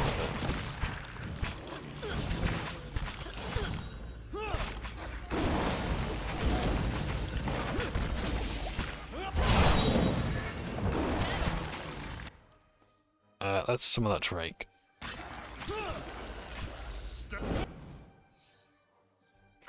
And let's send it after the Radiant Spotlight, because that'll be less resistant to fire. I've got control of myself back. That's grand, let's have some Consecrate Ground.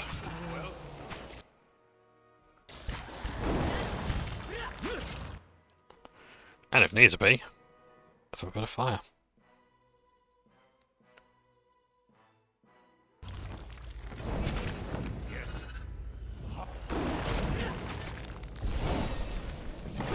The combat system is really good.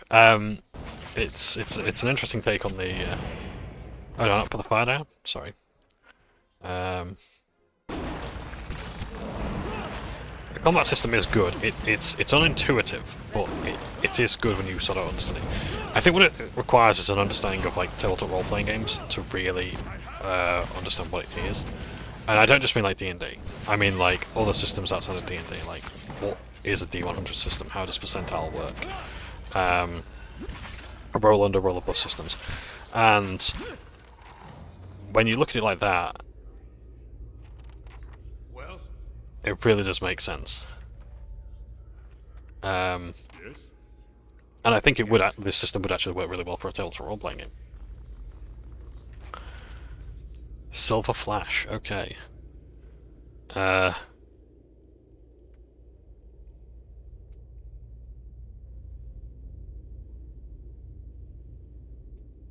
So it's accurate.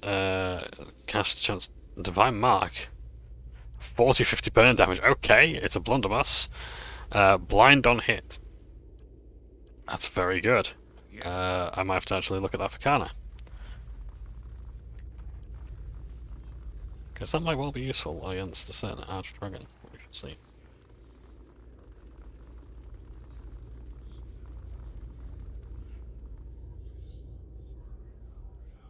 I'm going to go back and chat to the guy.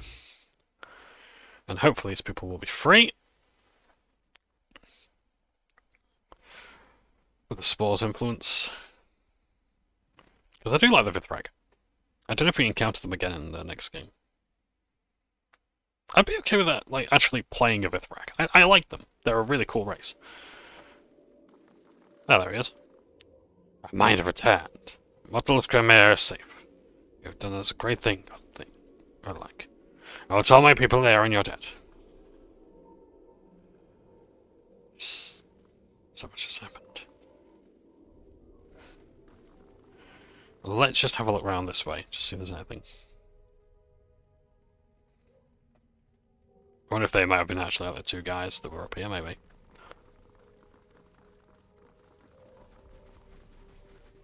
Ah, yes. We've lost so many.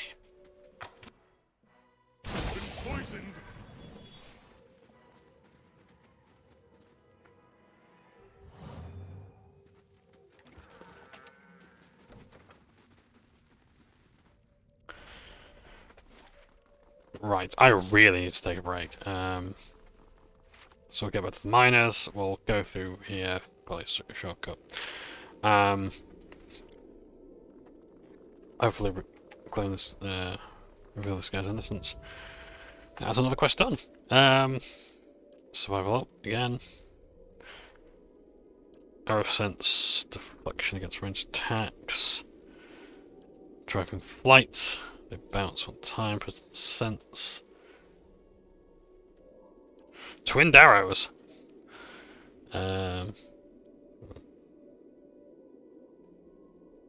Powder burns, that's if you're using guns.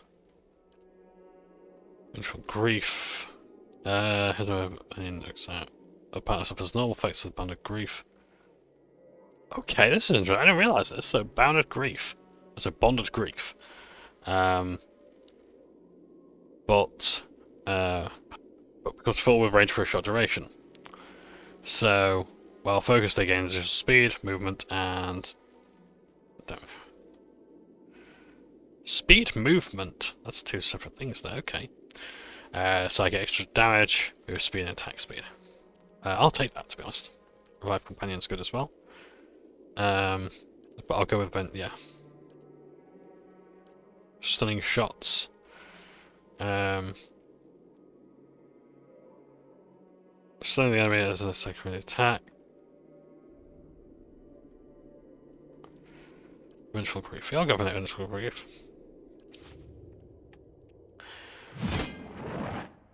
It's an interesting idea.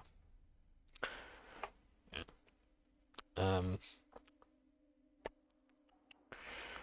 The idea of Cadnoa is great, but obviously tacked on. It wants to be so many things. Like, it wants to be the hub of the mega dungeon. It wants to be its own little thing, hosting all the quests, etc. Yeah, it tries to be so much and doesn't do it all that well.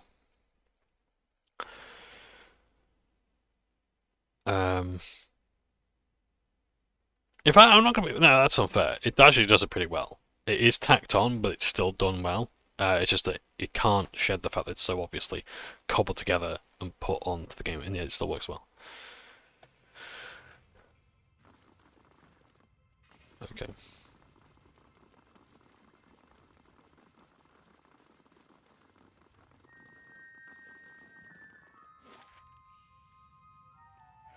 So everything seems good now, so we can return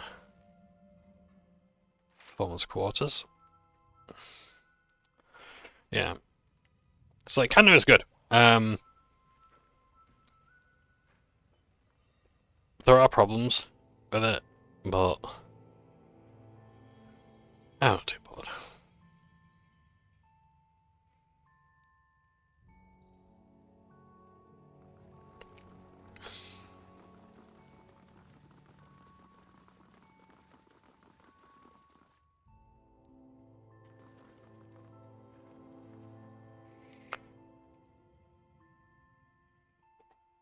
I found every threat colony of the mines. Malicious fungus infected their people. Spore was behind all these attacks and disappearances.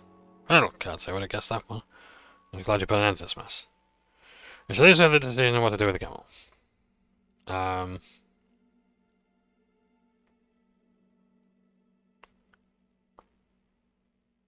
Camel wasn't in control of his actions. You shouldn't blame him. Yes, you're right. We'll keep an eye out for the blow, but see if I don't lose. Did this. I took a great shoot for all the hard work. It's the least I can offer. So I get negative reputation.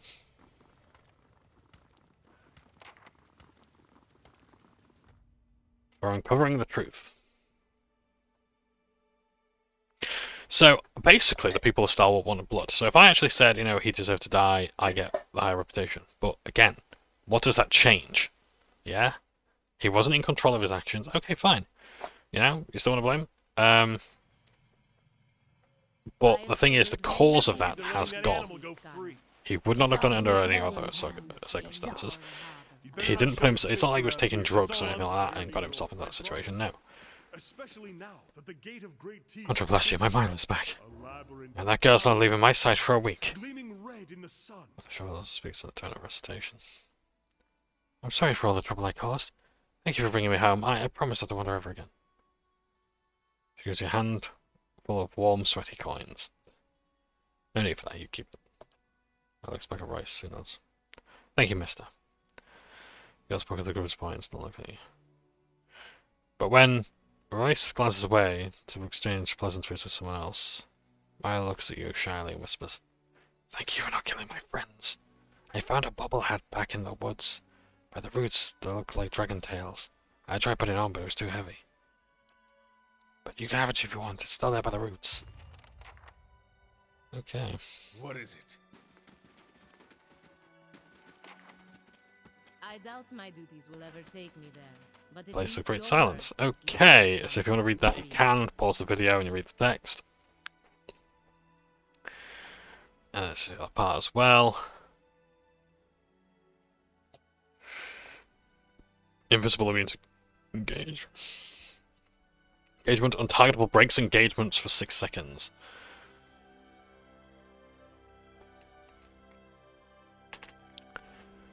Visible once. Nice. For a rogue. Auto resolve. Okay. What's killed by that was destroyed? Bailey was destroyed. I have to. Oh, for God's sakes. Really? So I gotta pay for that. Okay, fine. Oh, I could party manage from there. Okay, that's good. What are the wilds? There we are. Right. Mercenary captain. Yeah, okay. Right,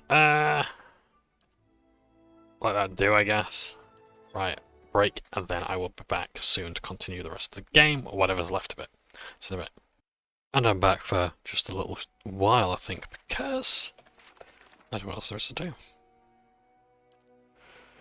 How long have I got left in the day?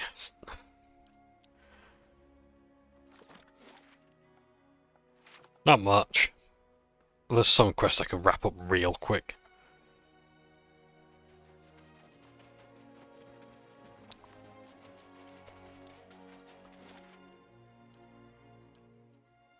Let's go to Cadnua. Do the party management. I'll get rid of the Grieving Mother because I've done a quest now. Bring in Herivius, so I need to get rid of a melee fighter, I think, or one of my ranged. Maybe Sagani, because I've already done her quest.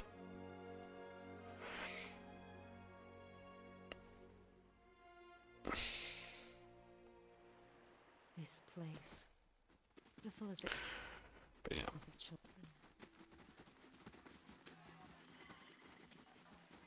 I can't promise you when this thing is going to happen. Our paths shall part. Gores.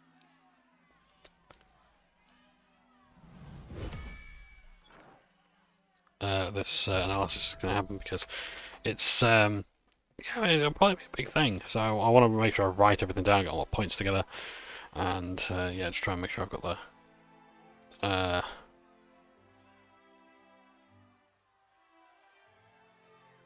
not best possible arguments together as such, but you know what I mean. Predator sneak attack, as always. Yep. Survival. Spell mastery. Wood skin. From the AoE, reducing damage taken. Just the hunts.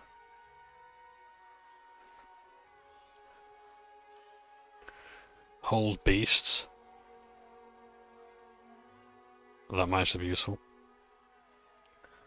Against a particular thing. Why don't we go into Cadnua actually? Let's get as if that's worth a go.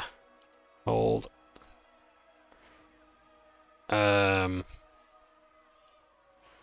So let's see. Defensive.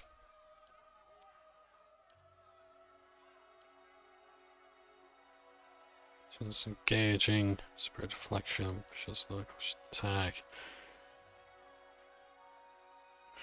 Extra body control with a fortress offense, because it's not really using any offenses such a Wild Hunter. Beast Slayer.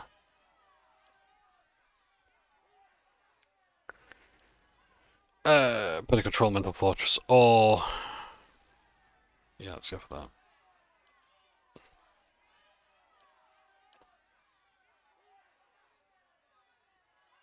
Spell mastery.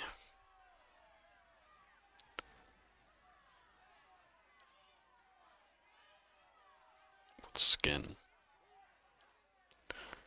Survival. Defensive, body control or unstoppable. Unstoppable. There we go. Endurance. Don't think you need to level up as much. We've had you around for a while. Law skill's pretty good, but let's improve your survival skill. Interdiction.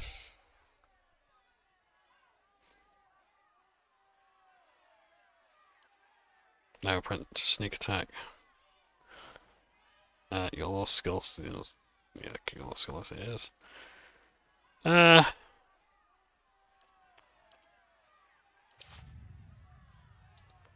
it's good. Okay, dokie. Something? Yes. Let's see if we can take on the Ultra Dragon. Why not? Just see if that easy mode has kicked in or not. Hopefully it has.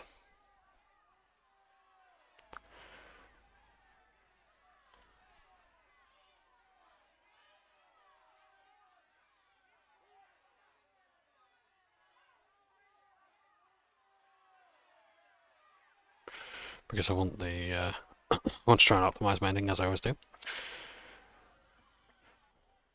Maybe traveling with Durance. Oh, hang on, we need to rest here as well, don't we? Because we haven't got any supplies. Oh, I can camp without doing that. Okay. Resolver intelligence. Let's go for that. Your eyes open to a familiar scene. Durance sits with his staff laid across his lap, a malignant flame sprouting from one end. He is difficult to make out, his features soft, bleeding together. With the staff you can see clearly. His etchings aglow in molten orange. Though Durance's face is difficult to distinguish, there is no mistaking the hardened expression, the furrowed brow. His voice hisses and sputters, low and unintelligible, as though having a private argument with the staff. Traces of spittle catch the firelight as they fly from his lips like sparks. And to your surprise, there's a female figure behind him. You're about to call out a warning when you realize that it is the Magran statue where you met Durance at the fork. Yet she seemed almost alive for a moment. Her cast shadow seemed as if it was moving, cloaked. Then it is still, frozen with the night at its back. Examine the staff. There is something odd about one of the symbols. A circle of 12 smaller circles. One of the smaller circles glows brightly, but the other 11 give off little lights. They flicker and fade like dying embers. Between his hissing curses, Durance lowers his face close to the staff and blows on the fading circles with a panicked rapidity, coaxing light from them, but they do not ignite. One by one, the circle of light dies, and smoke rises from their ashes. Only one still burns. Durance hurls his staff at his feet, and it clatters to the ground. It jitters and becomes soft, difficult to find. Like its owner, the staff has become a blur. Close your eyes and reopen them, and Durance is there, picking up his staff from the ground. The blur is gone. Then you're awake. Find out from Durance what the fading symbols meant. What I felt your eyes on me. Now come the words. I have questions I want to ask you. If doubts and curiosity plague you, you're skidding your knuckles on the wrong door. I had another vision of you. One of the symbols on your staff, it was dying. You see many things that aren't there, Watcher. Perhaps the symbol was for your disappearing sanity, and we are to bid it farewell while you still have the wits to grieve for it. It was the Godhammer symbol. I saw 12 circles, 11 faded away. No riddle there, Watcher. It took 12 of us to build the Godhammer. Afterward, I took my leave of all of them to see what Magran had in store for me. I've seen none of them since. Are you sure there wasn't more to that story? Your kind has a way of interpreting its visions to fit the version of the truth you like best. But Magran's flame leaves no room for interpretation. Waste the time of others with your distortions and your fever dreams. Flames may leave no doubt as to what or where they are, but why they are is no one's guess. Rational. It's always the way of the mad to try to convince others of a reality only they can see. But when your doctrine's the truth, it requires no convincing, only an opening of the eyes. I would purify you, Watcher, if I thought it would help. The cost of troubling me seems to worry you little. Is this some final joke at my expense? To test my faith further? And why would you think that, Watcher? Well, I asked him this before. Okay. I believe my room was alive with Whitaker. I feel like I've asked him this before, and I don't know what this is coming with. Okay, If all you have are questions, then I have enough of those. She is a bitch of a goddess, to be sure, But even a whore only goes so far in crossing those she serves. Why would the goddess walk like a soldiers when they leave a seat? You answer a question with a question. Then why did I feel her disappointment at how Because they tried to kill you there. kill me? She is a goddess. I still drink from her burning breasts, Watcher. If she wished me dead, she could trace me to my source and kill me. The dream I had of the gold hammer used the spirit like blurred instead of the light, as if it had been shared from you. If you had been damaged as I saw the god hammer vision, then she may be unable to see you as you once were. There's no proof, Watcher. I was a fool to think you could help me see any farther than I could. If you don't trust me, then trust your staff. Admit that the other god hammer builders are dead. That's the stuff. For a moment you see his eyes burning, taking in the edges of the wood, the symbols inlaid there, the elven faded circles. They died in the blast, yes. The other 11. I was the only one to walk away. I thought we had wronged our goddess. That this was my trial, and if I could prove myself worthy of her, I should have known better. There is only one God of redemption, and I saw him ended.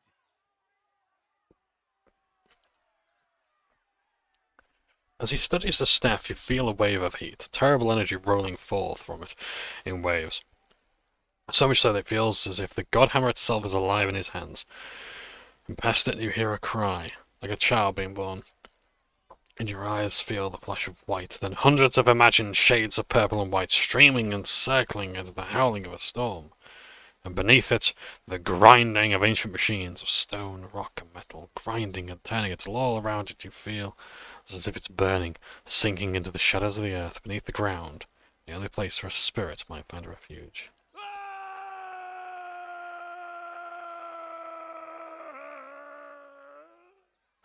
When your vision clears, you see Durance, his hands clutching the staff, and his eyes are bright, burning red. Atop the staff, the flame burns cleanly, brightly.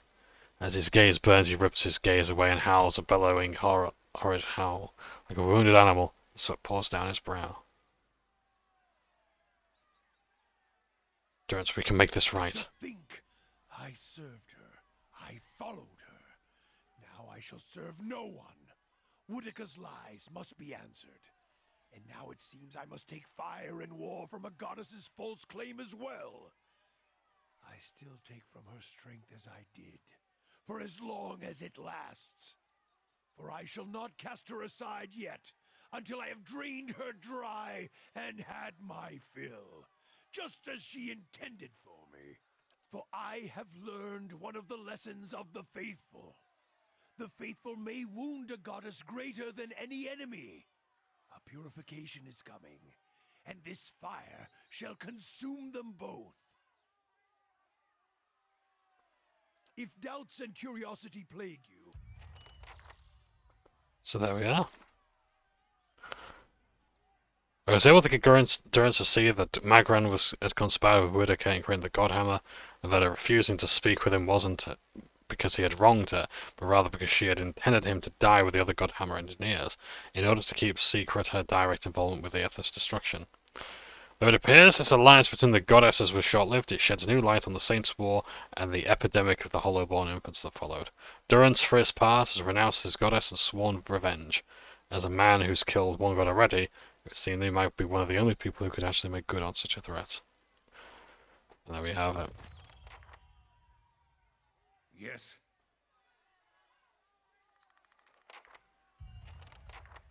There we go.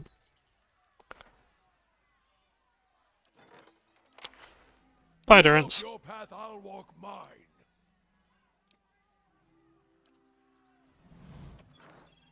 Eyeless, welcome back. Yeah, so that was interesting. It wasn't the stunning revelation that I was expecting. I'm not going to lie. I'm struggling still to see what people really saw in him.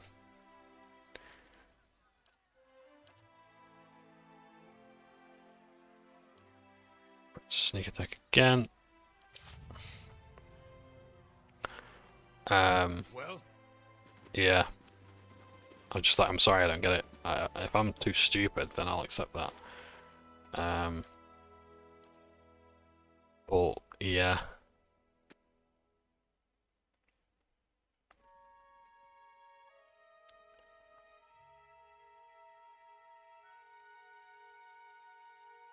Like I said, honestly,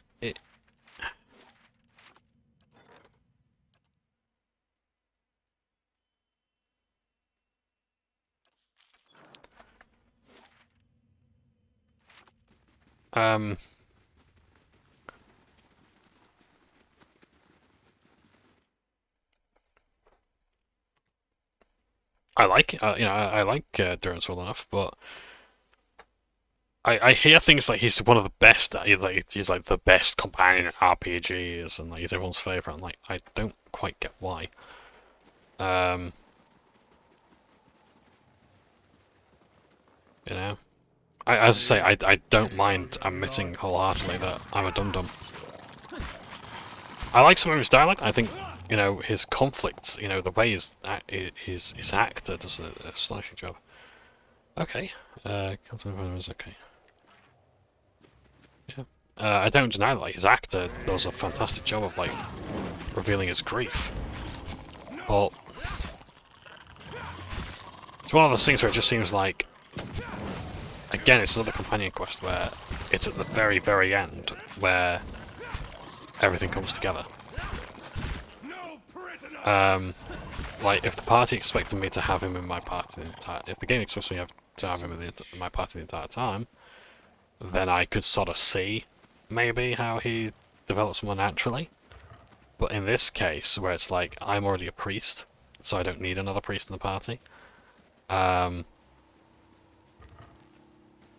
I'm sorry, that character ain't worth the nerf that, Look, the statue.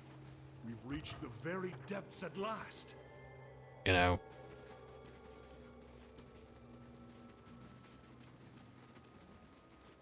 Like, I'm sorry about that, just... wasn't worth keeping him in the party, but, you know. It's fascinating. His story is fascinating. The revelations it just shines light on. Again, sort of showing more about the gods is fascinating. But learning just right at the end that Magron worked with Whitaker. It's not. I don't know. Maybe it's because I'm just tired, sort of overwhelmed. You know, it's like I'm kind of done. That sort of thing. I'm tired. Over it. Maybe that's it. But I mean, I'm happy to read other people's explanations of Durance, and like, I will, before I do an analysis on this, I'll look into, his character and things like that, and try and understand where people are coming from, because I don't want to be disappointed.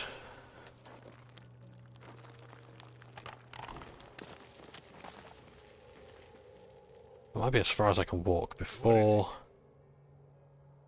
I throw out some fire.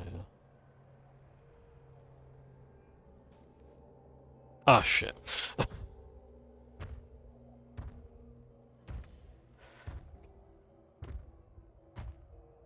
Okay, it's just my character's walked forward. Here you are, Nelia. What a fine and bold heart stands. How fortunate you are to learn such well God. Always peacefully. Oh, that's fine, fair enough.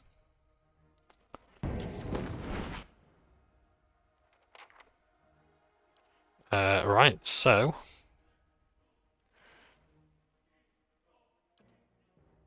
Symbol of Wrath. Ravius, go after him. Shapeshift. Stand up. Yeah, any moment now, if you just want to like get up off your fat fucking ass and actually heal the fucking party, you dickhead. No, don't want to help out.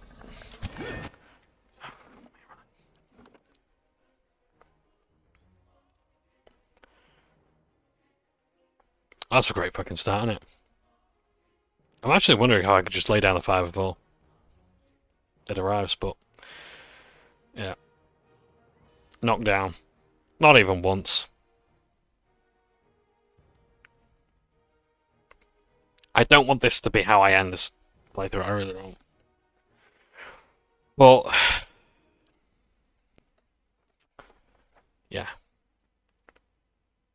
Difficulty doesn't apply until on any maps you've been to. So like, I might kind of screw myself out of doing this fight. You know, of getting myself the decent ending. Can't know it's destroyed because there's only like a kobold left and and the Adra Dragon. There's no point pre-potting. There's nothing I'm gonna do that is gonna change that. So.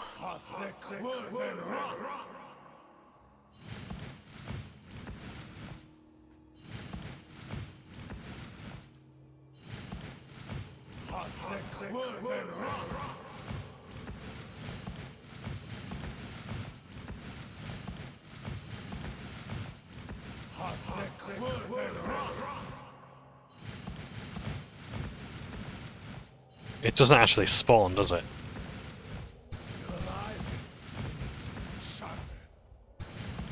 I just have to hope that it's actually taking damage. Here you are. How fortunate you are to learn such well-guarded secrets. All it has cost you is your life. Don't be so. I have seen your.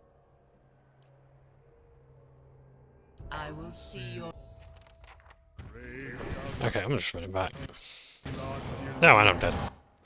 Well, that's good. What are you waiting for? Attack.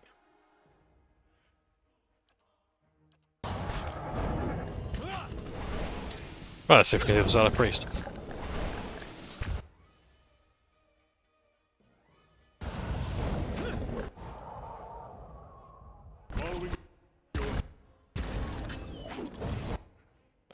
What have we got here?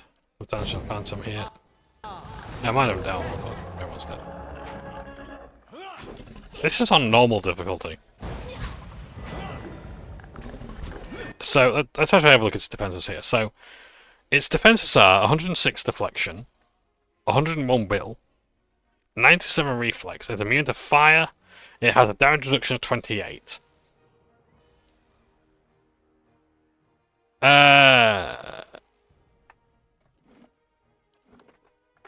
There's no beat. I don't know how you beat it. I genuinely don't know how you beat the dragon, Adra Dragon. And to think that's doable on the highest difficulty of the game. This is set to normal. Now, I appreciate that I'm not a tactical genius. I'm not even that good at turn-based tactics games, if I'm almost of real-time tactics games. But I'm pretty much at the level where, without the DLC, I'm at like max level. So I don't know.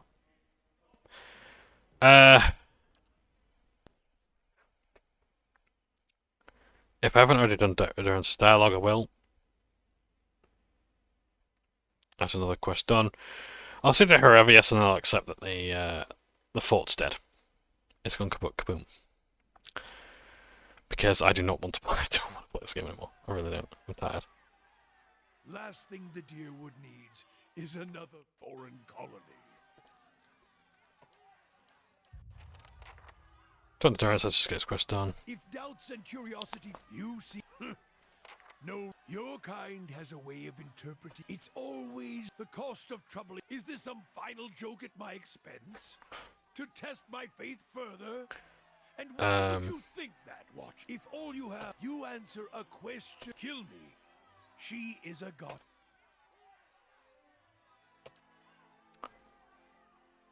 There's no proof, Watcher. I was a fool to think you could help me see any farther than I could. It's interesting that he says that, and like, he's spent all this time, like, what, 80 hours? If we're to believe that, like, this guy, we're supposed, thematically, if this guy's supposed to be with the Empire the entire time, and you're sort of asking him every so often that you wake up and whatnot, we've spent 80 hours in-game time or whatever with this guy. Call it 60. And he comes to this conclusion, like, God knows how many days and months and weeks it's been in game. And this is the conclusion he comes to. These are the trials of Durance, is it? After all this time, nothing. But then again, maybe he's in denial. So, if it's so, yeah. I'm autistic. I can't read like that. They died in the blast, yeah.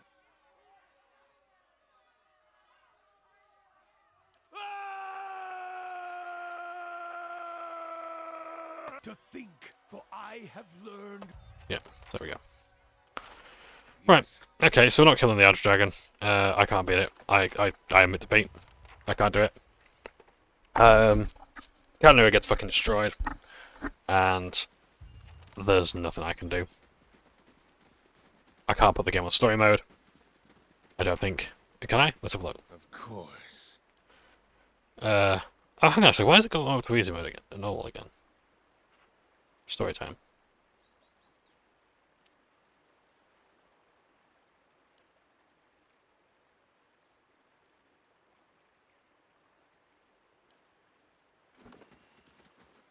I don't know. If we come across another combat, we'll see. So we've done that now. Eyeless will bring you back because you're useful. I think it's here. Let's have a look at the journal. Quests is but a half, can't do. True to form. Druid in Twin Elms.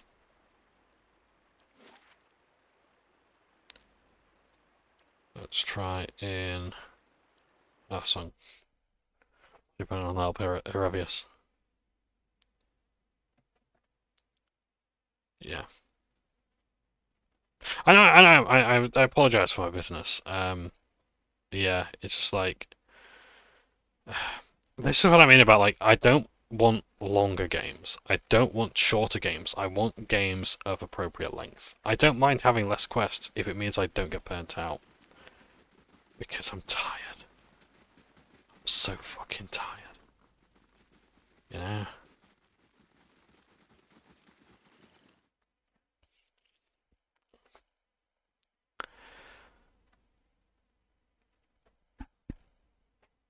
If I don't even know if I can do Pillars of Eternity 2. I'll see. I mean, the good thing about calling it a bit of is it's just a bit of.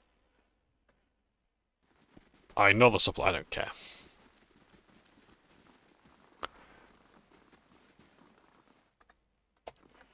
Right. So they know diddly dick, so they can't help me.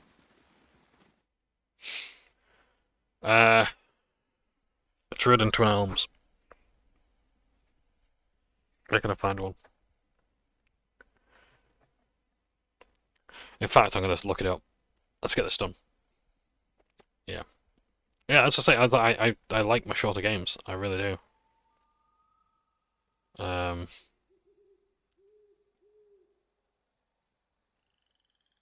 Search true to form.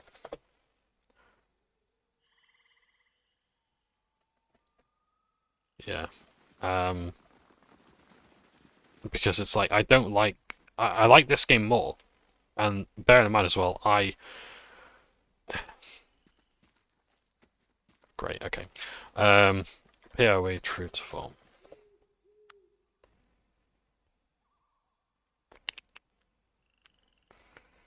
Elm's Reach. Okay. Yeah. I thought it would be in Blood Sands. So, go to Elm's Reach. Blood Sands. Go from there. But it'll be more loading screens. Yeah. To be honest, it's like Pillars of Eternity 2, it's like I think about the idea of playing that and I'm like, do I really want to? Do I really want to play that? Do I want to do that when I get back from my holiday? I don't know. I don't right now. Just because I think about this game, I'm like, do I really want to go through all that again? All those side quests? Because I spent so long in that game. Do I really want to do it all over again? And there's like 4 DLC to do that, so like 2 parts of a White March. I don't know. As I say, like, I've enjoyed playing. I wouldn't play if I didn't want to. But like in this part, I'm just so exhausted.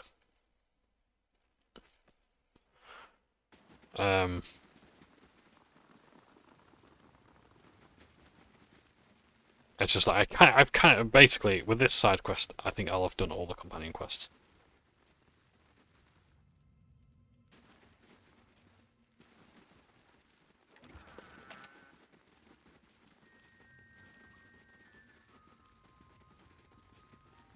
So I think we've got to read all the tablets.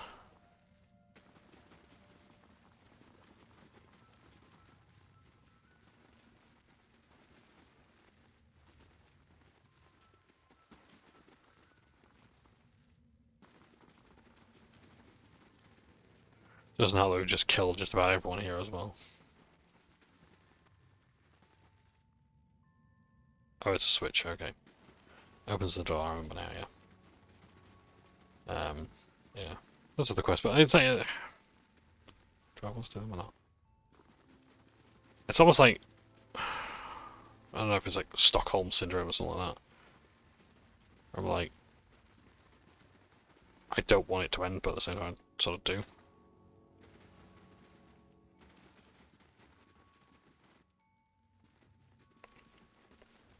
I want to get all the quests done. I think what it is my inner completionist saying, yeah, get it done, but...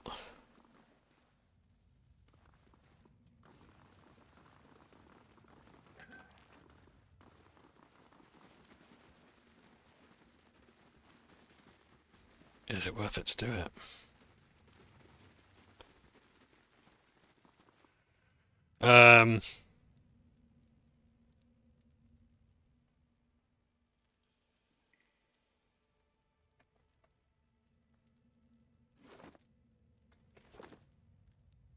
May I have a moment, my watcher friend? I'm excited we'll be going to Twin Elms. Nervous, but excited.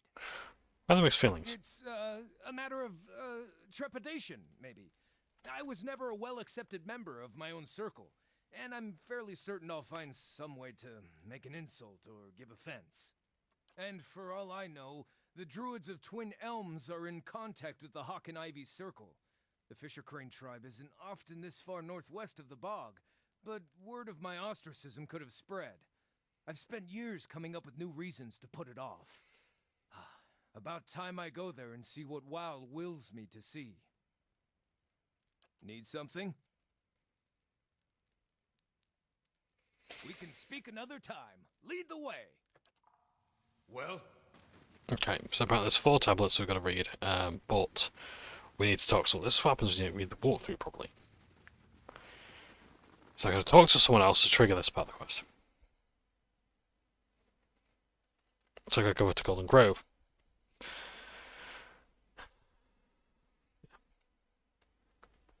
Yeah, it's just tiredness at this point. So once I've done this, I'm not going to do the whole ending bit.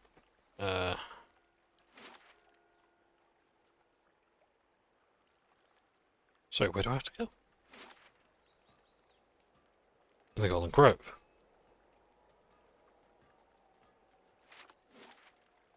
Oh, is that there? Yeah. I got that's one here. That's on here. We'll go with the tablets. Okay. Right. Yep.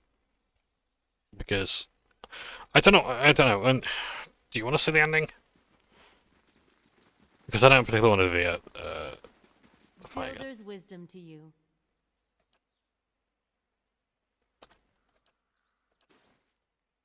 I don't know who I need to talk to. I need to talk to one whose name begins with T. Many blessings, traveler.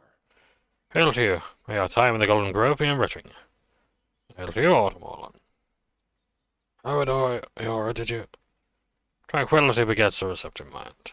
With my eyes open, I see your birth film. When I look inward, the Autumn Stilgar. That's Herodias talk. I don't know how you can sense it, but you're right about me being the Stilgar. What do you know about the beast? Why was ostracized just been able to assume it's for? Is there a cure? I know that the beast is often sent by Galloway as a sort of trial. Many Anamfatha are tested by the Autumn Stilgar. Those bested and consumed by the beast have their soul torn from their bodies and lost for all time. So my tribesmen were right. You saying I have such a terrible power? This must be some sort of... If your spirit form were a bee, would you be mystically compelled to make honey? Or a bird? Bird to bird, would you spend all day making nests? I am saying that this is what the animal your form resembles is known to do. Seems you're eager to leap to your own conclusions. I would not normally advise one to speak with a circle of the blood sands, but given your circumstances, the ethic knowledge may prove of insightful. Read the stone slabs carved by the druids of the blood sands. There are answers to be found, as well as more questions, but you must explore them for yourself. Exactly as written on these stones. What you have read is utter rubbish of the incessant need for sacrifice, but among the dogma are a few bits of wisdom on Gallowayne. Your friend will understand.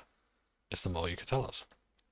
Only to trust in Gallowayne, to trust in Whale, both have blessed you in their own way, difficult ways. I appreciate the help to lift my spirits, but that doesn't help. But the other point, if I trust Whale has something to show me the blood sands. Going.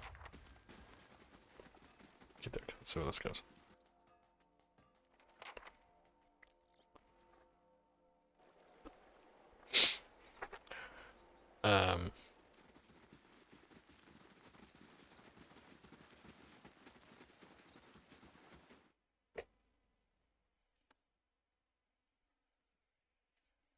Yeah.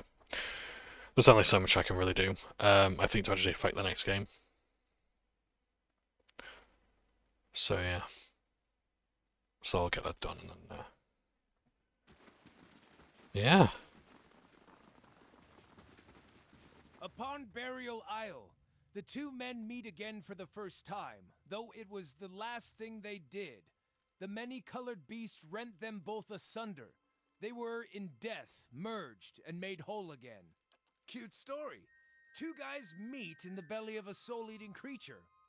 Maybe someday I'll eat two of the most insipid deer wooden lumberjacks, and they'll spend an eternity discussing beer whilst haunting my colon. Perhaps the idea is the odds of Stargate may not really destroy the souls. That could be true, but I guess I don't know what to make of this. I've never, knowingly, at least in anyone's soul. Maybe it's a trick I've yet to learn. Lucky me. Still, I have a hard time believing that the spirit shifting and mauling anyone is going to make anybody whole again, despite what this tablet says. Let's do the tablet, see what they say. Yeah, I think I'm going to have to... Let's take a break from this.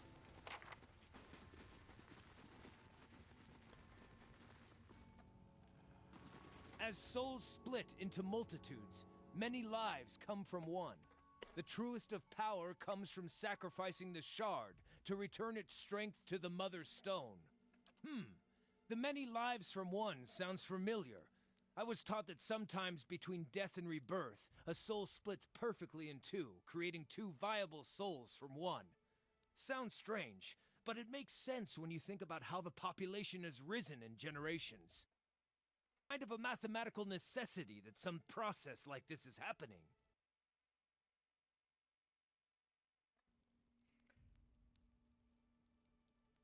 Maybe the other Selgar has a very important role to play in the life cycles of souls. Sorry, sir, I'm not reading your soul. I'm merely serving a vital role in the natural process. I can see what you're getting at, but it's not going to make me feel better. Fungus that grows on shit has an important role in the natural order. That wouldn't make me thrilled to shapeshift into a shit blossom. You just can't shake the fear that I'm the shard and my destiny is to be fed to something greater. Guess worrying won't do me any good. Let's read those other tablets.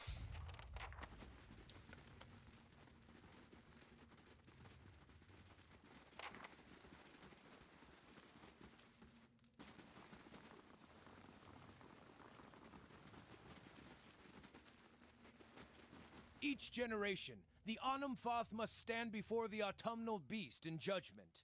The wise endure, passing on their strength. The weak are eaten, their souls ripped to pieces and lost for all time, removing such weakness from the cycle. Well, I guess maybe my tribe wasn't entirely wrong about my spirit form being some sort of soul terror. I suppose I was hoping to hear a different answer on the matter, but... But it's worth asking, in all your times walking in the Autumn Starguard's Fair, how many souls have you destroyed?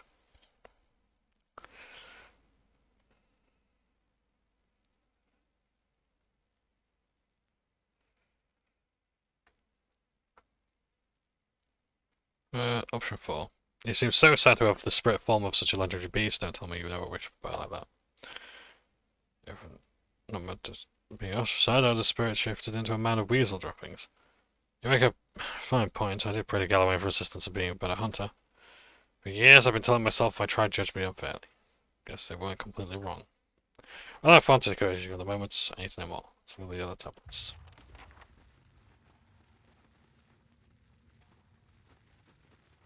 I think it's there. Last one.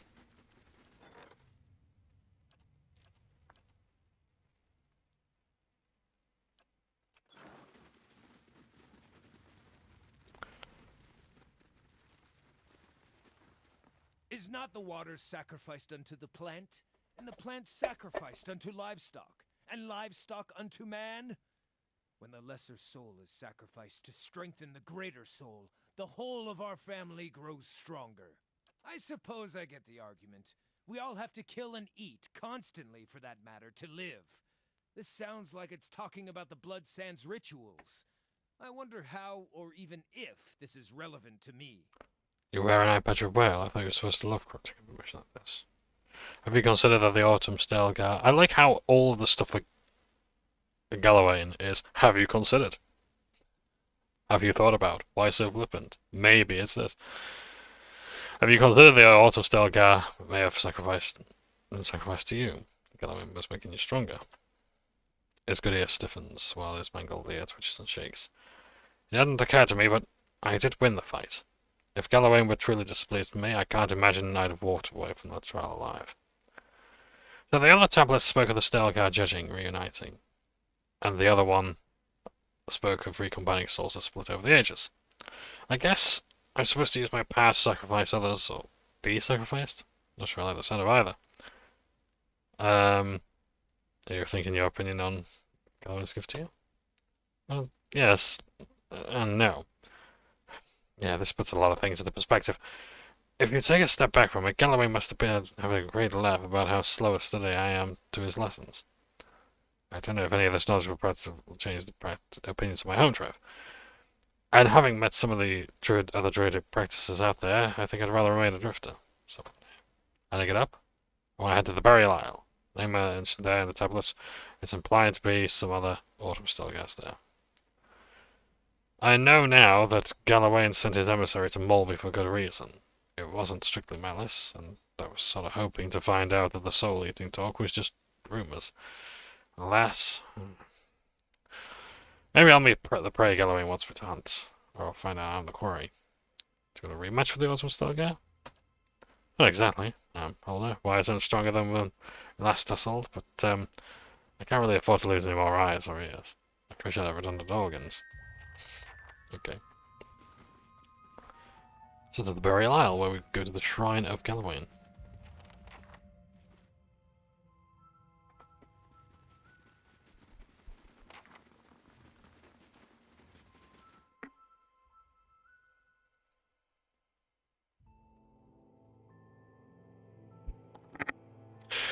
If there is one thing about Pillars of Eternity I will like, it's that...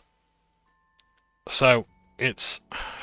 How do I describe it? I don't want to sound insulting when I say this, but the main quest is a mile wide and an inch deep.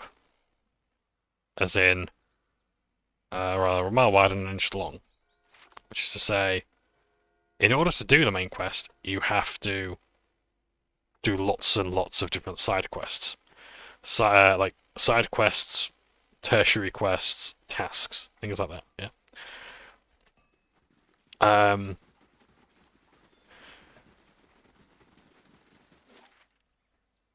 It's very loud. I'll go there. Because basically, like, you can just go to the very end of the game at the beginning, when you've got the ship, but you will not survive. And so you have to kind of get as much help from people as you can before doing it, yeah. It's not the same necessarily as like the you know, Breath of the Wild games where it's like, yeah, you can fight Ganon right now if you want to. It's like, no, you don't even stand that much of a chance. The game, I think, will just automatically fail you. But yeah. So apparently I'm looking for something to hunt here.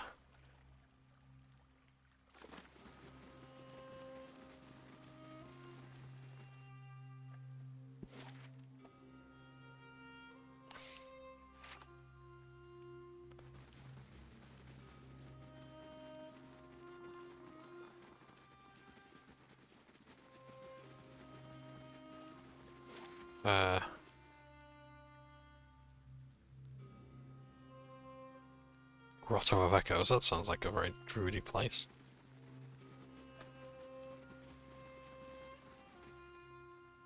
Standing proud and still, the armor is before you, smiling broadly, showing several crooked and missing teeth.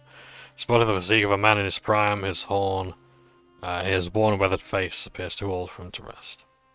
Too old for the rest of him. Dressed in the assortment of stitched hides and furs assembled from motley animals, dangling from his belt are a series of grisly scalps, spread lengths of human, Edaran, dwarven, and all in hair woven around finger bones. He sizes you up with a grin, but his gaze quickly locks with Heravius, and he tilts his head as he examines the all in her toe. What do they call you, little one? You smell familiar, but your name is unknown to me. I am Heravius, child of the Fisher Crane, adept of the Hawk and Ivy, wanderer of Eretha. Too formal? Heravius. Fitting. He holds out his right hand and flexes his fingers. Long black talons sprout under filth-encrusted fingernails. He rolls his head back and inhales deeply, sighing with a smile at some perceived scent. Needed to bring your friends with you? Very silent, watch them both. You allow your eyes to relax until your mind is attuned to the invisible hum of souls. The Almara projects a dizzying display of red, gold, and orange. Autumn halos surround his massive form. Where his feet touch the ground, you see a network of roots and veins that trail from his feet and sink deep into the earth. Turning to Heravius, you see glowing roots emerging from his feet, appearing as mirror images to the tendrils radiating from the scapular. These roots of soul energy meet between the two men and then sink deep into the earth in one twisted roots. You sense that these men have distinct souls, but only one shared past. The two men are a splayed fork in an otherwise unbroken line. The two of you share the same past, though you carry distinct souls. A shared past. And an elegant analogy. Who was I in my last life? Who I was in my last life was diminished by my cycle of rebirth, squandered so that this runt could have life. Runt? And it's not your soul, it's not exactly... Shut up! Were you visited by the Autumn Stalker? Visited? No, tested, forged. That would be the way to view it. I previously thought I was a mark of distinction, but apparently even half height, half man can. Even a half height, half man can manage the task. Takes away some of the glory, does it not? Half man? That's some really tough talk from a man who's about to choke in his own blood. What do you want with Heravius? Same as he wants from me, no doubt. Completion. Gallowayne has gifted us both the stripes of a true predator. It is our purpose to erase the weak, ensuring only the strong proliferate. Must honor our god. He looks at Heravius, but she shakes his head. My god, by doing as the hound demands. Let us determine who bears the right to be Gallowayne's harbinger. Heravius, is that what you want? I asked to be a hunter. A regular hunter that gets invited to chase down dinner and eat its neck. I didn't ask for this. You asked Gallowayne for strength and you're angry now that you got more than what you wanted. I suppose you're right. I lack strength and I asked Gallowayne for help. And lesson he taught, don't ask. Take! I was mad at Gallowayne. I should have been mad at myself. I was gifted with power, great power, and I simply squandered my energy resenting the cost of that gift.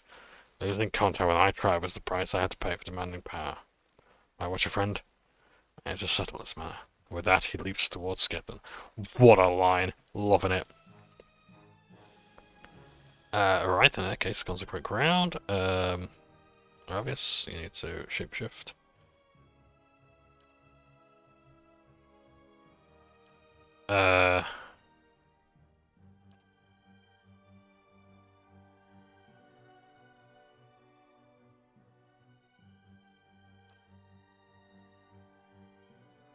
Put that on him.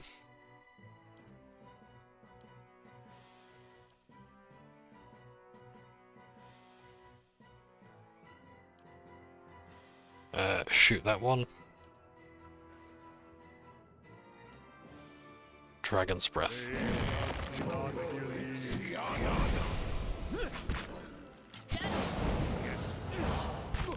It looks like story mode has actually worked.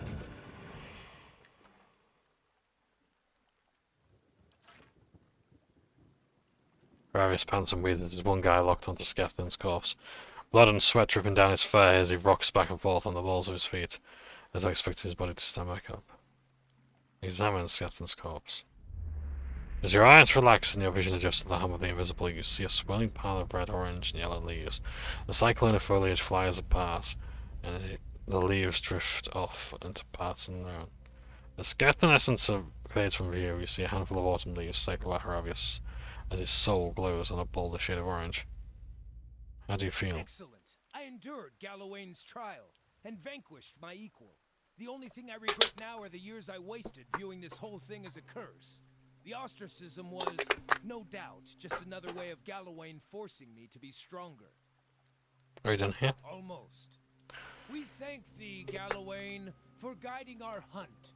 For today we grow strong with the flesh of the weaker. I think we're done here. Before the vultures get to him, figured I should take a reminder. His mouth and tugs all his might. Oh! It takes his jawbone. What is it? How you feeling, bud? Oh, what is it about Delumgon that gets my tree trunk blooming? My logic tells me that they don't have any good poke holes and probably kill you after copulation. Still. That's repulsive. Fine, fine. Not everybody butters the same side of the biscuit. If you can't appreciate the female form, we can talk about something else. Need something? He's basically talking about dryads, which no comment. Yeah.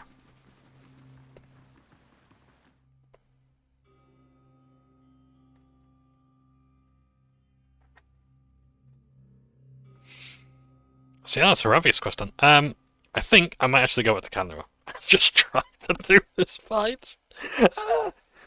Because it seems as though story mode has actually activated. Yeah, we will know the gods in the next expansion a bit more. Yeah. However little sense it makes for my character to know them, yeah, okay. We'll do it. Yeah, so I think I will actually enjoy doing Pillars of Eternity 2 because it's one of those games like... where am I going? Cadnoa. So, because I think I will actually play tonight. Just start character creation, make some waves, that sort of thing. Try and just get the Adder's Dragon killed. Because, yeah, I really want to import my character. Amazing.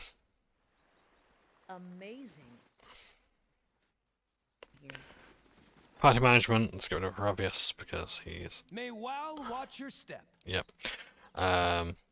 Yeah, go do with that. Good.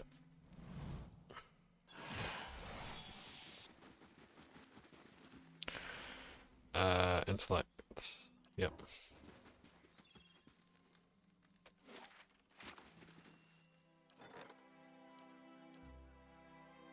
So those reputation losses that you take from the supplicants if you don't do anything with them, the memory of it fades and apparently everything's fine.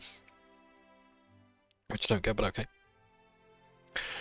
Fingers crossed I can fight the Adder Dragon without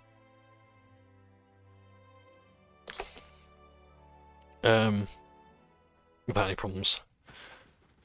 I really just want my keep. I just want the keep. So, substantial phantom, I need that. Sneak attack.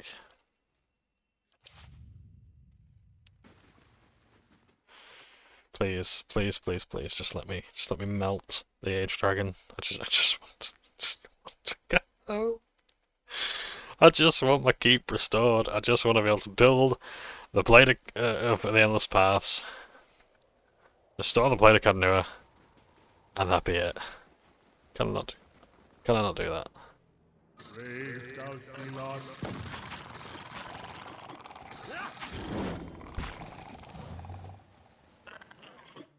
Right, depending on how this goes, we'll maybe determine how. I think it is actually working now.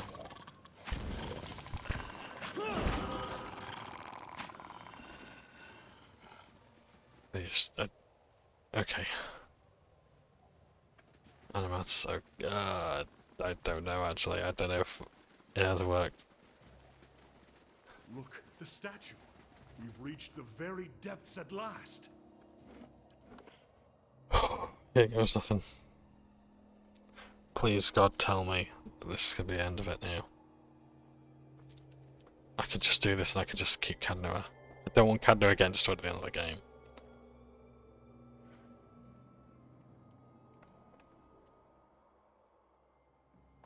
I don't care about the achievements, I just want Cadnua. I just want to play Pillars of Eternity 2. And yeah. And I think I will intro it because it's like, I don't have to... I think there'll be less about that game that pisses me off. Especially like combat, like characters will actually do stuff in combat. Difficulty.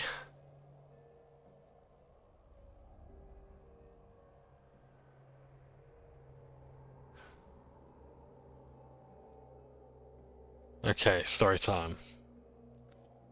The position of battles is the same as normal difficulty, but the game mechanics are biased in the game's favour.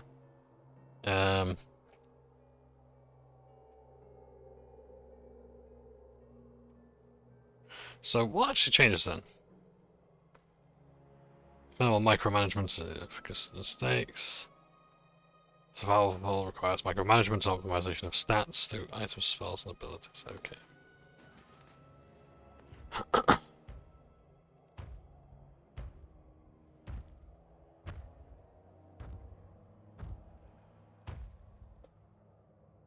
Is there actually any way of like talking down the edge target?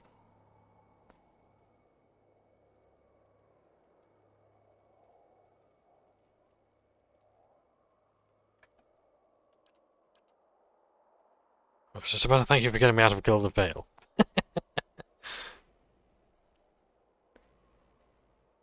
Sapphira, oh, that's the one. Here you are, nearly at the heart of the world. What a journey you have made.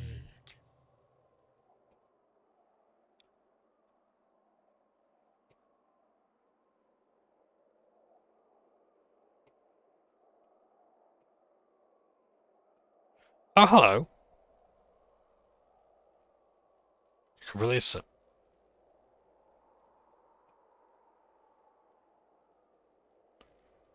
Hmm.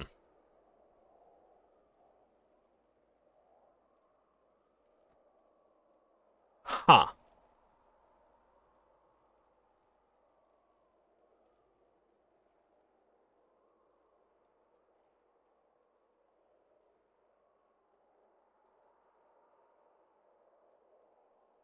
I'm just reading this. Yes, how fortunate you are to learn such well-guarded secrets. All that remains of a dead man. In a fashion, a gate into the past, and each and every man and woman that...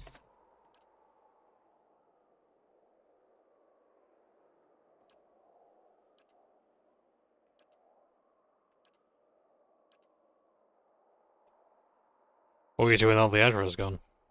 Okay, let's read all this then. Because I don't think I've actually done this. Surely you can guess. You know what power lies within the soul? Everything here, living or dead, knows it. Feeds on it, thrives on it. I fed upon Odin's slaves while they toiled, and then once I had grown upon a Titan and the living veins of the world, to go from a single feeble intelligence to hearing the voices of hundreds. Perhaps that sounds familiar to you. The statue survives, in part, as do I. We are much changed, the both of us. Nothing can feed upon the souls of thousands and remain the same. But you are the only one to have come so far. I cannot allow you to leave. Not now that you've seen this place. I can't. Still understand why. You feel the statue? With the fall of the Ingwithans, the statue has come to hold the souls of its time, of the era since. And in consuming it, I have gained what power and knowledge those fleeting lives provide. Every clumsy explorer, every mercenary and adventurer, the souls drift down and some are caught here in what remains of our newest Titan. Any soul is but a trifle, of course. Raindrops in the deserts. I can't believe that I'm actually getting more dialogue, because I could have saved myself so much time and frustration. I apologise for any remarks I made about Odinua and the Archdragon being too hard, because obviously it's going to be a tough fight. But here, if only I had explored all the dialogue options instead of going for that, whatever. It's like, no.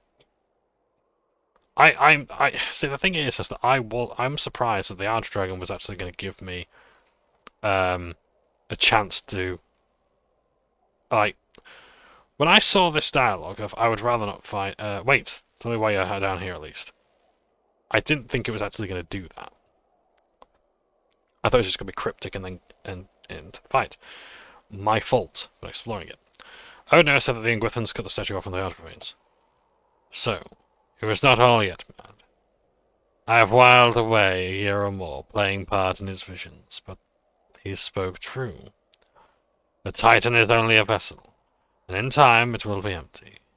The river that fed it once now lies far below, out of reach, save to the dead. What will you do when the outer is gone? What indeed? Am I to dig my way free? Follow your tracks up and out of this place? Already a Titan is not as it once was. I have a few centuries yet, before the remainder has lost its power, and then I will starve. But that hardly helps you, here and now, as you are trapped here.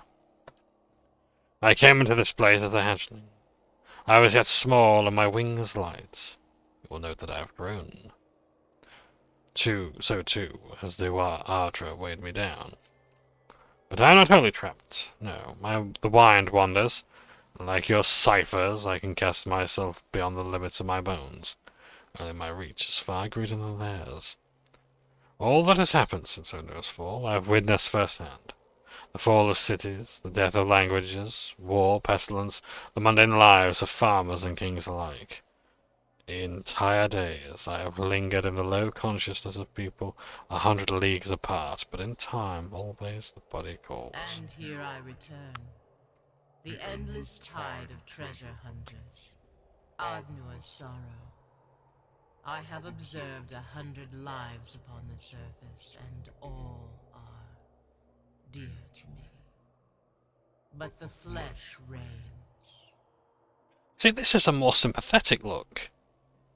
I have observed 100 lives upon the surface, and all are dear to me. You see if you led with that. See, this is the thing. I don't get why the Archdragon says they can't allow you to leave. But you're a dragon, isn't it? There's not much Ardra left. No. And in my time, and in time I, like all who walk this path, will die as well. Is there no way to free you? Do you mean to dig me free? There may be a way, if you are willing. I'm so sorry. I could have saved myself so much grief by doing this. I could have saved you guys so much time by doing this. I cannot send the whole of my soul afield, not at once. But if you were to take something of mine past the boundaries of this place, I could obtain a new living vessel. A body with which I might wander the world, as you do. How will this be done? There is an old amulet given to me by the Zorips, with a talisman of Ardra as might match my scales. Such tokens provide a grounding point. If you could find a vessel that might hold a soul as powerful as mine, it's a matter of transferring my soul first into this small portion of Ardra, and then into some adequate body. The meat and me dies here, but I will live in some other form. A vessel, so I'd have to kill someone. Weaken, not kill, but yes, someone of sufficient power that my soul will not burn their flesh to cinders. I have observed such a person in my journeys. There's a dragon hunter, Felon Rowan, who has girded her soul against such threats. I'd be lying, godlike, if I said she did not also enjoy the irony of it. She lingers at the Shrine of Galawain, within the scorched forest, the Black Meadow. Perhaps she means to rekindle that fading sense of victory. What are you doing this, dear body? I know not. Live out a final story. Everything which occurs to me, which I am, once I am free. I will help you. Then take the amulet. You will need to convince her by some means to place the amulet about her neck. With that conduit between us, I will have the means to displace her soul and gain my freedom. But first, you must return to the place where you slew your predecessor. Set that scale upon the Titan's hand, and I will move my soul with it once you are out of reach. Know this, I will not be easily betrayed, nor will mere stone contain me if I do not wish it.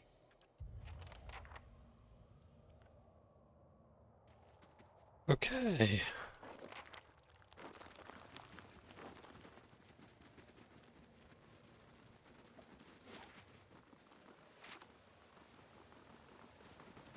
Page unturned. Let's have a look at a quest.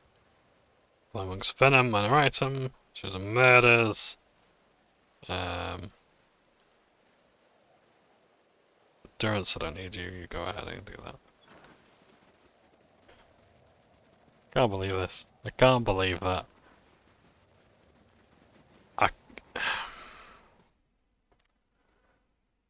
Again, I'm really sorry, gang, that I've wasted all your time. I didn't even know that was an option. Please, for the love of God, if you know these things, put them in the comments. It'd save me so much time. It'd save everyone else time. Oh, God. It looks... yeah, okay, the ending is looking a bit more optimistic now. I'm still keeping it on this mode, but yeah. So, what am I doing? Master below, on the Idol Statue's hand. At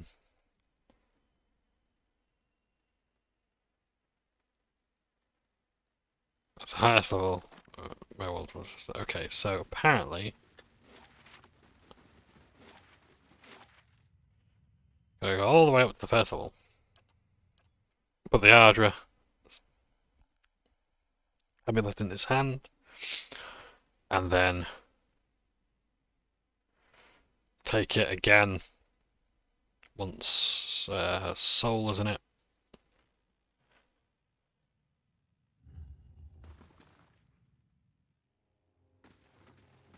Hello?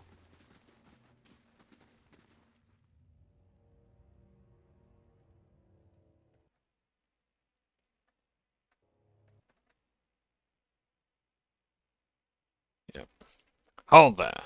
A robed man stands in the doorway, his gaze moving to you and Kanarua. Oh no, not this again. Now of all times. So this is the Watcher. You made this very convenient, running to ground in the same place. Careful.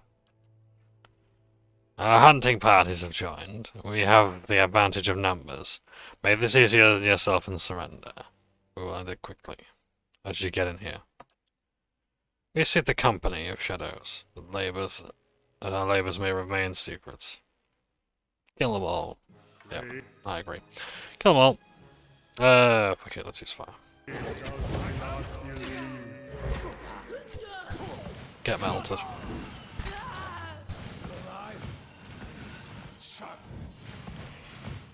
What a waste. I don't see why they bothered. What harm could a broken tablet do?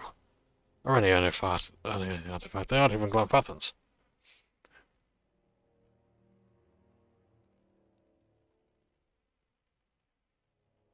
I don't think they were here for that tablet. I think you're right. They never asked us what we found. It seems to be the ruins themselves that they take issue with us exploring. You have to hand me across Aedia, the Ishamatl, and the Deerwood. Let's hunt them down for a change. It's only fair. It seems that the living key holds the answers, what the answers are left to us. If I cannot bring Rauatai a promise of peace, at least I'll have something to show for my travels.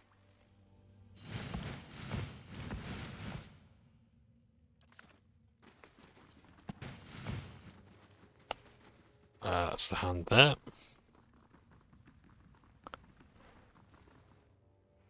Place the amulet on the statue. Then as you look on, the Ardra gem begins to glow faintly, and then steadily gleaming like a dragon's own golden eyes. The amulet is warm to the touch when you retrieve it. It seems to hum with power. Rod, the Dragon Slayer. Okay. So it looks as though Cadnua can be saved. Yeah.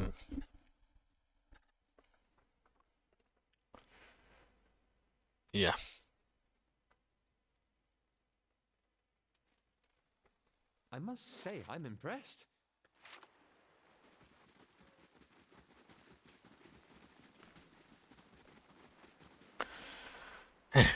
I'm not angry at the game, I'm angry at myself. I'm kicking myself for not having done the obvious.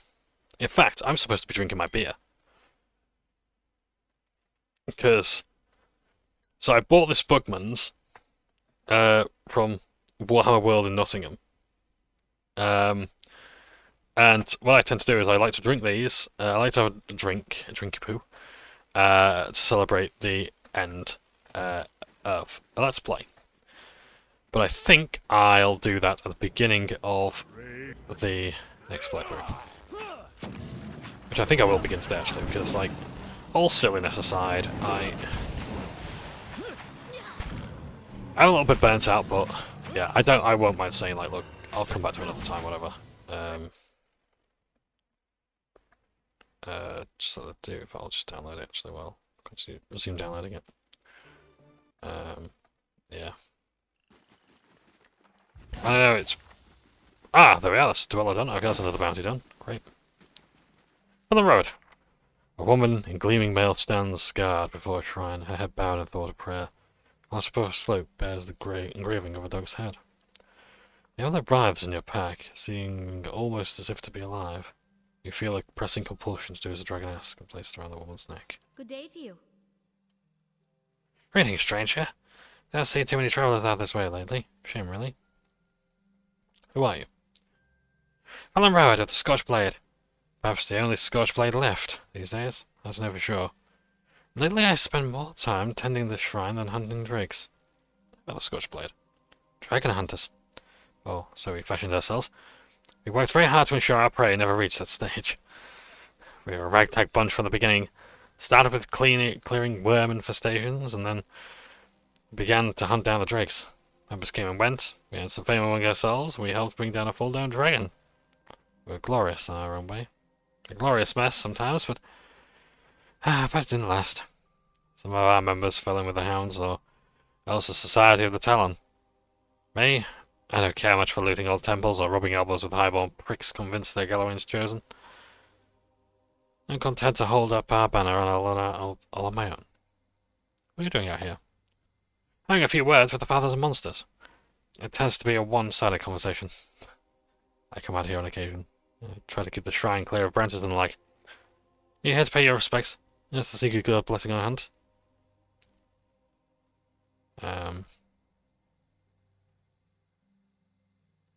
Is there any good hunting around here? You would think so. I suppose it depends on what you're hunting. Trolls and their kin live in abundance, living off what bandits stumble into the bush. But most of the deer have moved on, and the most impressive beasts have already been slain. Might have better look to the southeast, the Surrey Falls or Elmshire. I've been looking for you. Oh? I didn't think I was much wrong with bad one. How's he know me?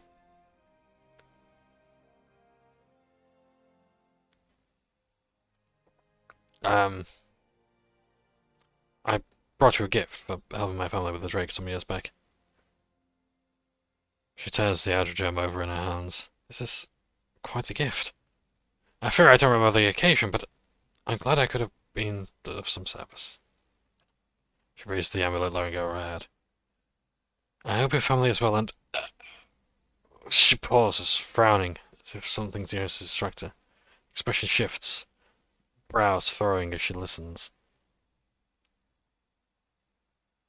There's a flare of light from the amulet which pulses like a star.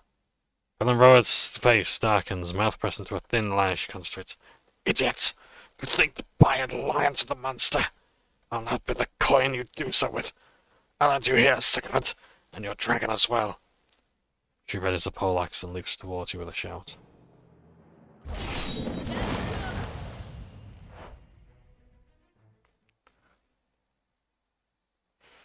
Your next blow sends the dragon slayer to her knees. She looks up to you with the undisguised loathing, gritting bloody teeth. You don't know what you're doing. Think of what you'll do with this freedom. The amulet heaves and twists, and a thick miasma seems to pour from the heavy gem, unseen by all but you. It moves towards Felon Rowan's eyes and face, and you hear her shout of anger. She recognizes too late the renewed incursion. No! She tries to rise, only to crumple once more to the ground. You will regret! What else she meant to say is swallowed up by a strangled cry. Her limbs jerks. Oh, 1 second. And I'm back, sorry to keep you waiting. I've also learned as well that the ending of about the Cadnua being destroyed, it was not the Ardra that destroy you. It's the Eyeless that come and tear down the walls of Cadnua. Right, okay. You have the impression of a weak, frail light rising from her body, and to be scattered by a sudden pulsing glow. You're struck with a fleeting sensation of despair and then a stronger, heady triumph. For a moment all is still, and then Felon Rowan's gaze settles upon you once again. Her eyes gleam a familiar, fiery gold. She looks down at herself with a cursory interest, and rises smoothly to her feet. What a fate. Let us hope your new friend is satisfied now. How does it feel? It is... Ah, Watcher, you know not the difference. I have felt all these things before, but as through a fog. What small lungs this body has. How quick the beat of its heart. You have freed me. It is those souls think that will drag it in your debt. I don't know what this is, so... I'm so glad to be of service. I have promised you something of worth. I cannot fight your battles, but you will find no small amount of wealth down in the caverns where you found my original form. I have gathered myself to 1,000 tales in those many years beneath the earth, but I remember you most dearly. It will be more than a match for this Theos. It should be quite the spectacle. I am almost sorry to miss it. 2,000 years, and now I am free. I know not where I will go first. The Valiant Republics, perhaps? Or the plains of Rietceris? I should like to run, I think. Farewell, Watcher.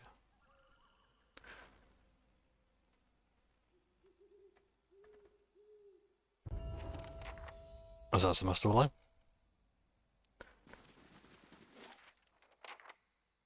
Go to Cadnua. Get to the 15th floor. Look at the loot. There we've done it. Done all 15 floors of Cadnua. So.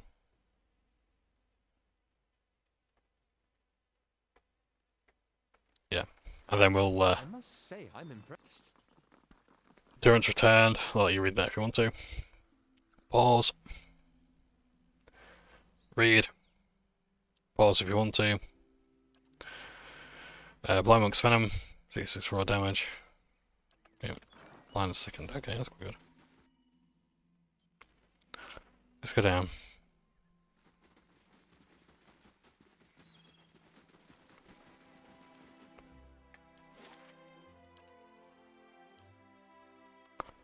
And hopefully we can even restore the Blade of Cadnua.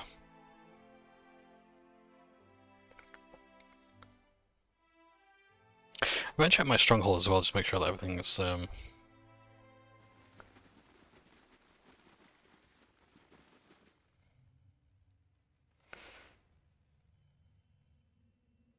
Hang on a second. I'm just checking the wiki for all the ending stuff. That's not that I can do.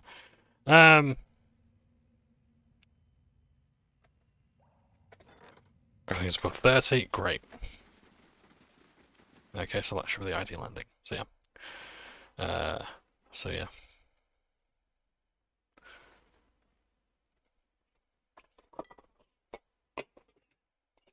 Bugman's 6X. Straw yellow, thirst quenching, fruity and floral ale. A stout brew for a stout warrior. Does not contain stout. 4.5%, 500 milliliters. Water, malted barley, hops and yeast. It's a 4C bottle. I'll drink this by November. Okay, so you hear that? We've got to do our next Let's Play by the end of November. No, by the beginning of November, right? Yeah. Okay. You heard it here first. I want to drink this Bugman's.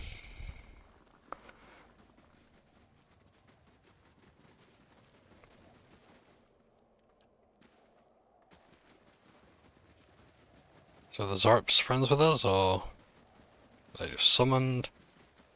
I would like to help Kana as well, if I can get his quest done. There's a gun, okay. It wasn't a soulbound one, so...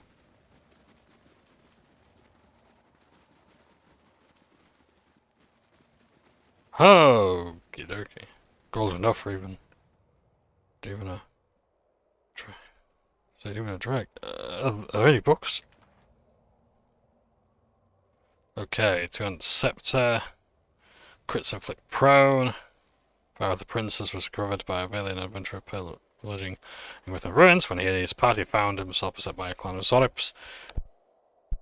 Found him to work, bringing them to their knees with the Scepter's powerful attacks. As they fought, his friend noticed and exclaimed, "There's the power of the Princess, they kneel before you." Very clever. Vengar. Windspear was once in a powerful house that served the first iconics of the Mequins of Adia. The Adirian Empire formed. Wingar was carried at the head of the unifying army and was used to strike down the leaders of opposing forces from a great distance. If you want to read it, please do. Yeah, I'll let you pause the video and read if you want to. Red Vengeance. Okay. Pretty good. That's actually really nice. Retaliation does damage back. That's actually really good light armor. 10% damage to flank targets, so yeah, it's rogue's gear. Minoletter's Grimoire. Eyeless has everything in that book. Minoletta, though. So that's actually the grimoire of a makers of spells. So, like, if we have a look here. So, she's responsible for Minoletta's minor missiles. So, her grimoire is actually here. It's the bottom of the pit. Actually, Kana, what is your quest?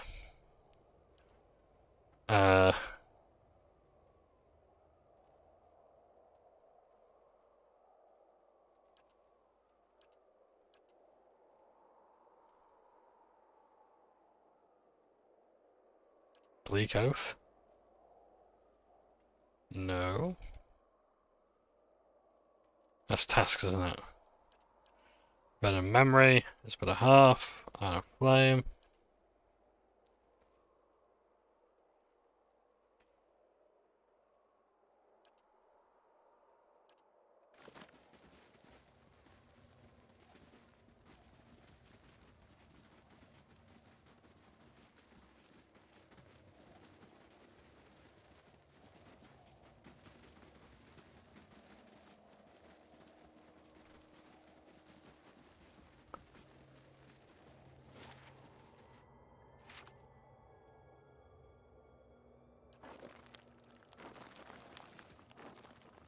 I don't know if there's an exit or not.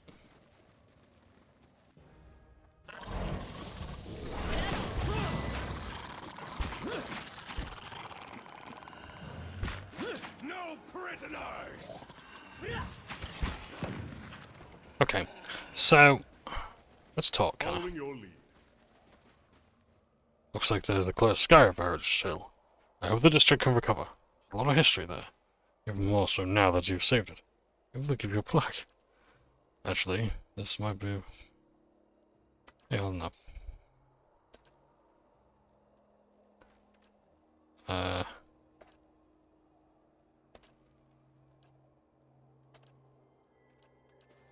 Let's have a look. Kana. Kana.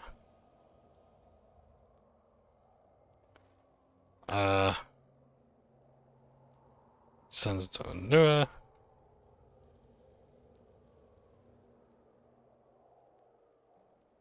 Sales for knowledge. Inspires new age.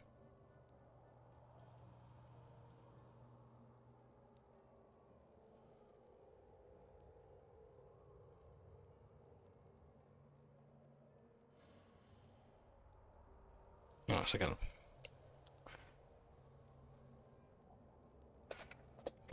Let's have a look. What is this quest? Because I don't actually know what it's called.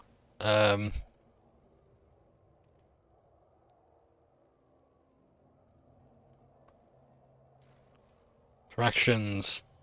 Time and Tide. Okay. The quest is called Time and Tide. Let's have a look. So we're down here. Let's start at the bottom.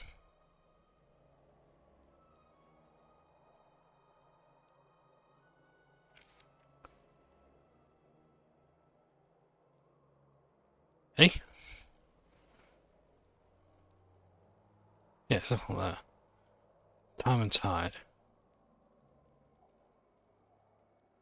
Okay, built to last.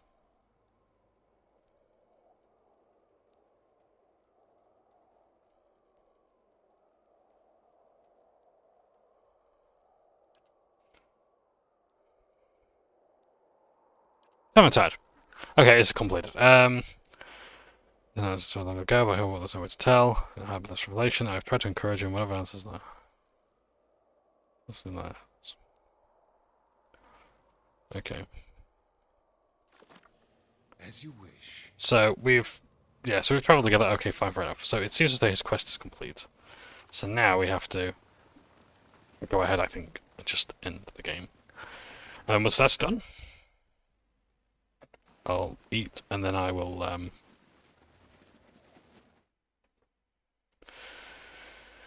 carry on. And we'll see tonight if I want to do anything more. Otherwise, it's been a long day. I won't mind chilling out. But yes, I will say now, before we end, thank you ever so much for watching all the series. Well, not that you've seen every episode, because there's only 2 views on one of the parts. So, seriously, I don't, like, honestly, when I say to people, like, please tell me how you came across this, I want to know. Is it, like, the sidebar? Is it coming up on your front page? It's not for me to just cynically use that research to the best of my abilities. I just want to know why the viewing numbers are out of whack. Might well just be YouTube, to be honest, just not displaying things, I don't know. But, yeah. Well done. A formidable fortress in the old style. We don't build them like this anymore, you know. Not by the sea. Too vulnerable to cannons. Yeah, I'll go with that party. I think we're just going to bury Lyle now. There's nothing else that really needs to be done, as such. All the major quests that have been done have been done.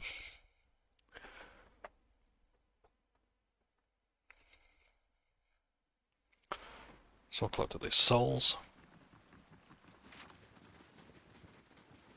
I don't know if you actually need to or not, but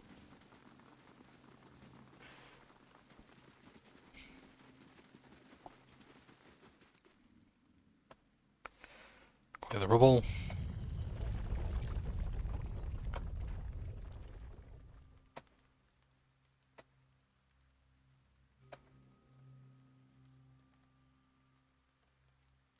Oh. Right, so basically that just takes us up here. What is it?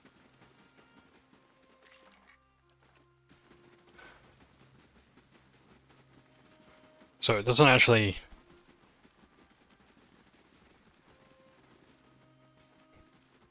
help us at all. Because I thought that passage was just a way into... yeah, I thought it was the other way into the pit, but no. You have to go into the pit. It's the only way.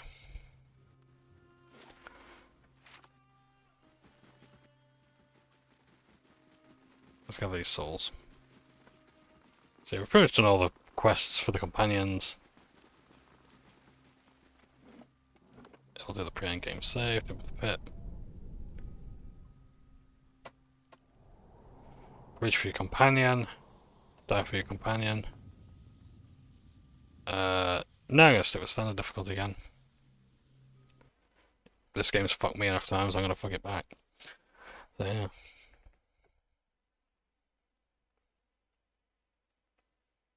Oh, the battery's looking a bit low. What seems like an eternity, your rapid Seen this before. comes to an Okay, let's turn off that. No, let's carry on. That went better than I expected. What's this? So, because we're on story mode, doesn't matter. Everyone all right? No shattered knees. Good. Just move.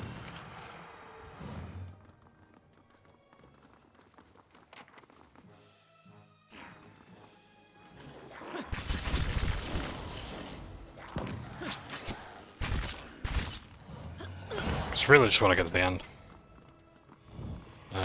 That's what I hear for in the slides.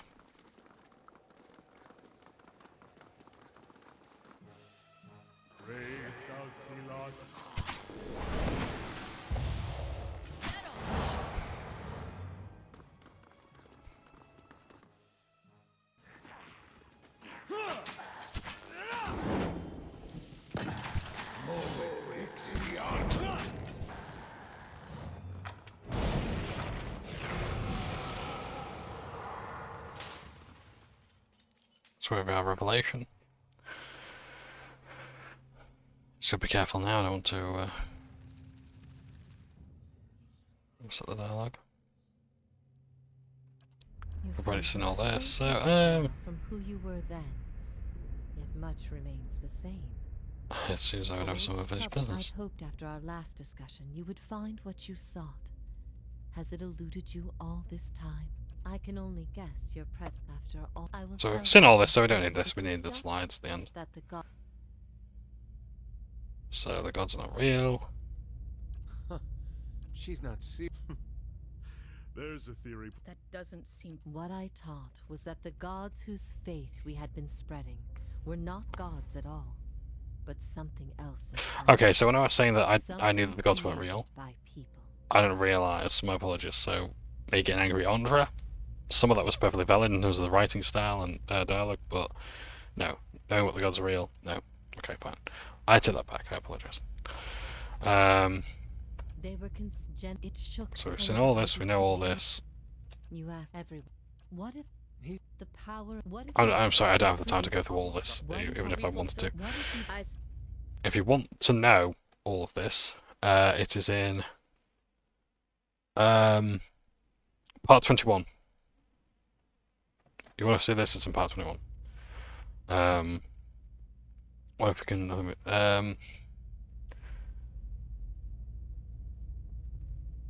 We can only see stories as being as. So I want to change my answer from option 3. Then we only cease to exist as being as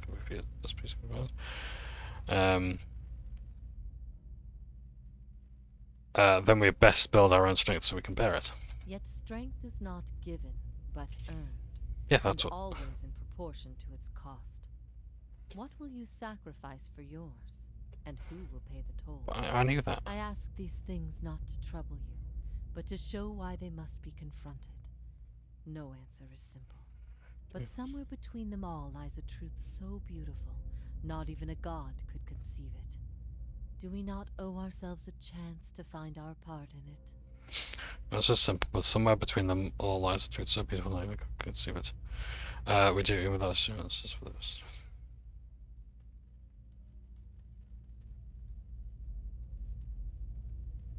Do we not owe ourselves a chance to find? We do. That is truly what you believe.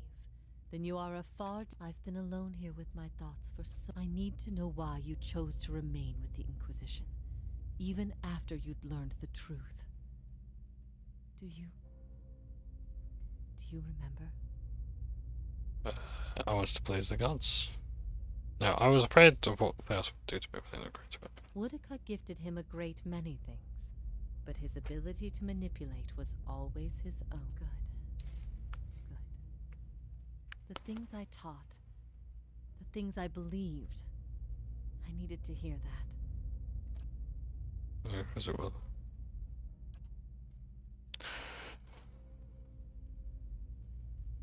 So I was like, my opinion matters so much to you. We knew little of each other before you arrived. You had heard both. You're never going to be able to convince everyone that there will always be dissent.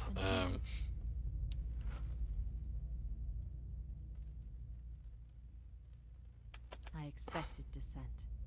But I needed to, even knowing what you've told me. And what of your understanding of our past? Are you at ease with the choice you made? I see the world differently now than I once did. I regret what I did to you and I wish you your forgiveness. You have always had my forgiveness, no matter your... At first I thought this might be the source of your...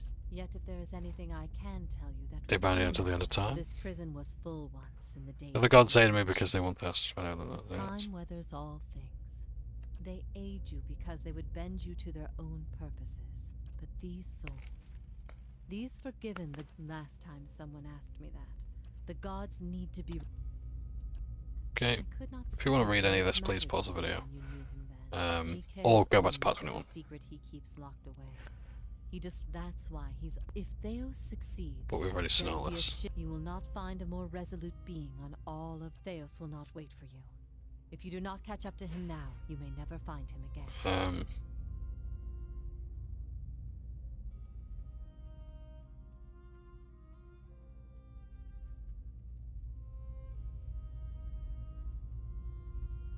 The gods have given me the souls of their forgiven. If you repent, you could join with them. Help me strike the final blow against Theos. If I repent, all I have done has meant nothing. Your advance here is an illusion. You are a slave to the gods bound to their rules, stuck in their system. You continue to... They can disintegrate your soul like you cease to exist. That would be no different to the other souls. The gods are broken in place. I don't wish to stop fighting them. You are powerless as their prisoner. Only when you free yourself from their control will you have truly achieved a final victory. If you're right, I suppose there's way to end. Your soul deserves an end to its suffering. I'm sorry I wasn't able to grant it myself. May it come to you swiftly. I suppose I have waited long enough, and I do not wish to delay you any further. Come, let's be done with this once and for all. I am ready. This is a great eye of our soul. Okay. There we go. So put it at ease. Put a soul at ease. She no longer has to... So, it's true. The gods are a sham that people have followed for thousands of years. Time whether all these terrible things were people's fault or the gods. Turns out they might be the same thing. The audio did it again. Doesn't that just beat all? Here I was wondering... It cuts out the audio again. Forge or killed someplace. Would we still have gone to war? Forget it. I'm not going to argue with it. They got the video. That rebelled. I can see the rebellion still happen. Yeah. When Woden left for war, we had a fight. They said you get a new country with every trip. Yeah, I've said all this before. My brother always knew better than me. If he was so sure of what he was doing, then I should be there with him. A whole lot else to do other than think about things. But it seemed if I'd have left with him, we'd both be dead, so I don't know if it was right. Matter after what we just heard. Still one more.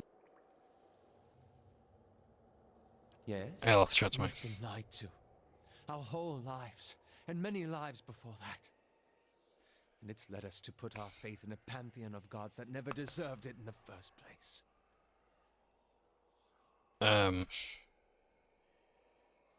Theos is wrong. Most people are fundamentally decent, and the truth can only make them better. You're right. People will be better off finding direct... Seems like that's all they... I've also been thinking. There won't be much left of Theos by the time you're done with him, if I know how you operate. That will leave the leaden key headless. Perhaps it's best it stays that way. No, someone should fill that role. This is unexpected coming from you. Why keep it going? One way or another, someone will fill that void. I'd rather it be you. Think of all the good you could do with that power. The world will need a guide more than ever. Then let's face Theos. When this is all over, I'll remember what we've been through. I'll see the leaden key transformed into a stronger, better guide for Kith. And I won't make the mistakes Theos did. Of course. Alrighty then. I'll take the stairs, okay. In fact, Kana. Yes? Perhaps Iovara did not have the final answer you sought. But still, she revealed much. I stand by what I told her. There is strength in confronting truth, and not dwelling in the face of it. But some discoveries are so large in scope, shattering in implication. Can anyone survive it? The gods were born out of mortal ideals. Whatever guidance they can provide, we already possessed. A touch of the divine, and all of us then. Let's press on and prove our worth. Okay. So yeah, so Kana, hopefully. Because there's hidden stats with the companions. So like, there's like Truth Seeker for Kana and Pessimist, and like. Correct me if I'm wrong, but didn't we note a rather sharp drop somewhere around here? But yeah, like Kana has like Truth Seeker and like Pessimist, and like that determines how he's how his ending is going to be.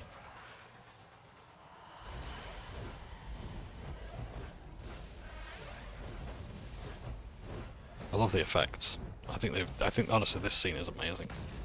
From a technical standpoint. They did a really good job with that.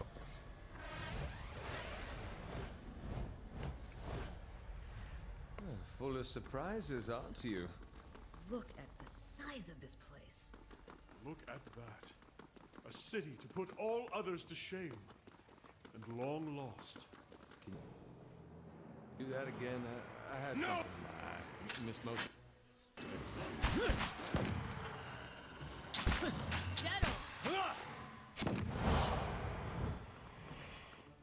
For what it's worth, I don't feel any shame in putting the game in story mode. We've already done these fights. There's not much need to prove one's ability to do them again. And again, I'm here for the ending slides, not for anything else.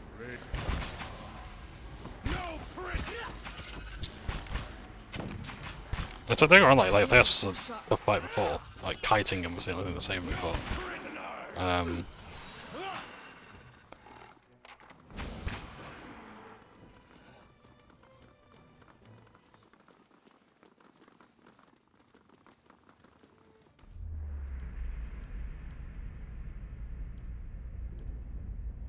He was seen and is not seen, save when he chooses, it seems. I thought the god of mystery is my chief enemy. Oh yeah, so this is well. You unravel a thread, Watcher. Speak plainly. And drain the meaning from the end you have almost achieved. Your search for answers to your past has led you to a mystery. Like Ronald still. Its mysteries don't matter. I want to give myself a unravel. Yes, as you've sought this goal, your foes have pursued another. A nebula of souls, blind and brimming with potential. The I thought answer to the live cycle. out countless lives, each old existence lost to the new. The point is never the end with that last shuddering breath.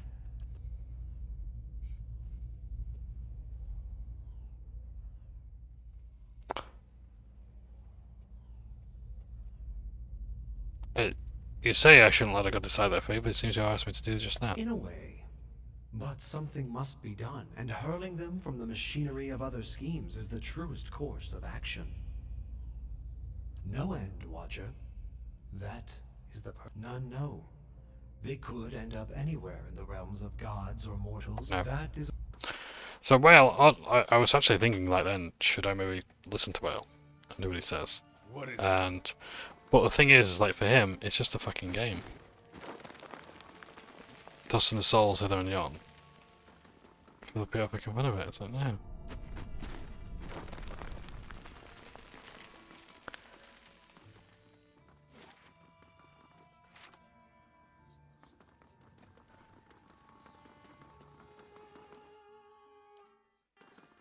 That's not my job or place. And besides, I've sworn to Barath I'm going to do something for him. So I will.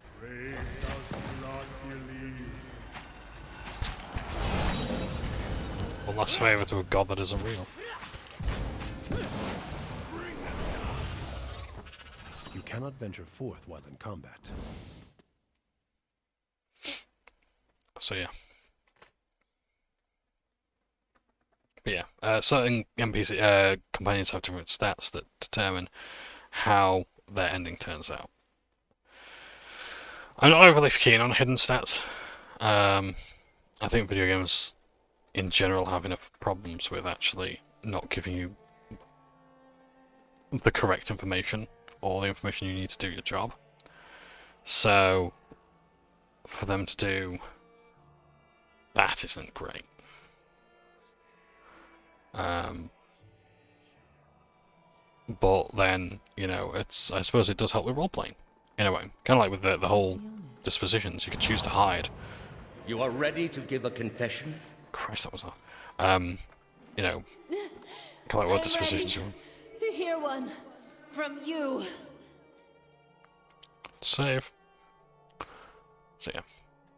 But yeah, no, we're here at the end now, so let's see how it turns out. I'm gonna have some shepherd's pie, some bread rolls, if they haven't gone bad.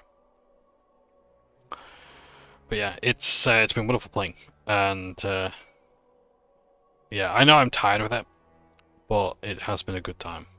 And but yeah, 81 hours we've been playing. I don't need to play any longer. Ah, go on then. Let's level up, see what happens next.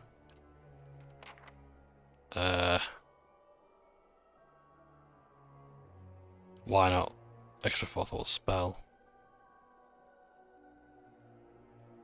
That doesn't look like the... Oh!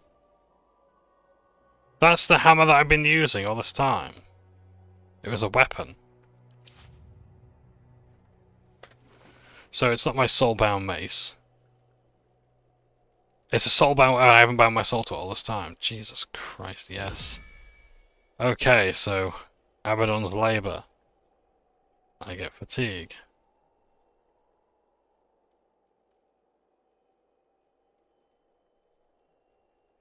Okay, that seems to be like a high-level thing or something, I don't know. Got the Maker, Frightened. We got the Ancient Forge. I didn't even know that I had this equipped all this time. But that's from the White March Part 2.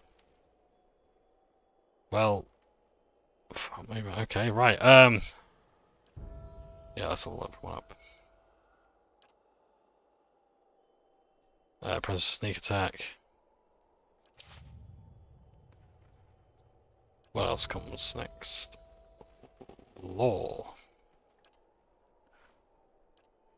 Called to his bidding, the ancient instruments of death. For the whole chance spell, summon animated grid sword, animated pike, animated boar bow. Nice spell this. Flesh from skin to bone. Wow. Go for that one.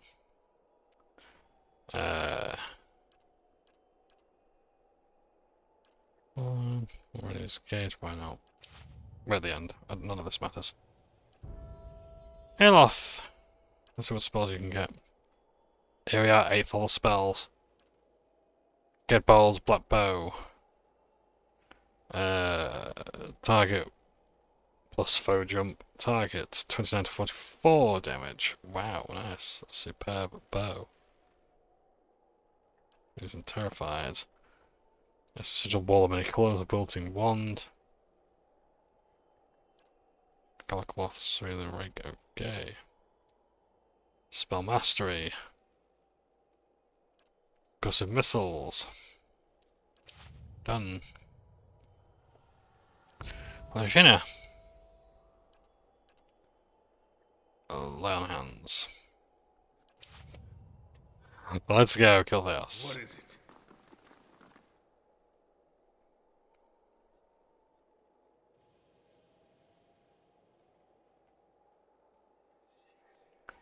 Yeah, I'm still going to try Theos Soul because he's too dangerous to allow. Like.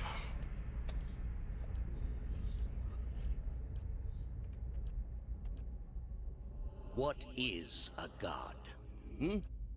Oh, there are gods. You're in a sacred place within earshot of the gods themselves. You will return. Okay.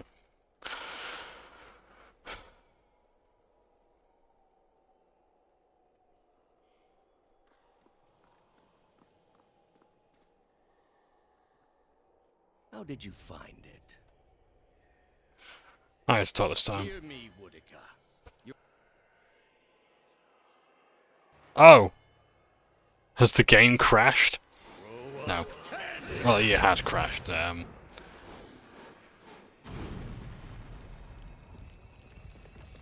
let's start this time. Okay, you could just do that. You don't have to have the monologue with him. He hasn't earned the right to have the monologue. Fuck him. I do like those monsters though. I like Willis' judge. Headsman. Yes. There we go. Melted him.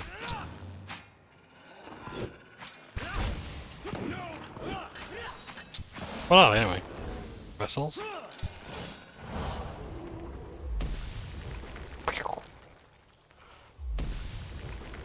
Okay. Spent to preserve a single vital secret. After journeying for lifetimes, In his own way, Theos must have truly believed he To do all those lives. So all this. The memory makes you a slave to your own past. Perhaps it can be undone, but it can't be forgotten. It shall trouble now that was any longer. You were kinder to that man than I. a questionable act. Without What is gratitude? Or is mercy? Anything like that? Sod him.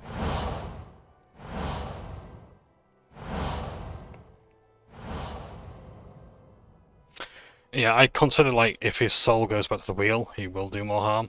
What is it? People of Yara. I can't accept that. Oh. Not yet. Companions, not me. You get what you needed from him? I can answer to all questions. Forces you to find your own footing. That's real good. You got it figured out what you... There's not much that'll put the fear in you more than that. You can take my word for it. I'd find a way to give them the courage to face it. Not because they... Give them the courage to face it, yep, I agree. Better make it good. Again, all this you can see Come apart to from the it. end of it, my friend.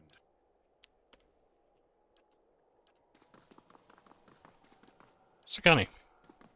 Never thought all of these notions of who we are. You just What follow. shapes us? I'd probably still be. How may I help? You're right to send that to her.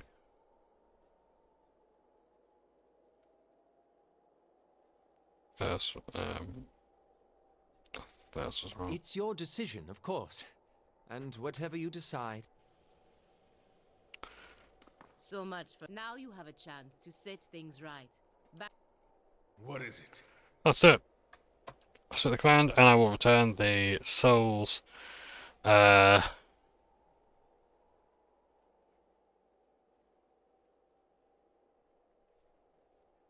the souls back into the reincarnation cycle. So, go. Let's see what ending slides we got. At your command, the Ancient of exhausted, your conscious. So we've seen this. When searching for some time, you discovered at your direction, the lost souls of the Hollowborn were funneled back into the churn of Bareth's wheel to find their way into new vessels So we got and the partake in symbol the there. life they had been denied during Whitewind's legacy. Though parents of Hollowborn would remain just that, the end of Whitewind's legacy would bring about a spate of new, healthy births, with many of the infants bearing souls once meant for Hollowborn children. The natural cycle of life and death had been restored to Deerwood, and with it came a renewed faith in the providence of the gods. No, that's not what I Radric's wanted. zeal had brought him back to life once, but it would not do so again. Radric's destruction at your hands spelled the end. So we don't need to see this one because again, part 21, but also as well we've already covered it. It's not important for the next game. Following the assassinations of Duke Avar Wolfgren and Lady Webb, Defiance Bay was thrown into political upheaval. In the ensuing weeks, the streets had become the domain of looters and blackguards. Few dared to step outside their own doors alone or unarmed. But once the dozens had regrouped in the wake of the riots, they quickly put an end to the criminal activity. They patrolled the streets in droves and administered their brand of law on any perceived offenders. This was not the erratic justice of the mob, however. The dozens had taken to heart the strengths of their adversaries, the Knights of the Crucible, and emerged as a far more organized, disciplined force. With the waning strength of the other Defiance Bay powers, the leadership of the Dozens took the opportunity to establish its own group as the dominant peacekeeping force in the city. The Dozens would soon find themselves overwhelmed by the problems of a leaderless metropolis. But they found an uneasy new partner in the surviving forces of the Crucible Knights, who understood the city's infrastructure and were able to keep the worst of its problems under I do control. have greater appreciation for the Dozens. Though the machine atop Ter Noaneth had been disabled, it had not seen its last use. Heritage Hill was rebuilt, and no sooner had the first... We don't need to see this, we've already seen this scene. When the legacy had lifted, people came to see it not as a sign that the riots had been according to the gods' wishes, as Theos had hoped, but as a confirmation that animancy had never been the source of the problem in the first place. Deerwoodans instead convinced themselves that the riots had somehow purged Defiance Bay of Leaden Key spies, and that the end Abydon's renewal brought new vigor and purpose to a god long known for quiet, steady labor. Handicraft saw a revival in the Deerwood, and no smith wanted for an apprentice. Additionally, Abydon's restored interest in preservation led to redoubled efforts to survey Engwithan ruins. Animancers and craftsmen alike found much to study, but tensions with Air Glanfath rose. As for Stalwart, the Battle of Caron's Scar only strengthened their resolve to unlock the mysteries of Durgan steel and build new marvels with the White Forge. However, Stalwart's ambitions brought them into further conflict with the Red Serens, as more and more impoverished communities gathered at the border and vowed to finish the work of the Iron Flail. It would be many generations before the region saw peace. The Flames That Whisper clan found a cautious peace with Stalwart, particularly once the villagers heard of the aid the ogres had offered against the Eyeless. The clan moved back into the Russet Wood, and as Stalwart grew in prestige, the villagers formed a tighter alliance with their ogre neighbors. Within a generation, ogre traders visited Stalwart, and village hunters were welcome in the Russet Wood. Harmka's death had brought the Devil of Carrick little satisfaction. In time, she pushed her movement. Maneha never found the Salt Well, but she found a kind of peace as the fortress of Cadnua emerged as a bastion of security in the midst of an untamed land, becoming the envy of every thane and earl in Deerwood. Legend grew over time of its impregnability, and stories of formidable invaders easily scattered by the keep's defenses became popular around the hearths of Deerwoodanians. Likewise, it also became a beacon to travelers, merchants, and visiting dignitaries alike. Reputed as the finest fortress in all Deerwood, people would journey from near and distant lands alike to experience its fabled hospitality and grandeur. The Audra dragon known as the Master Below, her soul now housed in the body of the huntress Fallen Roet, passed out of Deerwood in relative anonymity, her final destination unknown, even to herself. She was last seen in the port town of Rhodes End, boarding a ship, an Audra talisman glowing about her neck. Alagina had gone against the Duke's spell. With your business concluded, Haravius quietly took his leave and headed home to Thane Bog. The elders of the Fisher Crane had not warmed to Haravius in his absence, and when he arrived, he was denounced and scorned. Haravius spoke of his deeds and of his communion with Galawain, yet none would support his petition to return to the tribe. One by one, starting with the oldest, Haravius challenged each member of the council to single combat, humiliating the Riau in a series of savage duels. With half the council bloodied and shamed, the elders at last acknowledged Haravius' strength, announcing him a hunter of the Fisher Crane tribe. Upon being granted this title, Haravius calmly left the village and embarked again on his life of wandering. Adair chose not to return home to Gilded Vale. That's in Still Adairs. most comfortable far from. When the dust settled in sun and shadow, Aloth looked upon the remains of Theos Ix Arcanon, his former master. He saw where the Grandmaster had gone wrong, and he knew what he would do better. Oh no. The secret of the gods would be preserved, and with it, the sanity and well-being of all Kith. 1 He second. donned the remains of Theos' ceremonial garb and prepared himself for the long and lonely task ahead. With both their aims fulfilled, Kanarua bid the Watcher farewell and sailed back to his beloved Rawatai.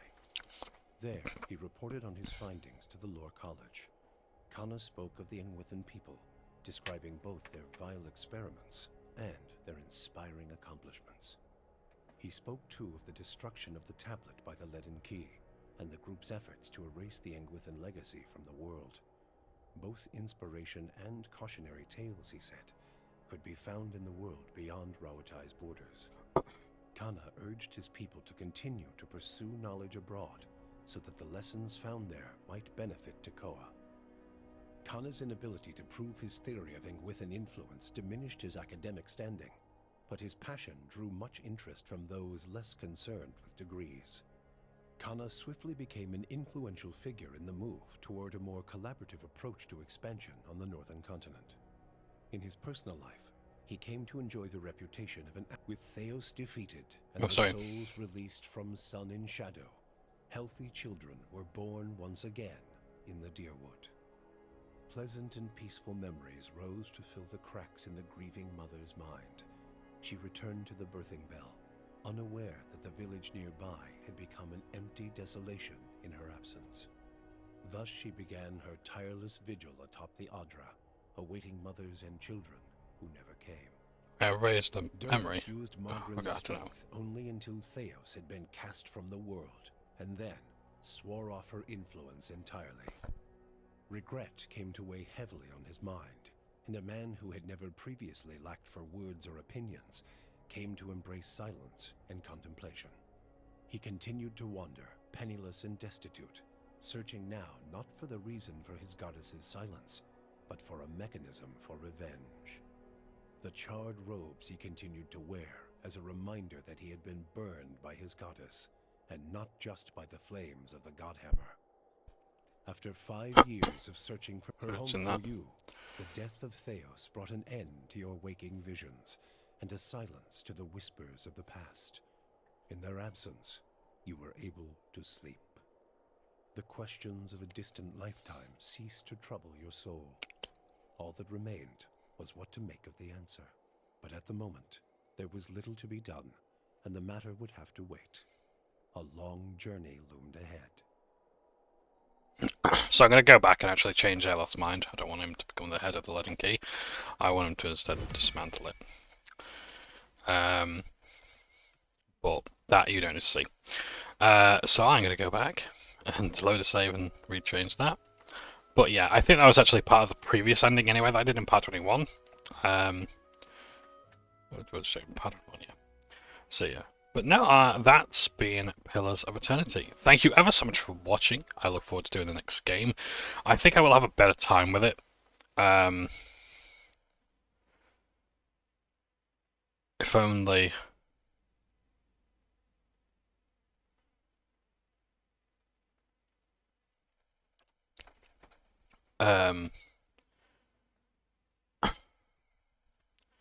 yeah. Because I think, like, then it's like we'll see how things go. It depends. I will, if I think I will play it not tonight but tomorrow. I'll take a look.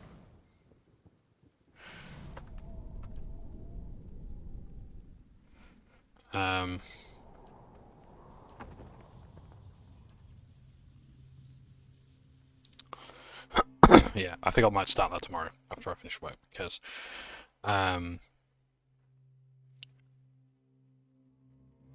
what seems like an eternity, your rapid descent. Because we have to see the effect of our actions here. So yeah. In fact, no, I'll pause it. I'm going to end.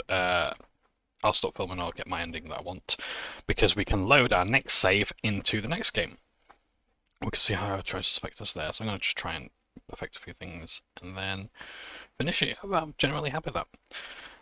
So yeah, I hope to do an analysis video. I can't promise anything, but I'd like to be able to do one. But we'll see how it goes. I need to write up the notes first and then make sure it's coherent. Because it probably will be about a good, maybe hour and a half that I talk, maybe 2 hours. about the game, because it will be like a full-on analysis review. So we'll see how that goes. But otherwise, yeah, I've had a really good time with Pillars of Eternity. Yeah, sorry this episode wasn't the best, really rambly, all the rest of it, but yeah, there's been a lot to cover. But I shall leave you to it. Thank you all so much for watching, take care, and I hope to see you in Pillars of Eternity 2, whatever game I play next. That's for now.